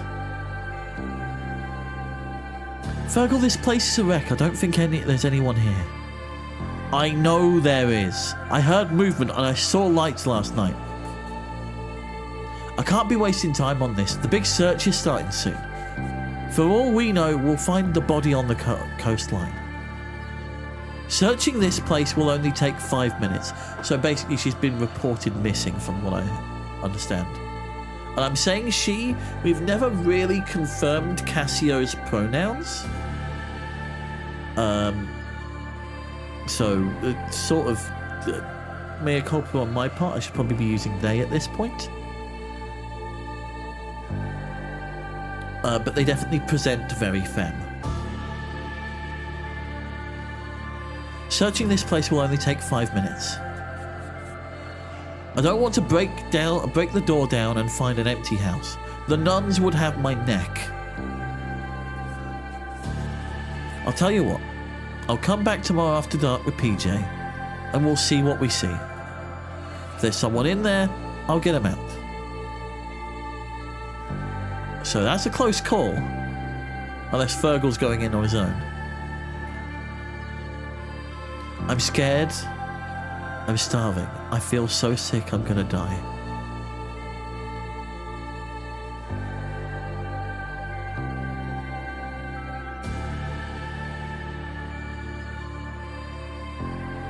Oh no. No, no, no, no, no, no, no, no, no. It can't end like this, surely. Surely not. Surely not.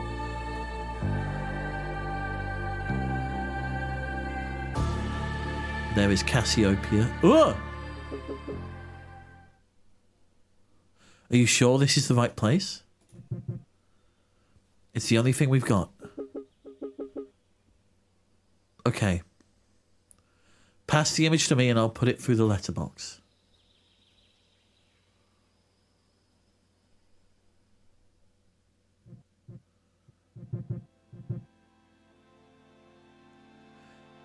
She has it, but the black hole is still here. It's still growing. Who is she? Can she stop the trigger event? So, obviously, we've got Cassio and Cassiopeia.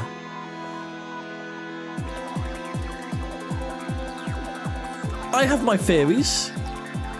I don't know about you. But there's definitely a very close marrying of names. She's my... It doesn't matter. It's all in her hands now. Oh!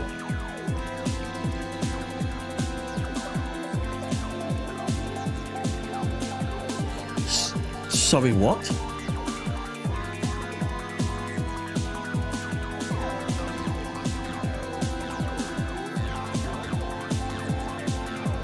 That's why I recognised McHugh.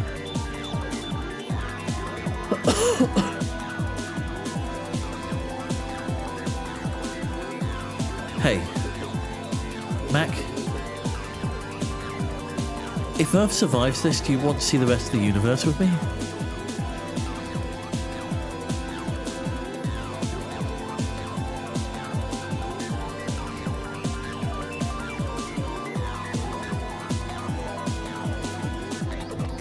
December 31st. The anomaly. I have to go somewhere. I can barely move. It's so cold. I'll burn the book. Hold on. You'll see our eraser, our rubber is now different again. It's more rounded. It's like it's the last bit.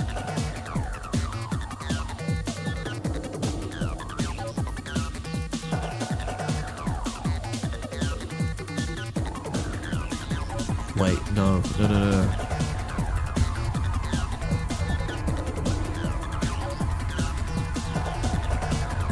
It's gone.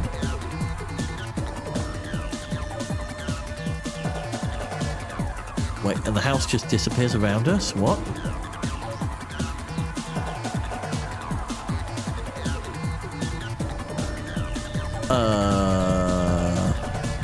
This isn't good.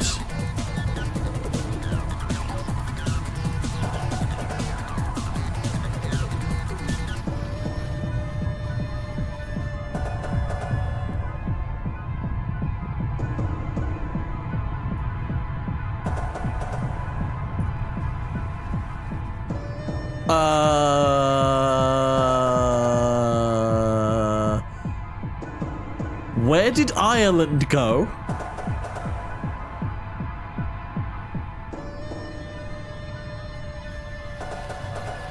Everything else is green. Everything else is there.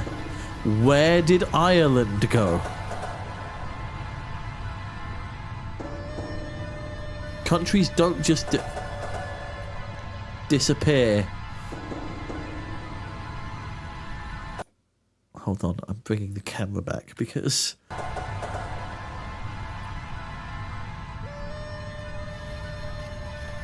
Oh, great. Earth has just got... Okay, I think this is the bad ending. I think...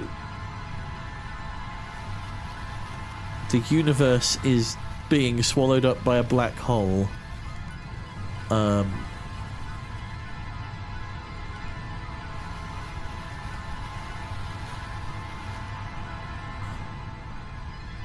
Wait, hold on. What?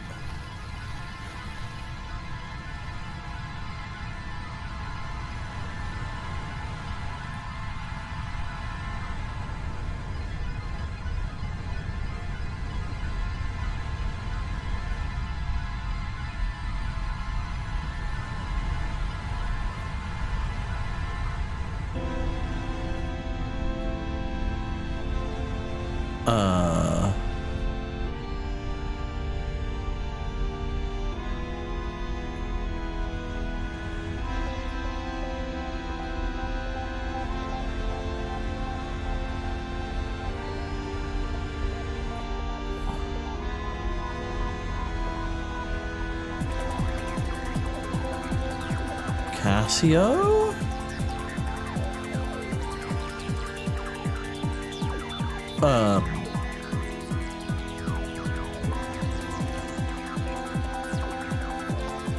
Oh no. No. Oh, I'm not even touching this now. This is doing it by itself.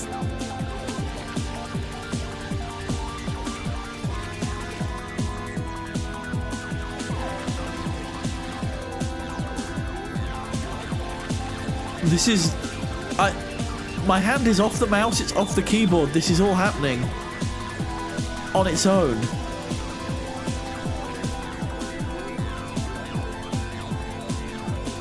Time doesn't exist in a black hole.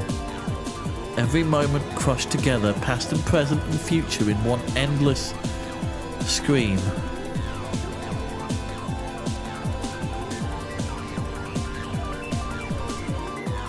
No way to change anything. No way to move. No way to escape. Our little artist.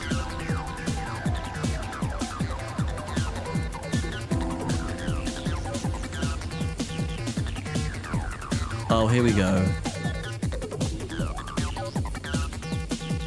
Oh god, you're really lost. Dublin, that university, it's changed you. You let it. That's from all the way back when we had that original argument.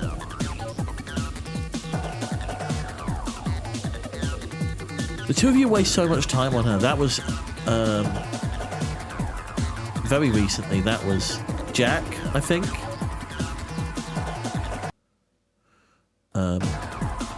Basically saying, hey,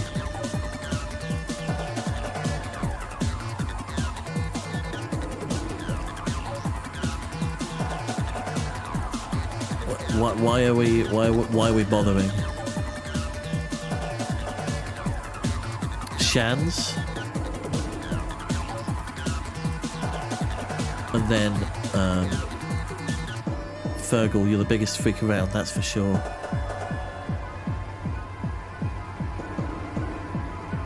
We are. I'm a little scared.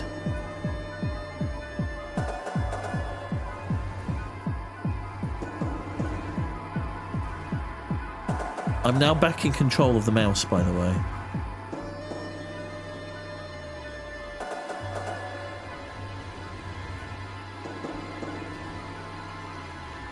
Although it's doing that thing where things are moving off to the side again. So I'm not sure what I'm doing.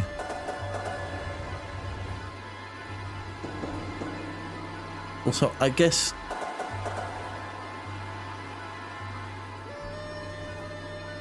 minor epilepsy warning?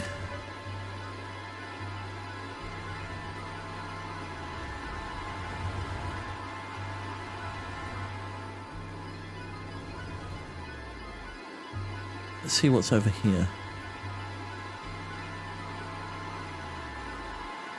There's definitely something.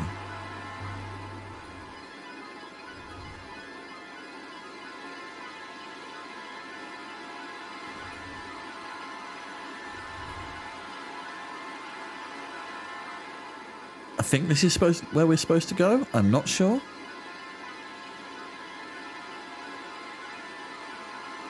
I'm sort of lost at this point in time.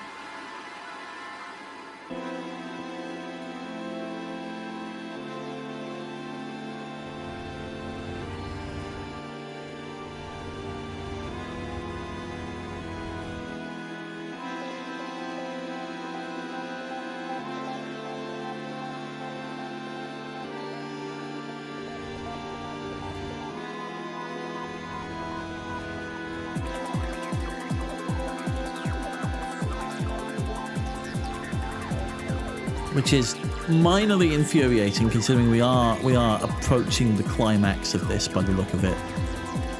Like, the black hole has just crushed everything.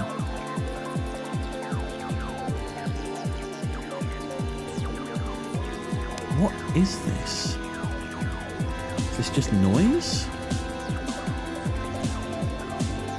Okay, hold on.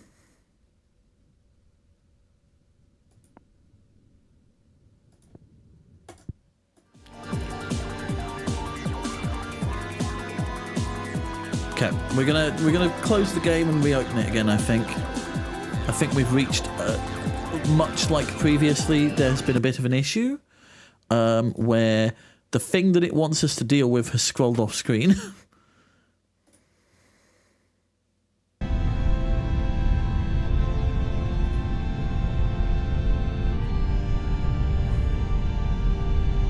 There. Okay, we're back into this. There's our artist. It's weird that there's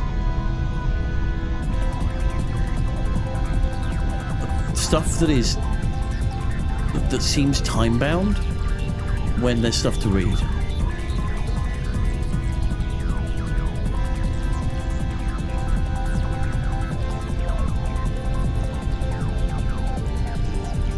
wasn't even rubbing out there, but sure. Yeah. So we're back into the point where it has taken over control of the mouse entirely. And is rubbing everything out.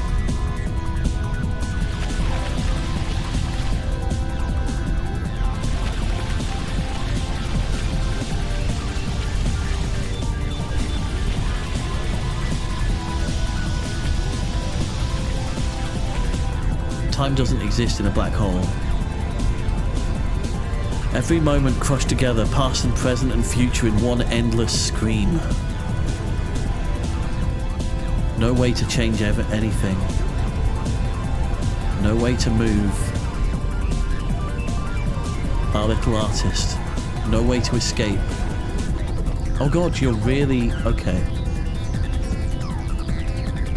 Two of you waste so much time on it.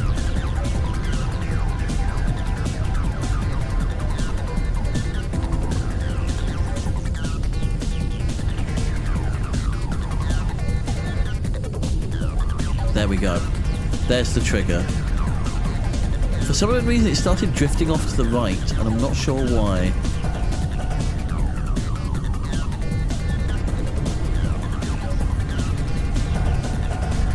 There's the three of them again. But there's Casio there. What are we doing?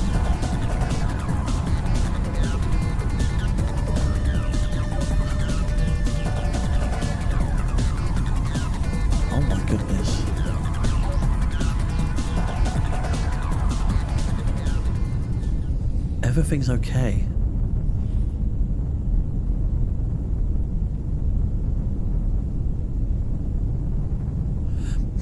I can't help but notice that a lot of things are not okay right now.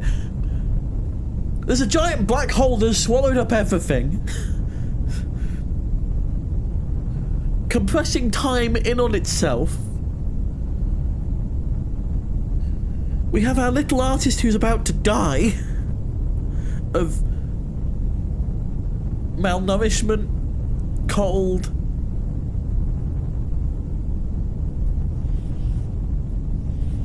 But we have a pencil now, not a rubber.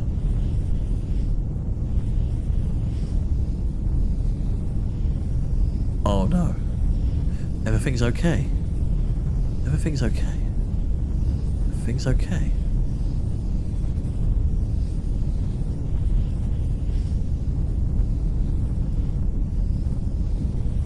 Is it though?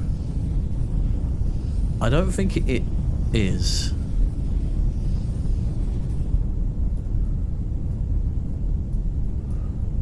Everything is okay.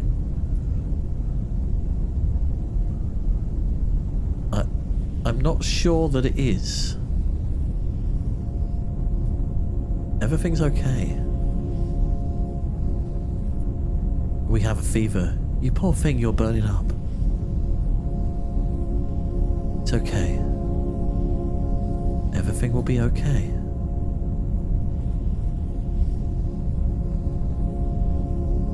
Your mummy's here now, love.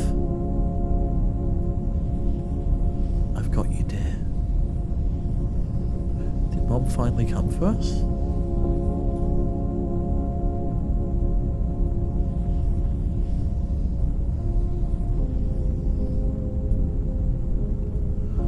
I've got you, Casio. Is that the first... That'll be the first time that... Assuming this is Ma'am. That'll be the first time that that she's referred to us by our chosen name. Everything's okay.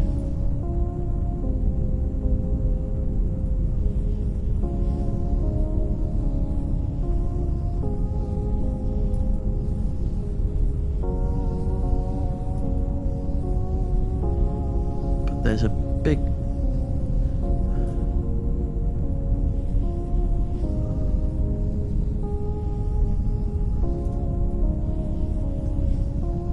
There's Jack. There's Aunt Maggie.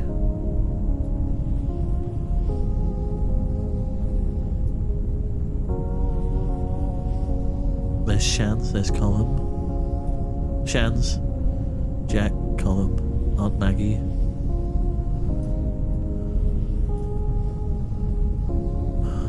Okay.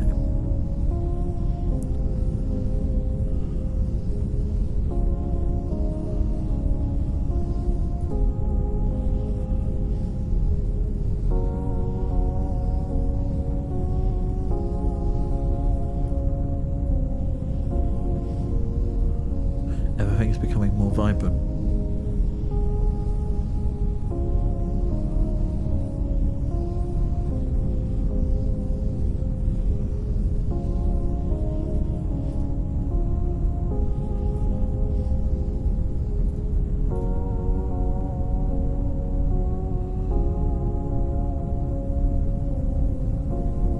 That would be the first time we'd seen what Cassio's hair was like. It's the first time we've seen... I think it's the first time we've seen things in realistic colours. Happy New Year. That's the achievement. 10 years since the event. The world has started to stabilise communications between towns and cities. Even countries are commonplace again. There are no computers yet, but there's a demand for accountants again. Mac makes a reasonable living doing books for local businesses around the West Coast.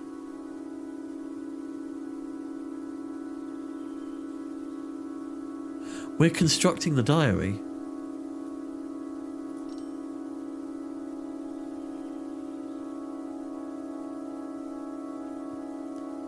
He's setting up a desk. Plant on his new cubicle desk when he hears the familiar roar of a spaceship outside. Cassiopeia! Wait, we have a... What? What? Oh, hold on! Hold on! We have a choice now? We have a choice? Tidy, run or hide. Run. He runs out the door immediately, dropping a heap of folders. Long time no see, Cassiopeia says, grinning. Her skin seems to have been tanned purple by some strange cosmic star.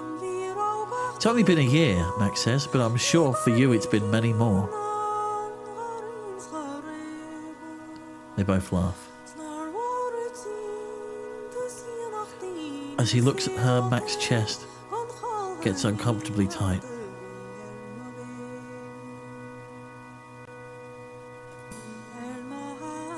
He realises just how long he's been waiting for her to come back.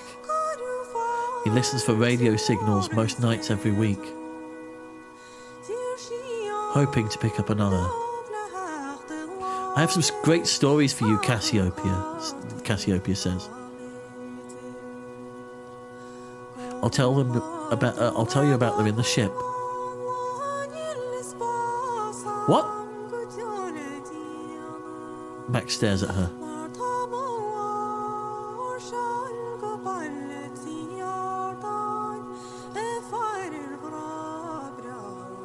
Aren't you coming, she says, surprised.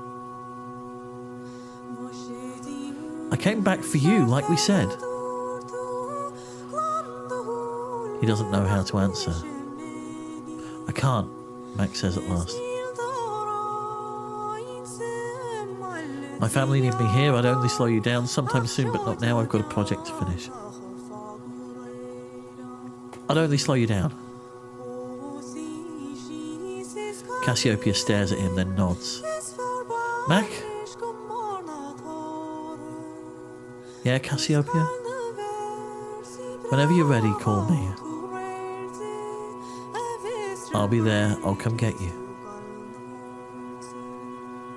See you next year.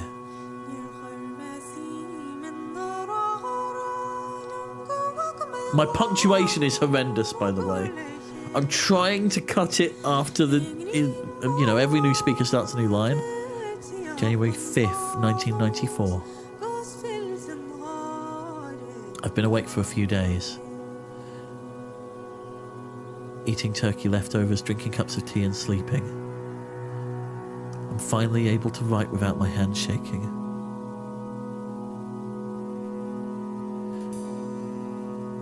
Today is the first day I feel myself again.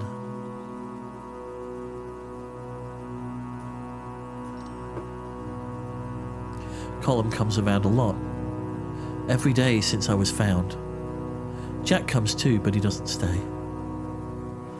Yesterday, Colm brought cake from Maggie. And today he brings me a new journal. Yeah, because we burnt the old one, didn't we? He found the remains of the old one in the big house.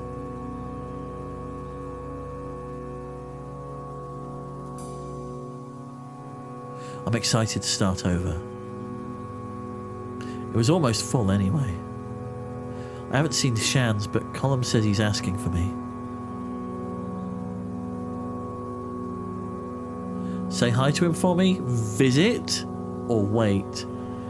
Visit. I say he can come and visit.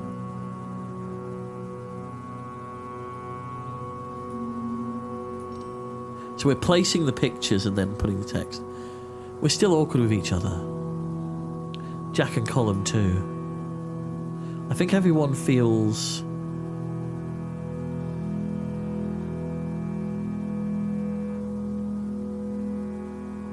guilty. Jack's cooking apology rashers. Apology bacon, yes!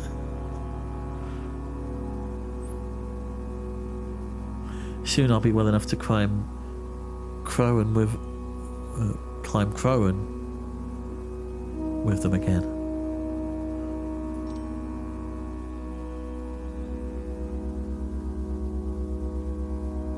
December 31st, 2018. Wow, it's been a while.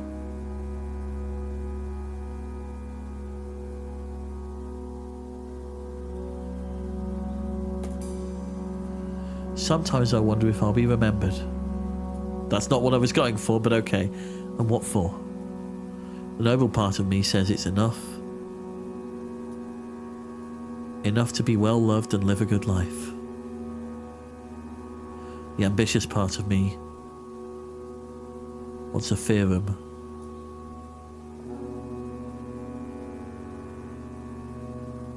In my name.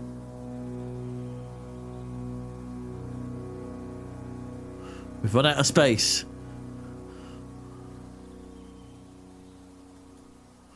Or at least a nebula.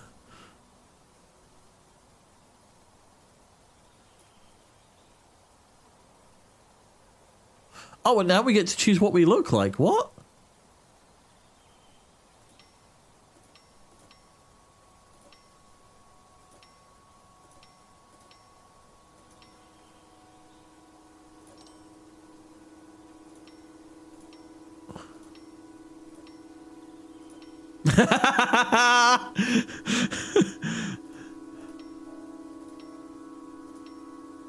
Do we go for the derpy face?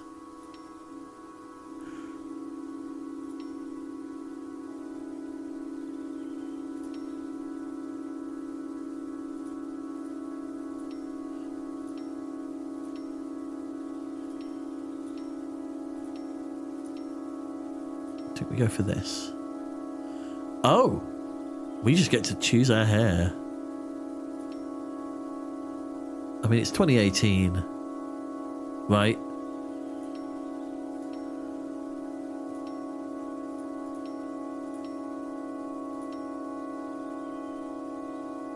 A slightly windswept look.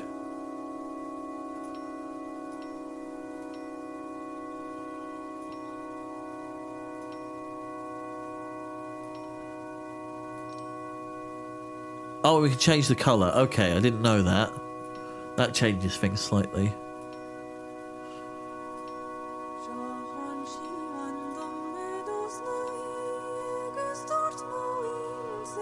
think undercuts are badass, so we're going undercuts.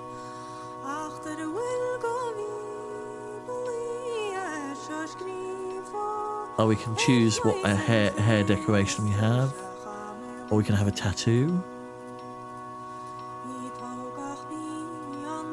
or nothing. We can have a necklace as well. A little planet necklace! Oh! A little planet necklace. And then earrings wise, do we wear glasses?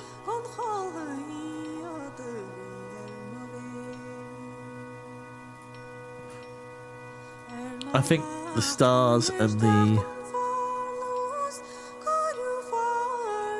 moon are cool. And what do we wear? Big coat? Turtleneck?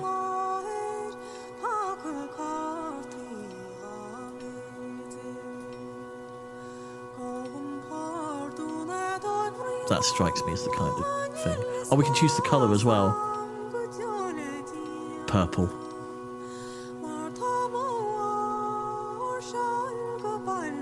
Oh, and what do we want in the background? Irish flag, rolling hills, the ocean, trans pride flag. I'm not sure what the red and green is supposed to be.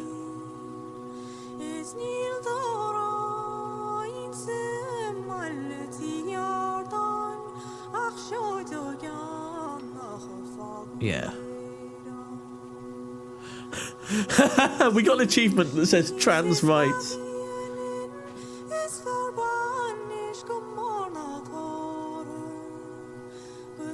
This book belongs to... Oh. No, I wanted to write something. I can't write. I've messed it up. Is there an eraser? Is there a rubber?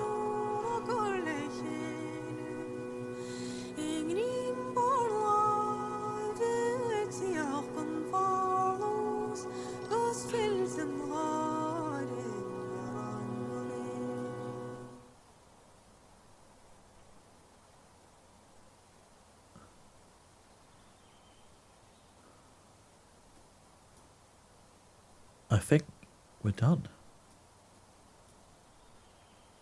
Let's say it's your Hancock. Yeah, that's just how I sign my name for all my adoring fans.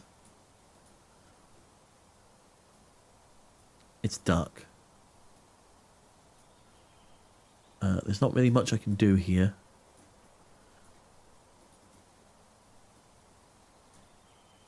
I'm sort of trying to work out. Is there like a button I'm missing? Maybe? I'm clicking and nothing's happening. Hold on. Resume. Oh. Wait, what? We're back here? That's not good. I guess we can go again then? Let's go with knowledge instead. When I was 23, I was sure I knew everything. Now I feel like I know almost nothing. And it's honestly so much more exciting. Okay, let's do this again. Big eyes. Little wry smile. Undercut. Because undercuts are cool. Planets.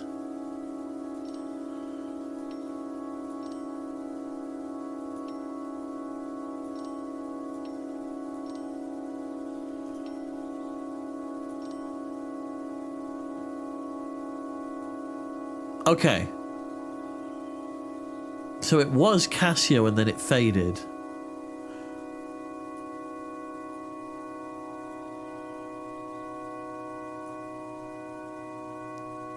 Cass's handwriting has deteriorated over the last 5 years.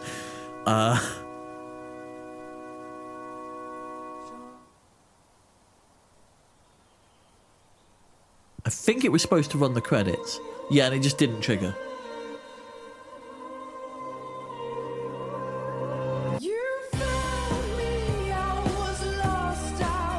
Wow.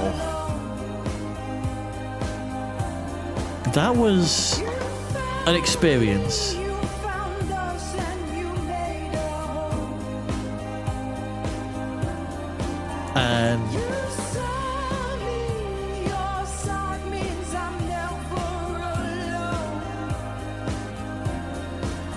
And there's a lot to take in. I'm glad it finished on a happier note. I was very worried.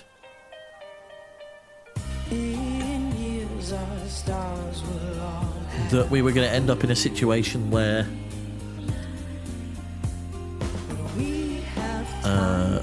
Cass died alone in the house and was found later.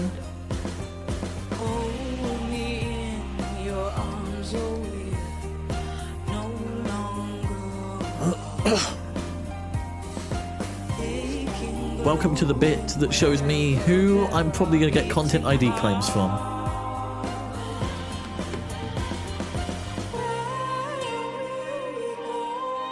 But yes, no, this is the first of our Spotlight games, and a massive thank you to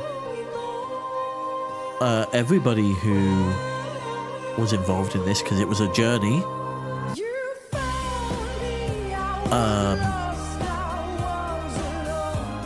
And a journey I never thought I'd go on.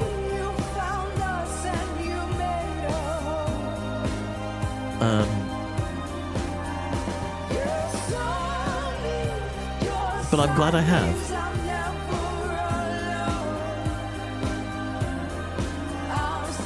And I'm glad that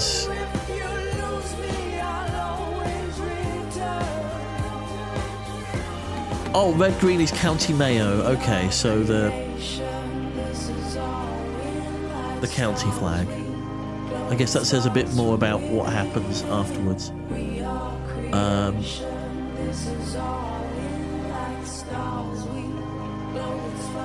But we are.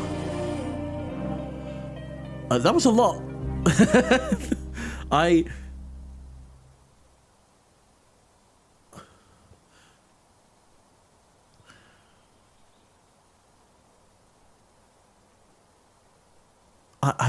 It's one of those endings that has left. Wait, what?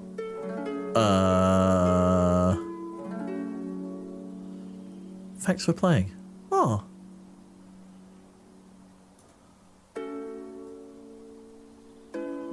Ah!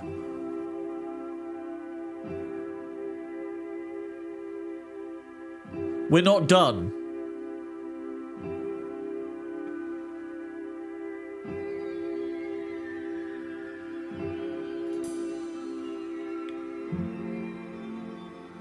There's a bunch of other what?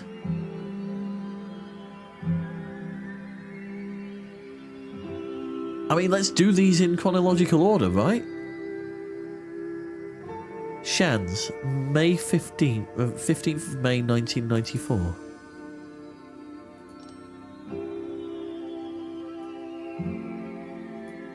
We're not done. Okay. Interesting.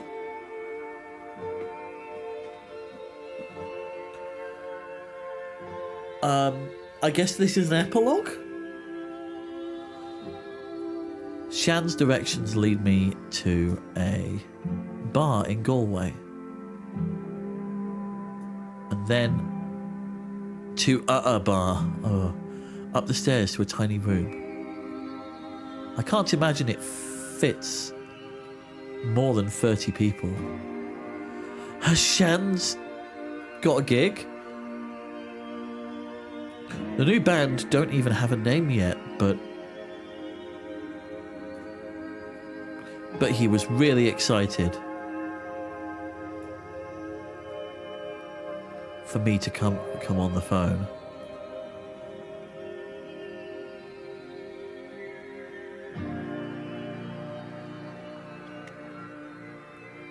With a friend? With some friends by myself. Wow. With some friends. It's a chance for all the postgrads to relax and get out of Dublin. Okay. The music is so different to what the band she played. It's heavy but kind of funky, and I find myself dancing without a thought. Afterwards, Shans comes over. He has a little gold hoop in one ear. He's full of confidence. He's on a high after playing guitar. We're full of talk for hours.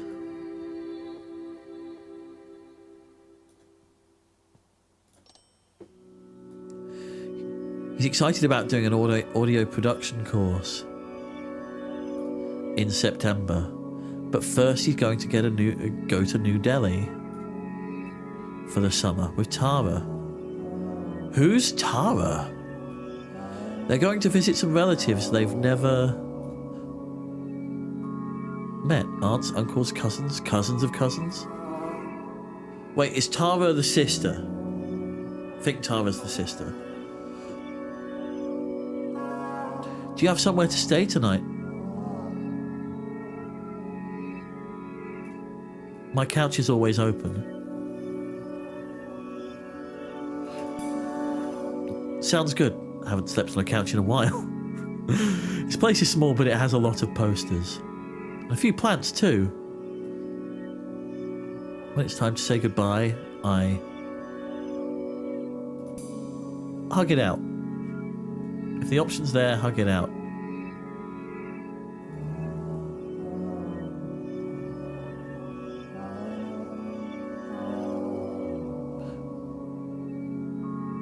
I give him a huge hug.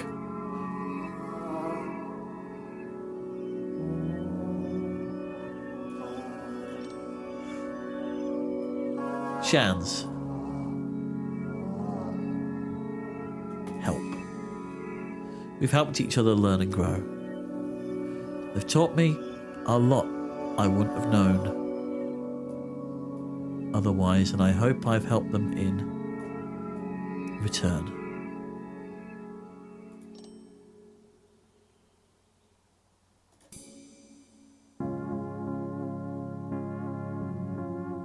Ma'am. We might be here for a little while longer, folks. August 8th, 1994. Ma'am and I drive down to Kiel, the site of the long curving beach.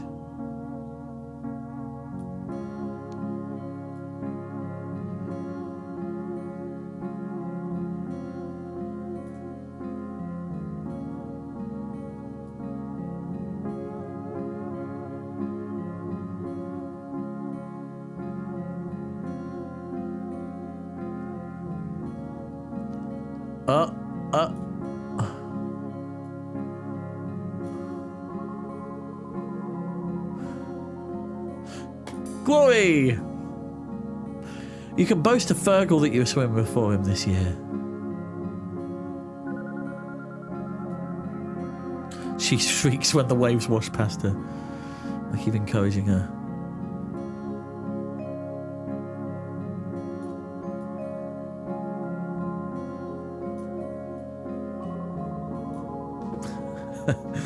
I keep encouraging her, and finally, after a few tentative minutes and one final scream, she gets down. I let myself go and let the waves throw me around. I taste the salt water in my mouth and gasp for breath and enjoy being alive. And most of all, I enjoy sharing it with Ma'am.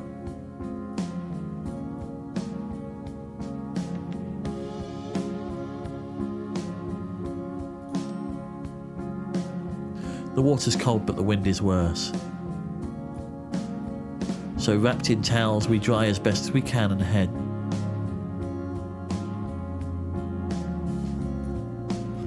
to Niles for some tummy-warming chips. Yes! Post-beach chips! Tara is working and waves at me. I'm going to be teaching a class in September, I tell Mum. Tutorial class.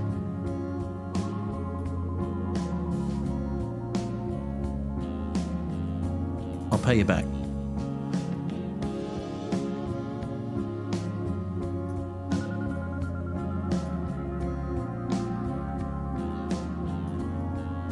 Wait, who's this? Is this Mam?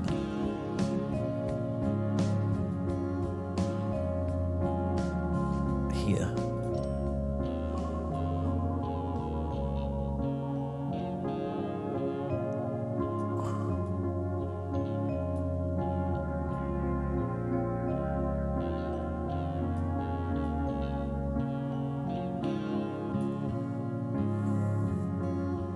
Teaching, I love you, and nuance.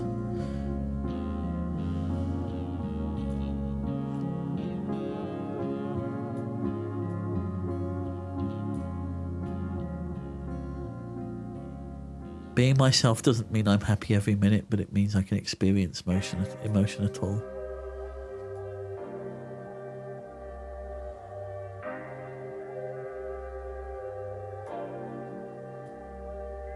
Thanks for being here.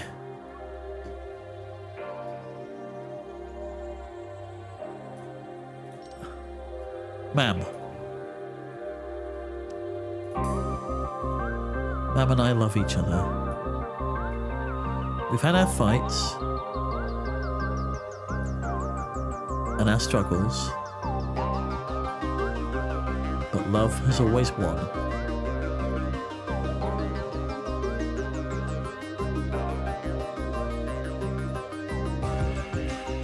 This is such a...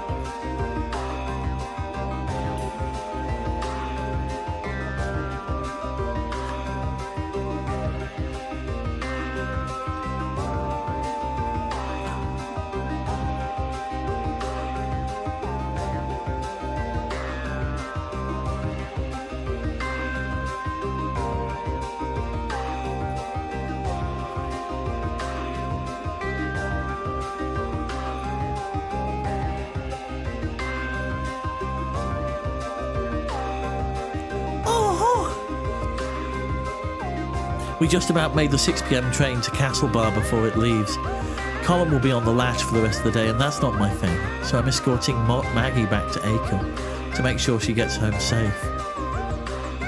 I want to make sure she knows we're grateful. She came all the way to Dublin for Pride to support myself and Colin. I don't think she expected the welcome she got. Everyone wanted to march alongside the cuddly granny. Yes! She was the centre of attention all day.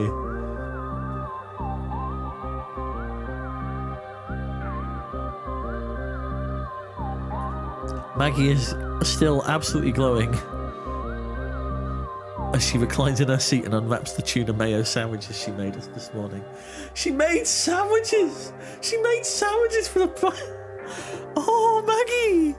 She asked me what I enjoyed most. Her handmade sign. She made a sign.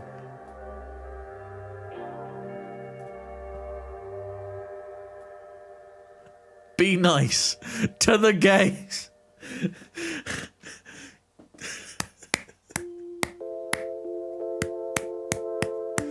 Yes. She mentions the gay Kaylee a couple of nights before. I haven't danced like that in years. Maggie thinks for a minute, takes off her glasses and polishes them. Sets them back on her nose. When I was young,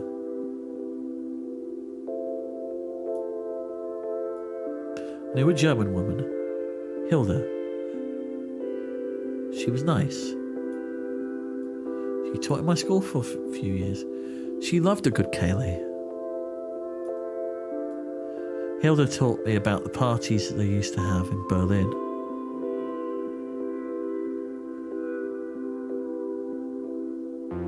Oh, this is all...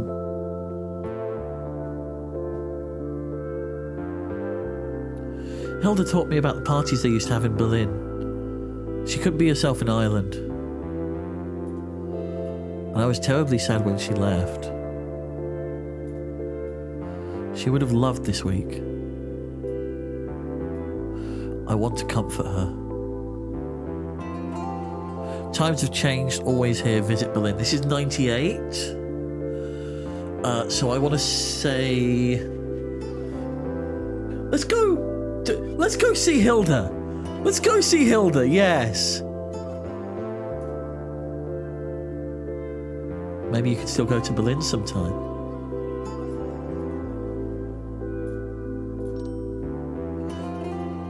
She thanks me and mentions the weather. Outside, the landscape flashes past. Green and green and green under a cloud. Under a cloud-speckled sky. In the city,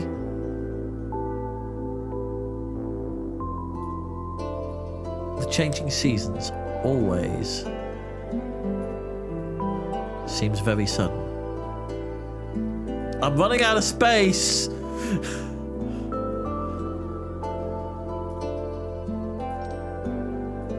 Maggie. Aspiration. Some people might consider Maggie's life to be a sad story, but I admire her. If I get old and stay half as kind as and generous and willing to take in lost youth as she is, I'll be very happy.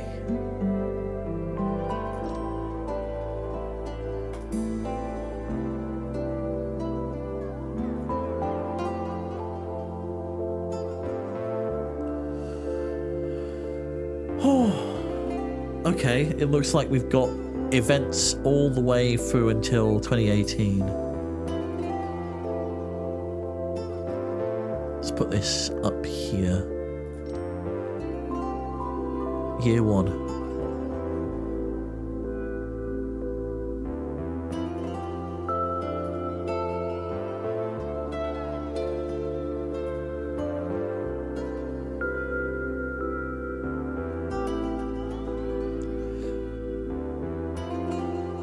Wait, hold on.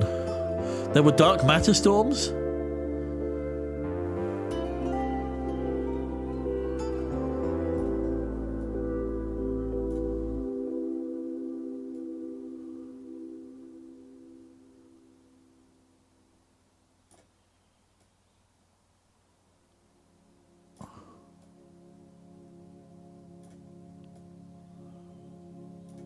Cassiopeia has been searching along the west coast for... Okay. Dark matter storms have... I don't think there's any way to move the view, unfortunately. Have calmed and the black hole radiation has diminished. Cassiopeia has been searching along the west coast for parts that could be used to create a small spaceship. The humans left alive are scattered across the land. Hold on, what? Panicked and sometimes dangerous. So Cassiopeia keeps to herself.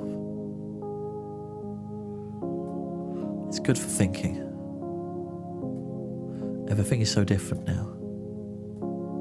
It has been hypothesized that black holes are the seeds of new universes. Cassiopeia can't be sure. Her opinion changes from day to day.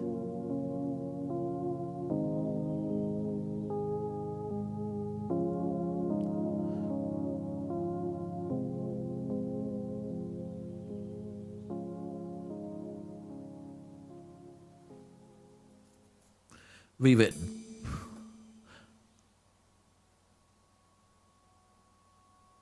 Did the anomaly rewrite the past as well as the present?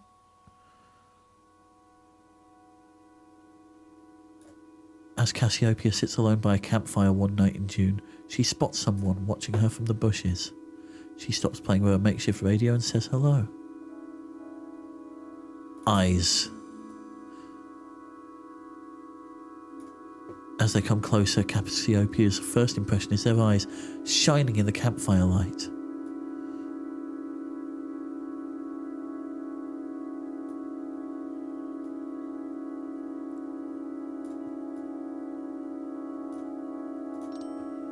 There's not much space.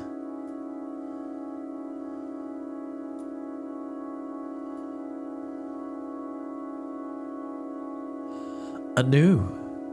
She tosses them a can of beans and a blanket, and they eat quietly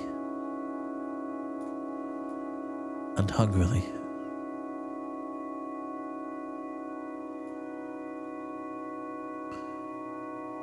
What? No, come on. I'm bad at writing. Let me have this.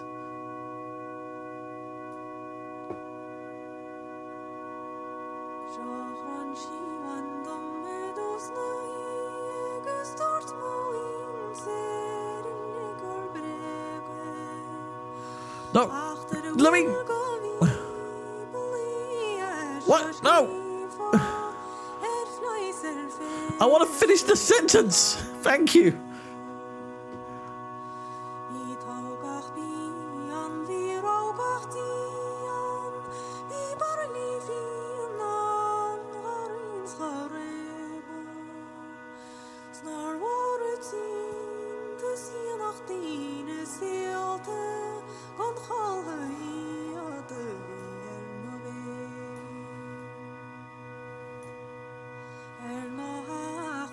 Anticipation.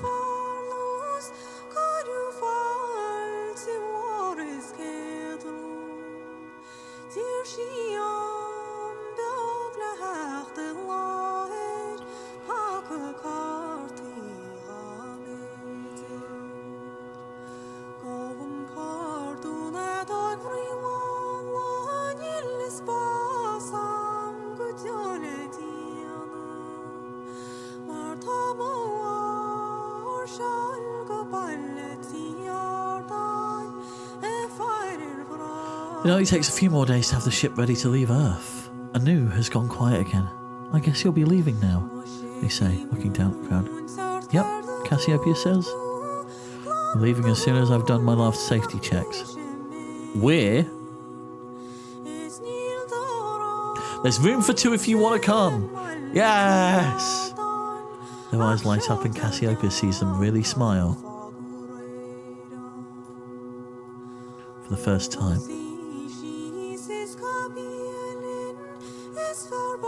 We've got about 5 more of these to do, so what I'm going to do, let's take a break.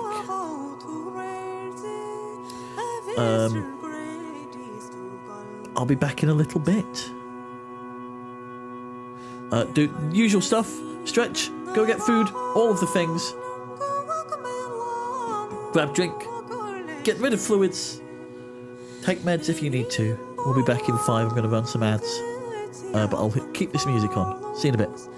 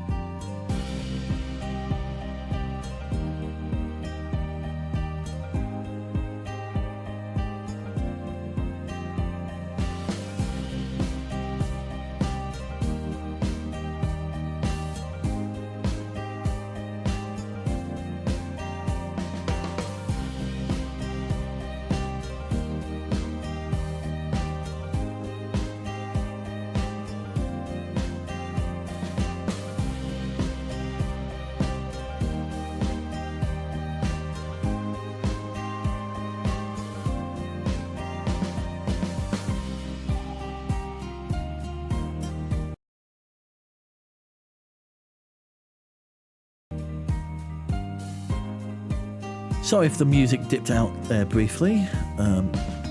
Again, whilst I'm looking at something, I can't be focused on the game, and that is exactly how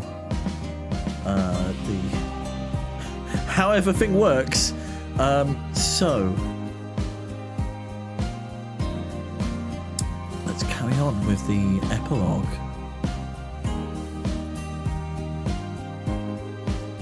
Brid.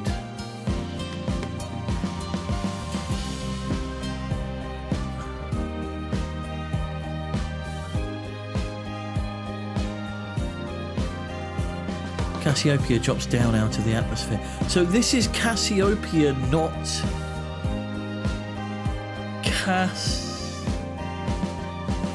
Cassia.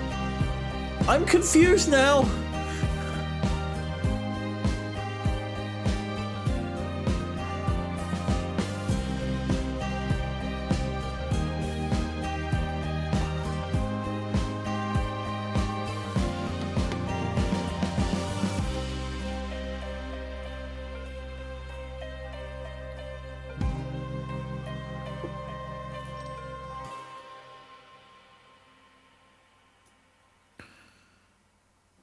So, okay, hold on. This is both the account of Cass and Cassiopeia.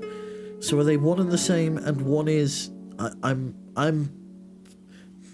This epilogue raises more questions than it answers. The anomaly has... Okay. As she approaches Keel Post Office, the sea is swimming around it, teeming with tentacled horrors, slamming against the tiny building. There's a gun firing desperately.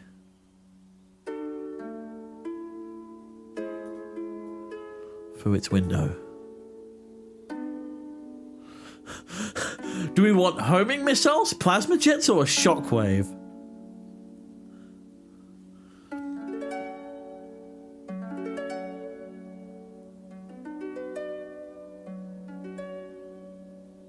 Shockwave is going to be bad for the building. Plasma jets. Cassiopeia quickly maneuvers her ship to angle her plasma thrusters, burning the tentacles until they retreat. The sea recedes, taking its horrors with it, and Cassiopeia lands immediately. She rushes inside and finds Brid McHugh holding her shotgun in her hand, looking tired, but very much alive. Is Brid Ma? Well, you're a sight for sore eyes.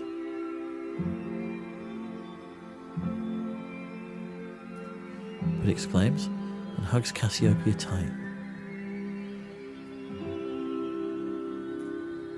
Brid puts on the kettle and they sit down to catch up.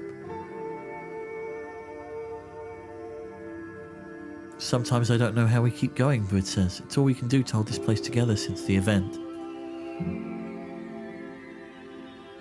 Community. But you're still a community, that's the important part. Looking out for each other is how you survived and how you will.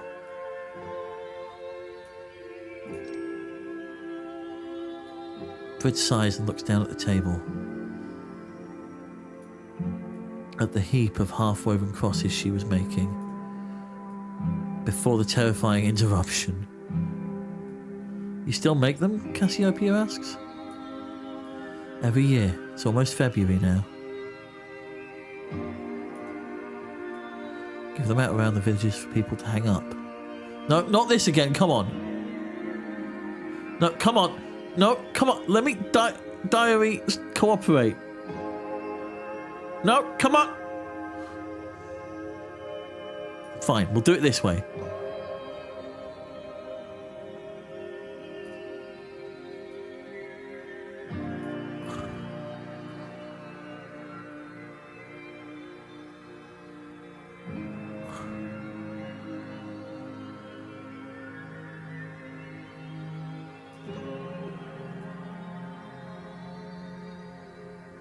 Maybe someday they'll start calling you St. Bridget, Cassiopeia says and smiles. For the little token. One extra thing she squeezed into the cargo hold. A book, a drink, or a light. A light. Symbolic. An atomic light that never dims. Bright enough to ward away any nightmares. I'm still horrendously confused. Are there two timelines that have crossed with each other? Or is this something that is playing out in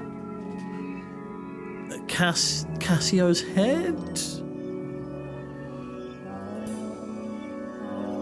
Hello. Put this here. 6 years after the event. Why are we tied up?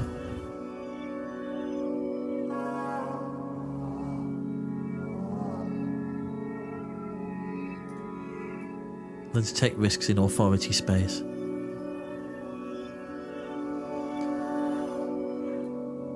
But here she's with an air. Here she is with an airlock staring at her in the face, and her final moments closing in all too quickly. No.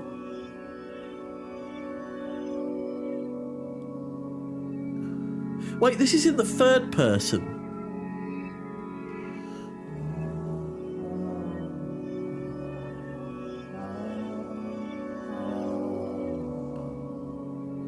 Are we writing fan fiction? Like, are we writing some sort of story? I know we are, but is Cassio writing this? Is this sort of Cassio's Anu, Revenge, Lost Shipment? Anu. She thinks about Anu. Be nice to talk to them one last time.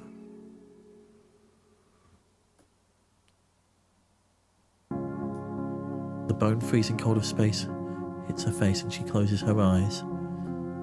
And then, warmth. She opens her eyes again and finds herself in the hole.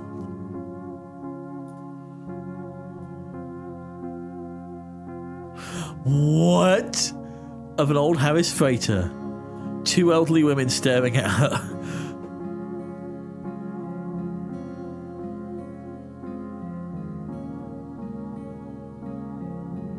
Where am I?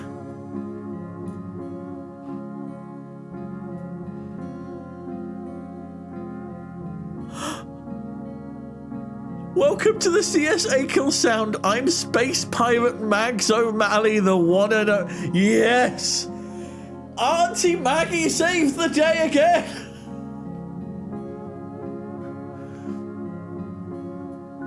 And this is Captain Hildegard. Hilda! Yes! What happened to you, kid?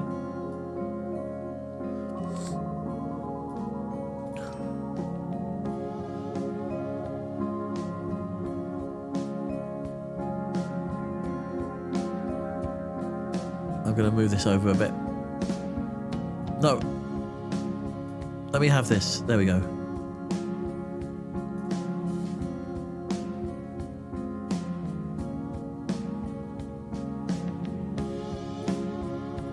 We'll take you as far as Kronos, O'Malley says. Then you can figure out the rest of it out for yourself.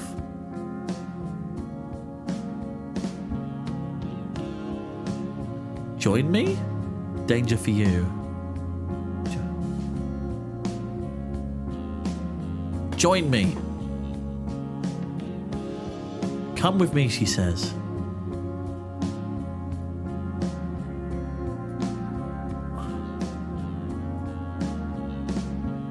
Don't worry about us, Captain Hilda laughs.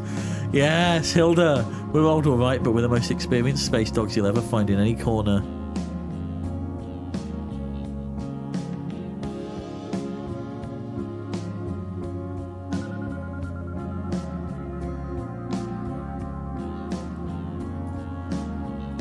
Of the galaxy.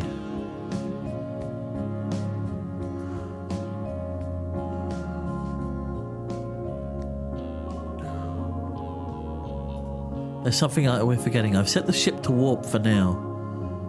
For now, we're safe as houses. So let's go make a cup of space tea for you. Yes! Space tea!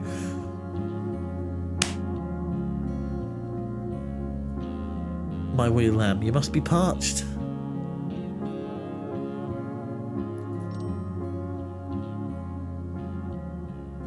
We've got 5 left. Okay. Again, I feel like we should go in order. But also... Space Pirate Mags O'Malley! Yes! I love this sort of meshing of worlds.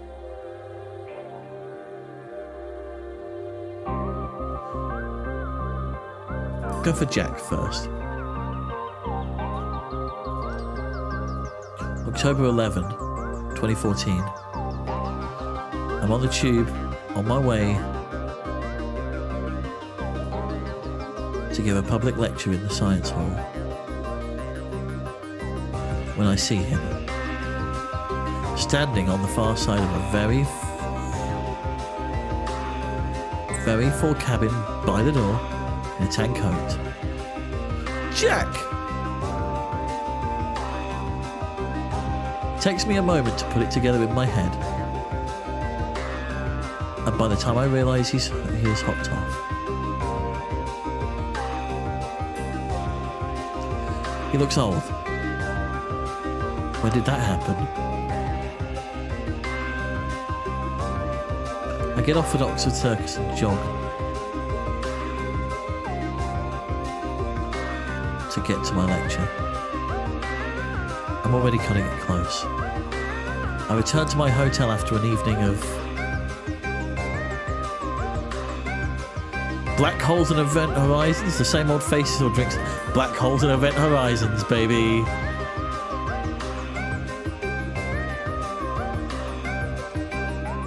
On my laptop, I look Jack up online and find him. Stranger or add friend? Do we reconnect? I think we reconnect, right? Even though it's been years, he seems so familiar. How's she cutting, Jack? I lay in the bed with the lamps off. Streetlights peek through the curtains. Can't sleep. Waves of feeling wash over me.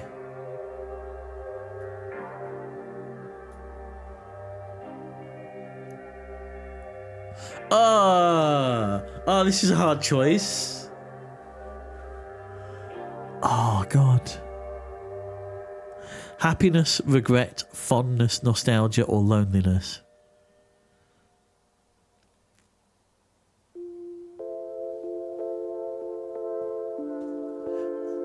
Fondness?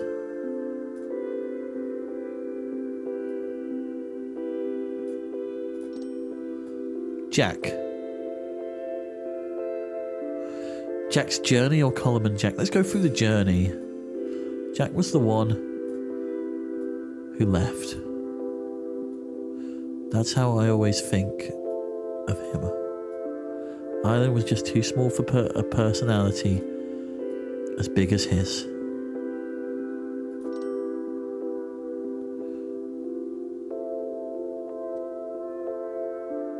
"2012, ma'am."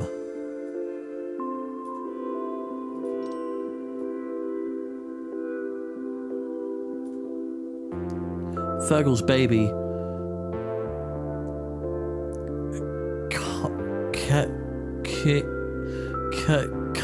Kayomi is a lot cuter than I expected.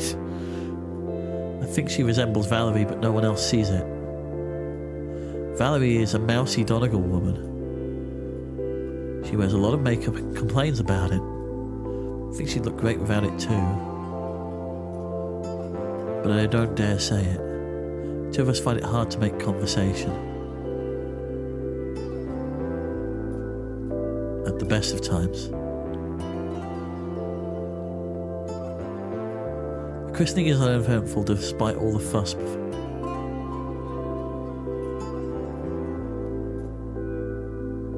Priest godmother where? godmother. Mam was furious that Fergal wouldn't make me godmother. But I just wanted to stop bringing it up. I'm not very holy anyway. At the dinner in the hotel, everyone is friendlier than I was worried about. Almost all the chat is around the upcoming All-Ireland final between Mayo and Donegal, and whether Mayo can lift their Sam Maguire curse.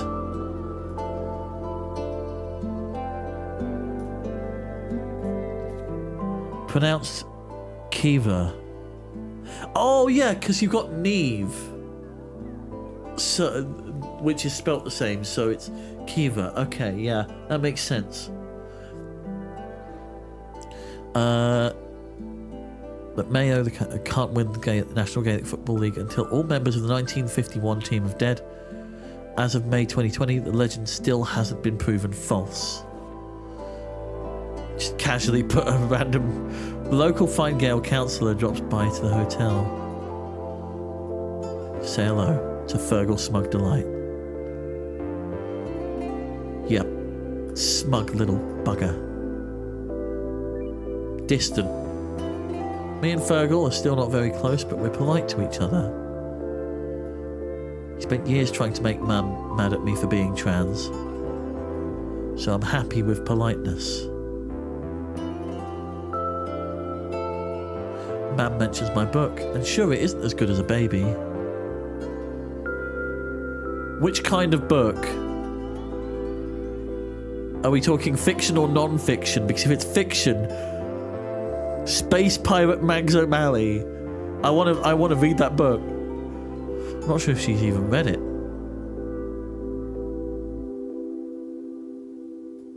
She falls asleep in the car as I drive us home.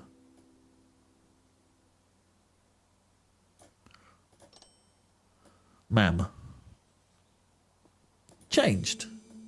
Mam relaxed as she got older. Some of that was money. Once Fergal and I were both settled and doing well, things were easier. She loves being a granny. There's no doubt about that.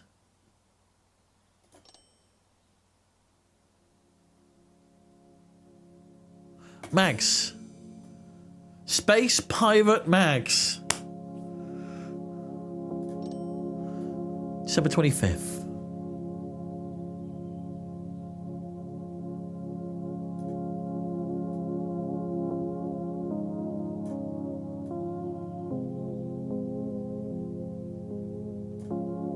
Maggie comes over to myself and Mam for Christmas dinner this year. Fergal is with a wife and Callum is away visiting friends. Happy. I'm happy to come home. It's been too long. Just the three girls, Mam says. Good fun relaxing others. Relaxing. I find the quiet atmosphere relaxing. After dinner, I cozy up in front of the fire with a book and Christmas pudding. Fergal comes by in the afternoon and everything gets a bit more hectic with baby Kiva.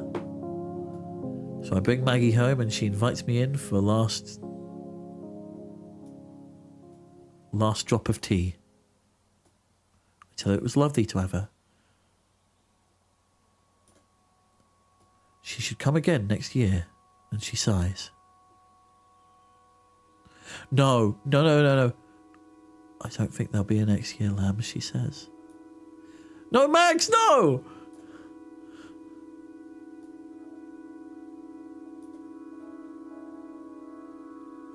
No! Max, no!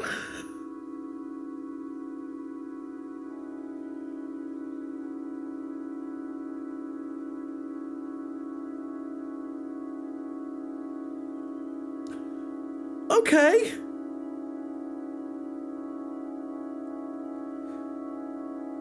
That was a gut punch out of nowhere.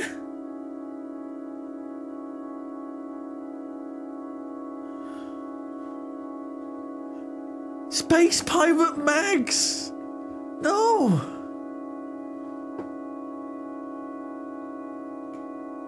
Hope. Don't say it like that. I'm sure you've been...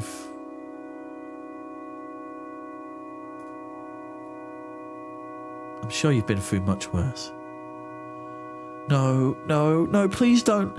No! She looks out the window. The one thing I want to do is preserve all my old photos. It'd be such a shame to lose them.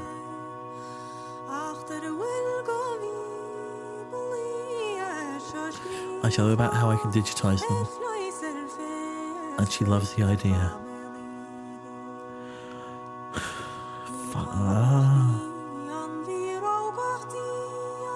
Mags is already quite old, but that still doesn't make it any less gut-wrenching, right? That still doesn't make it any less of a...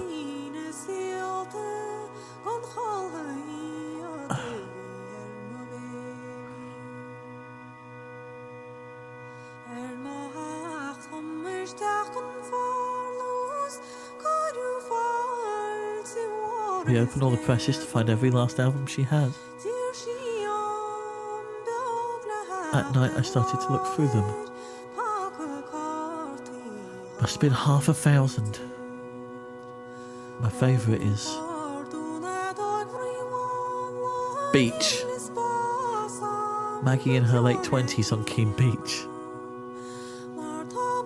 She's just out of the water, is wrapped in a towel laughing. Max, no! Maggie. Living.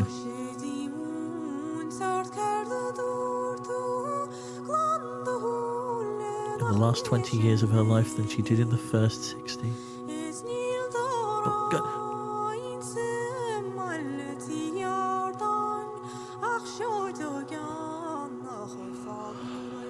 In a funny way, it makes me glad that we met that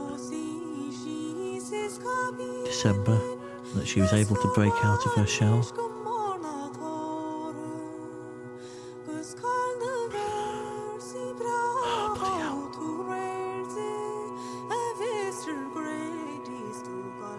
Anu.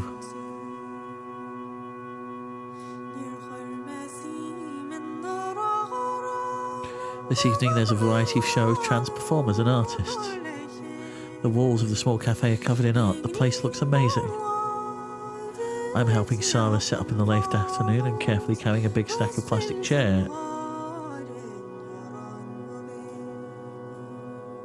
There's over loose cables when Anu walks in.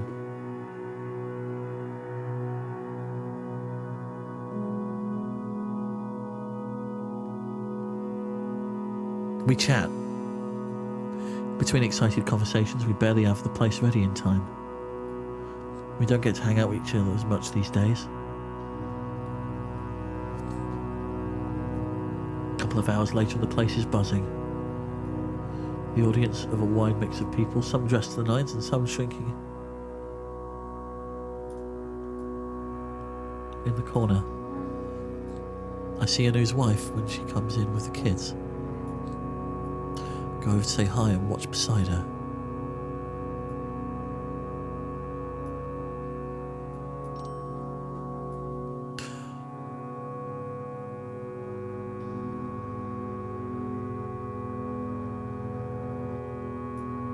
When it's Anu's turn to perform,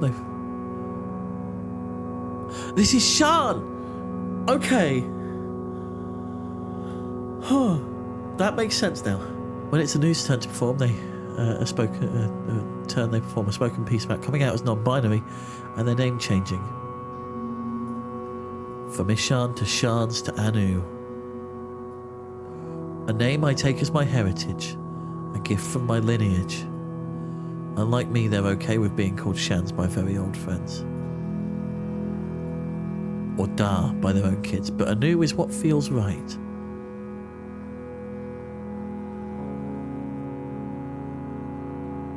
My heart. My heart is so happy to see they've grown since we've known each other. The kids do not look impressed.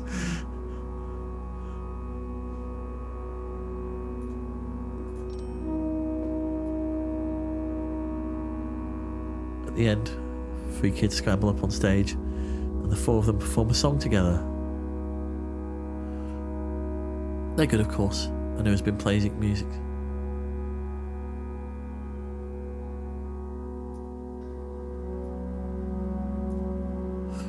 I'm with them since they were tiny, but I think it's their combined sweetness that has the crowd most of all.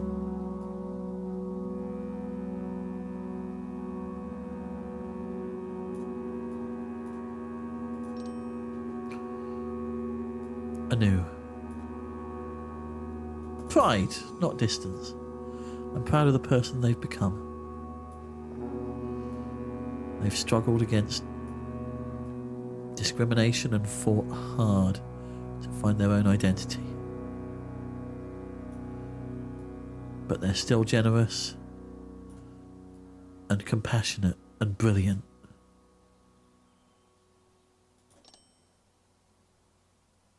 Final one is Column.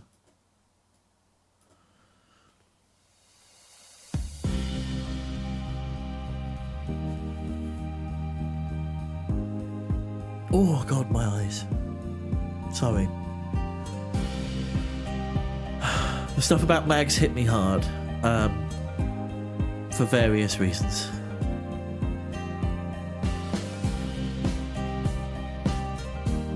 May 22nd, 2016. Colin and myself are doing the last minute wedding preparations in Maggie's old cottage. He's been renting it out for the past few summers since he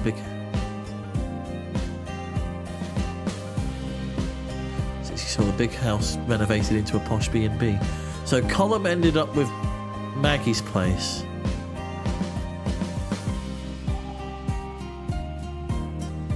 Okay. We spend the day making sure the cottage is spotless before Chris's parents arrive.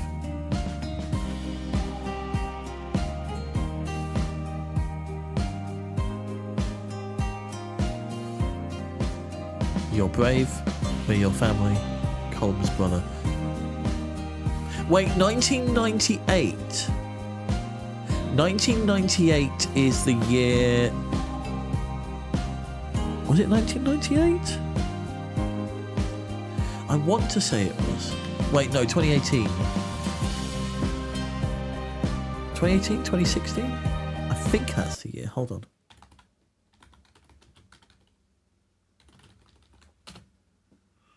Yeah. Okay.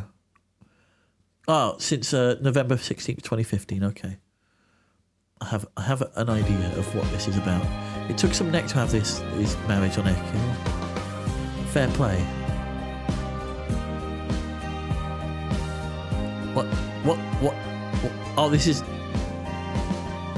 It's a head. I thought it was just a scribble. Just before we leave, Colin placed a box of chocolates in the bedroom. Chris loves surprises and hopefully his parents do as well.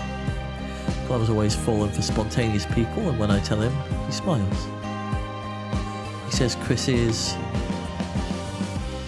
exciting. Good at keeping him on his toes.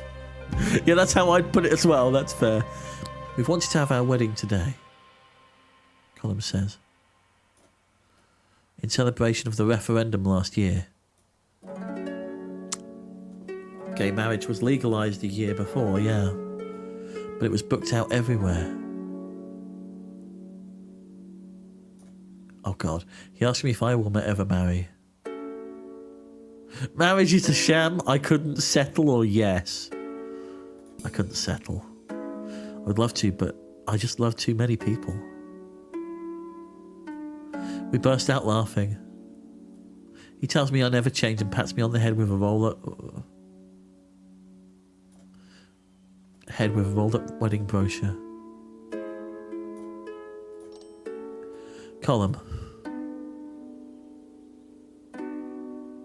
Colum's values.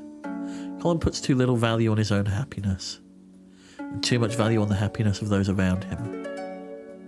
Thank God Chris is able to see when he's wearing himself thin for other people.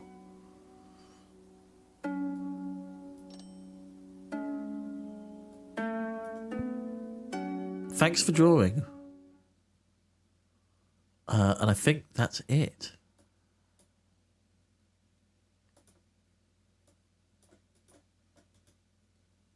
I think.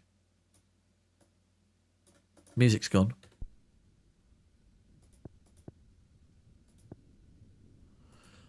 Wait, hold on. There's a what happens now. What is what happens now? Oh. It's where we were. And then there's just a glossary. I'll have this on in the background. Whilst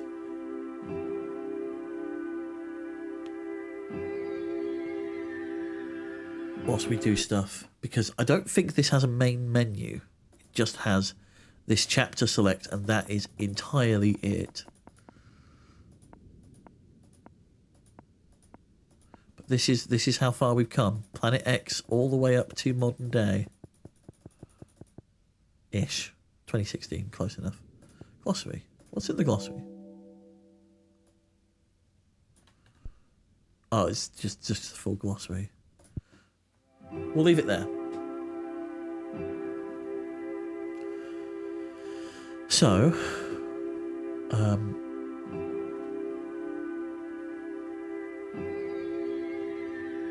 going to put this over here a second. Hold on. I'm going to disappear briefly whilst we go back to the bar.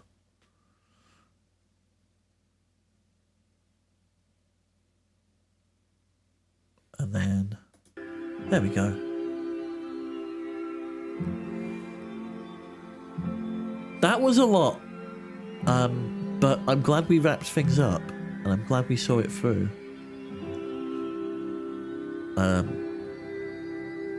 And it was a journey, and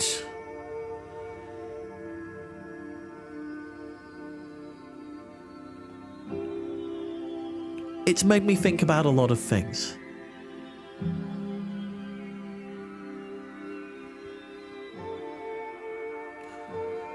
And how, especially how sometimes people may not understand the decisions that we make. They may not understand the reasons we make them.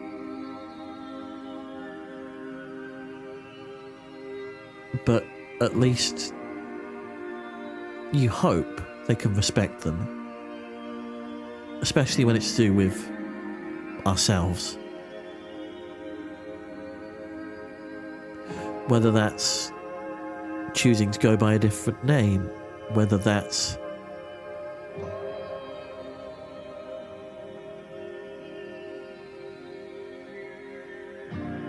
preferences, whether that's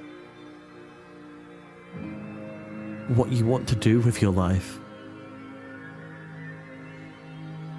whether that's what gender you are.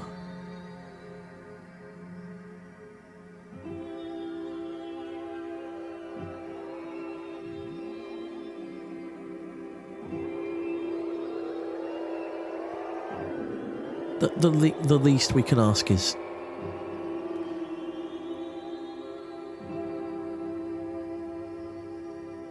the people don't go out of their way to make mountains out of molehills with those kind of decisions, right?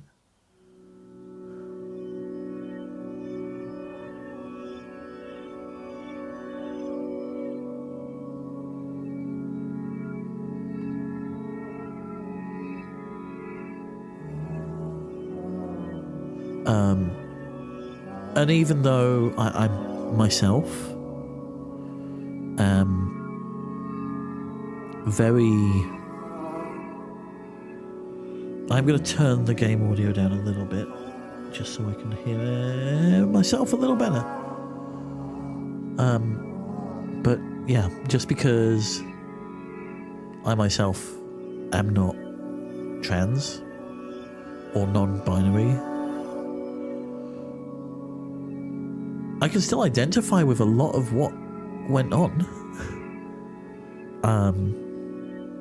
a lot of what happened to Cassio in this game. I can't, identify with what happened with Cassiopeia. I haven't been in a black hole event horizon world-ending event like the Anomaly. But that's a little. I think it's very much left up to the reader, the player, how to interpret those events. In my head canon, it feels like it's Cassio writing a story to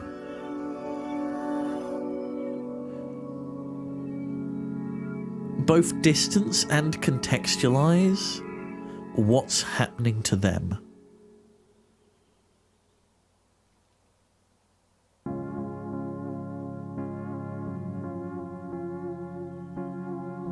I think that's how I see it. I might have the wrong end of the stick. I don't know. But this was a game full of feeling and emotion and a heck of a journey. And we're probably going to be doing something similar next week. I think I've got one lined up in the chamber. I don't know if it'll take us all the way to. We've got two more streams before the big weekend. I don't know if it's going to be a one stream kind of game or a two stream kind of game, or if we're even going to finish it in those two. But it has been on my list, and I've had a look at it, and it seems interesting. It seems to approach it from where in this game we are dealing with we're sort of dealing with a whole different spectrum of things to do with gender and identity. We have Cassio, who has already transitioned whilst they're at university, from what I can tell. We have Anu, who finds themselves during the story. Whether or not they're non-binary before that, not sure, but they certainly find their identity throughout.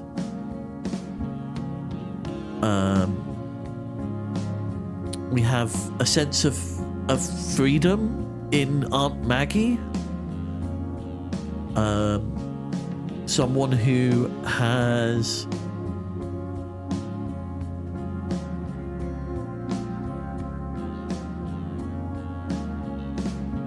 previously,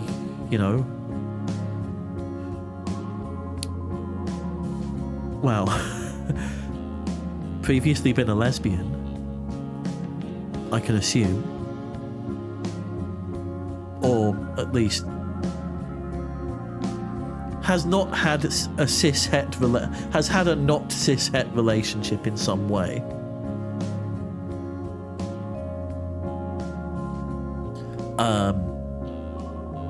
And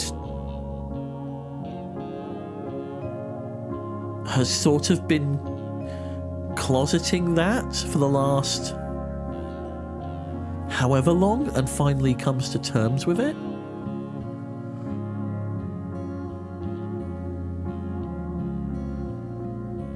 Sort of pushed it away and then came back to go, no, it's okay.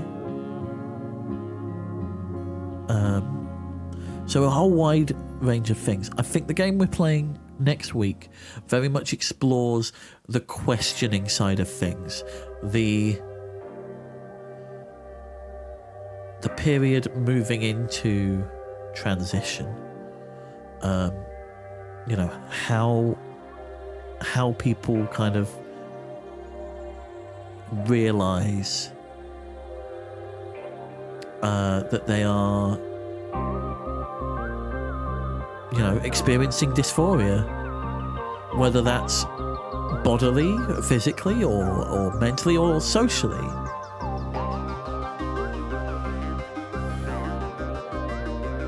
So that'll be it's going to be interesting for me to dive into that, I think, because it's definitely something I lack a lot of context for. Despite, you know, being an ally and despite having plenty of friends who are non-binary, transitioning, questioning, or have transitioned, I've never really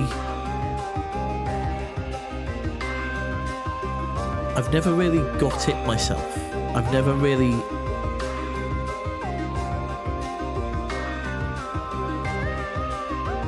understood what it's like to feel dysphoria and to feel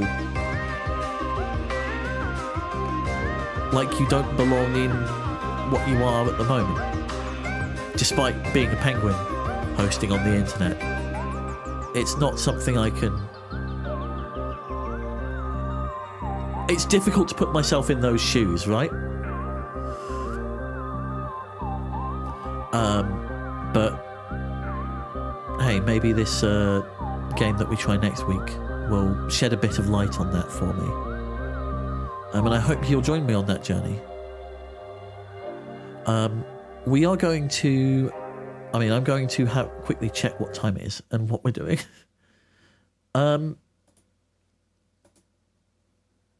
We are going to... Ooh, do I want to do a wind down? I'm going to put... I think... that's a good place to leave it, frankly. Whilst I have been severely kicked and punched in the feels by this game, we didn't have an ending that was a complete, you know, a complete downer, as it were. Everybody, especially after the epilogue, everybody seemed to be in a better place, apart from Fergal can go do one, frankly. But yeah, Maggie, the Maggie thing hit me hard, but I think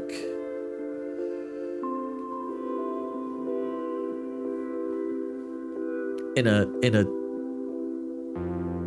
kind of joyful crying kind of way. It's really weird to say that about grieving about a fictional character.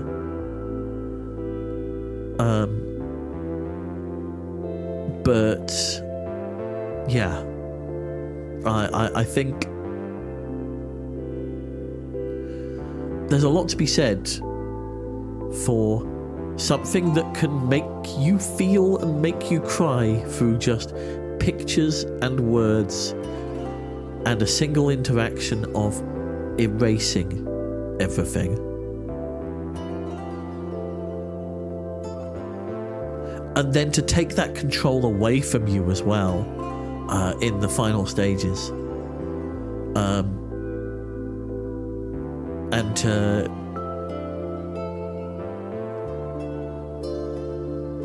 take that agency away from the player, even though the player has no agency in this. There were no choices at any point, as far as I'm aware. To take that agency away from the player, what little input they have in terms of what gets erased, even though everything gets erased in the end,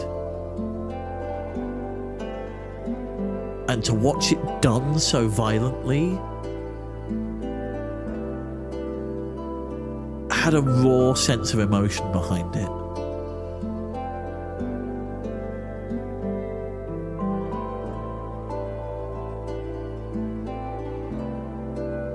And I think that goes a long way to showing the power of narrative video games and video games as art, frankly.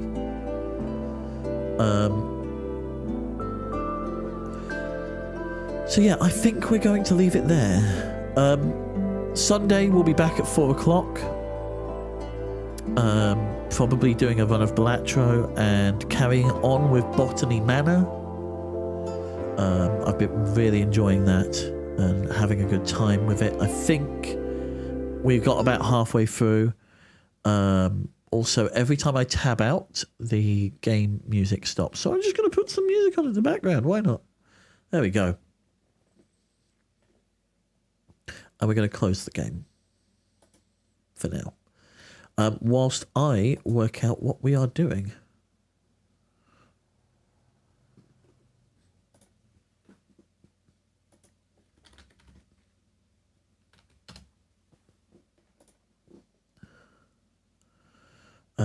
Let's have a look.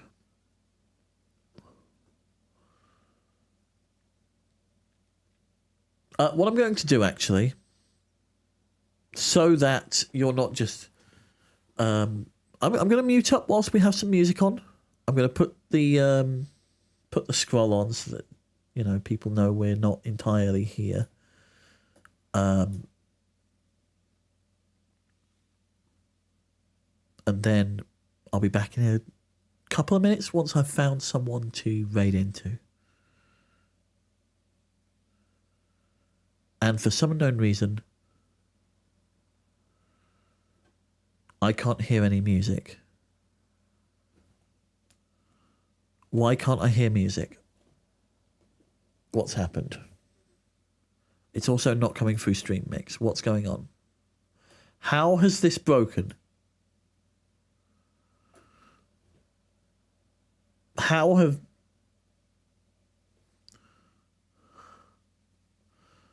Okay, that is very weird. Did it just... No. How has it done that? Great. Perfect. Exactly what I needed. Technical difficulties as we were just about to close up. Oh. That helps. I nudged the wrong button. That's what I meant to do. I'm going to turn the music up. And I'll be back in a little bit whilst I very quickly find someone to raid.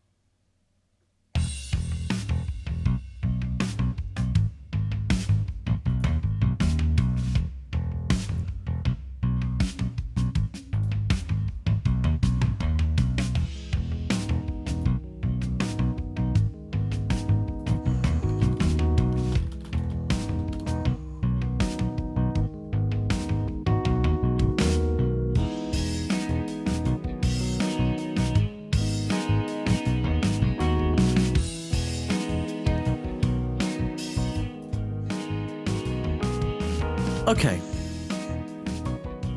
Oh, I just realised I didn't mute my microphone. So, anyway, we are going to send you over to What is Armadillo? They're playing some Voices of the Void, which is basically this.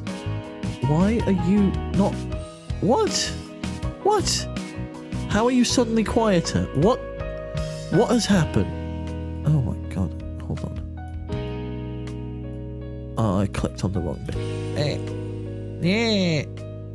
There we go. That's better. Okay. We're going to go and say hi to What is Armadillo. Just so you know, their pronouns are she. Her pronouns are she, her. Go share the love. Go flail at them. Go wave. Go be awesome. Even if it's just to say hi. They are playing Voice of the Void, which is effectively from what I can tell, it's a game where you run like a NASA signaling site that allows you to hear signals from across the universe. So we're going to go and pop in and say hi. And I will see you on Sunday, if not before. And have a good rest of your week. I will see you then.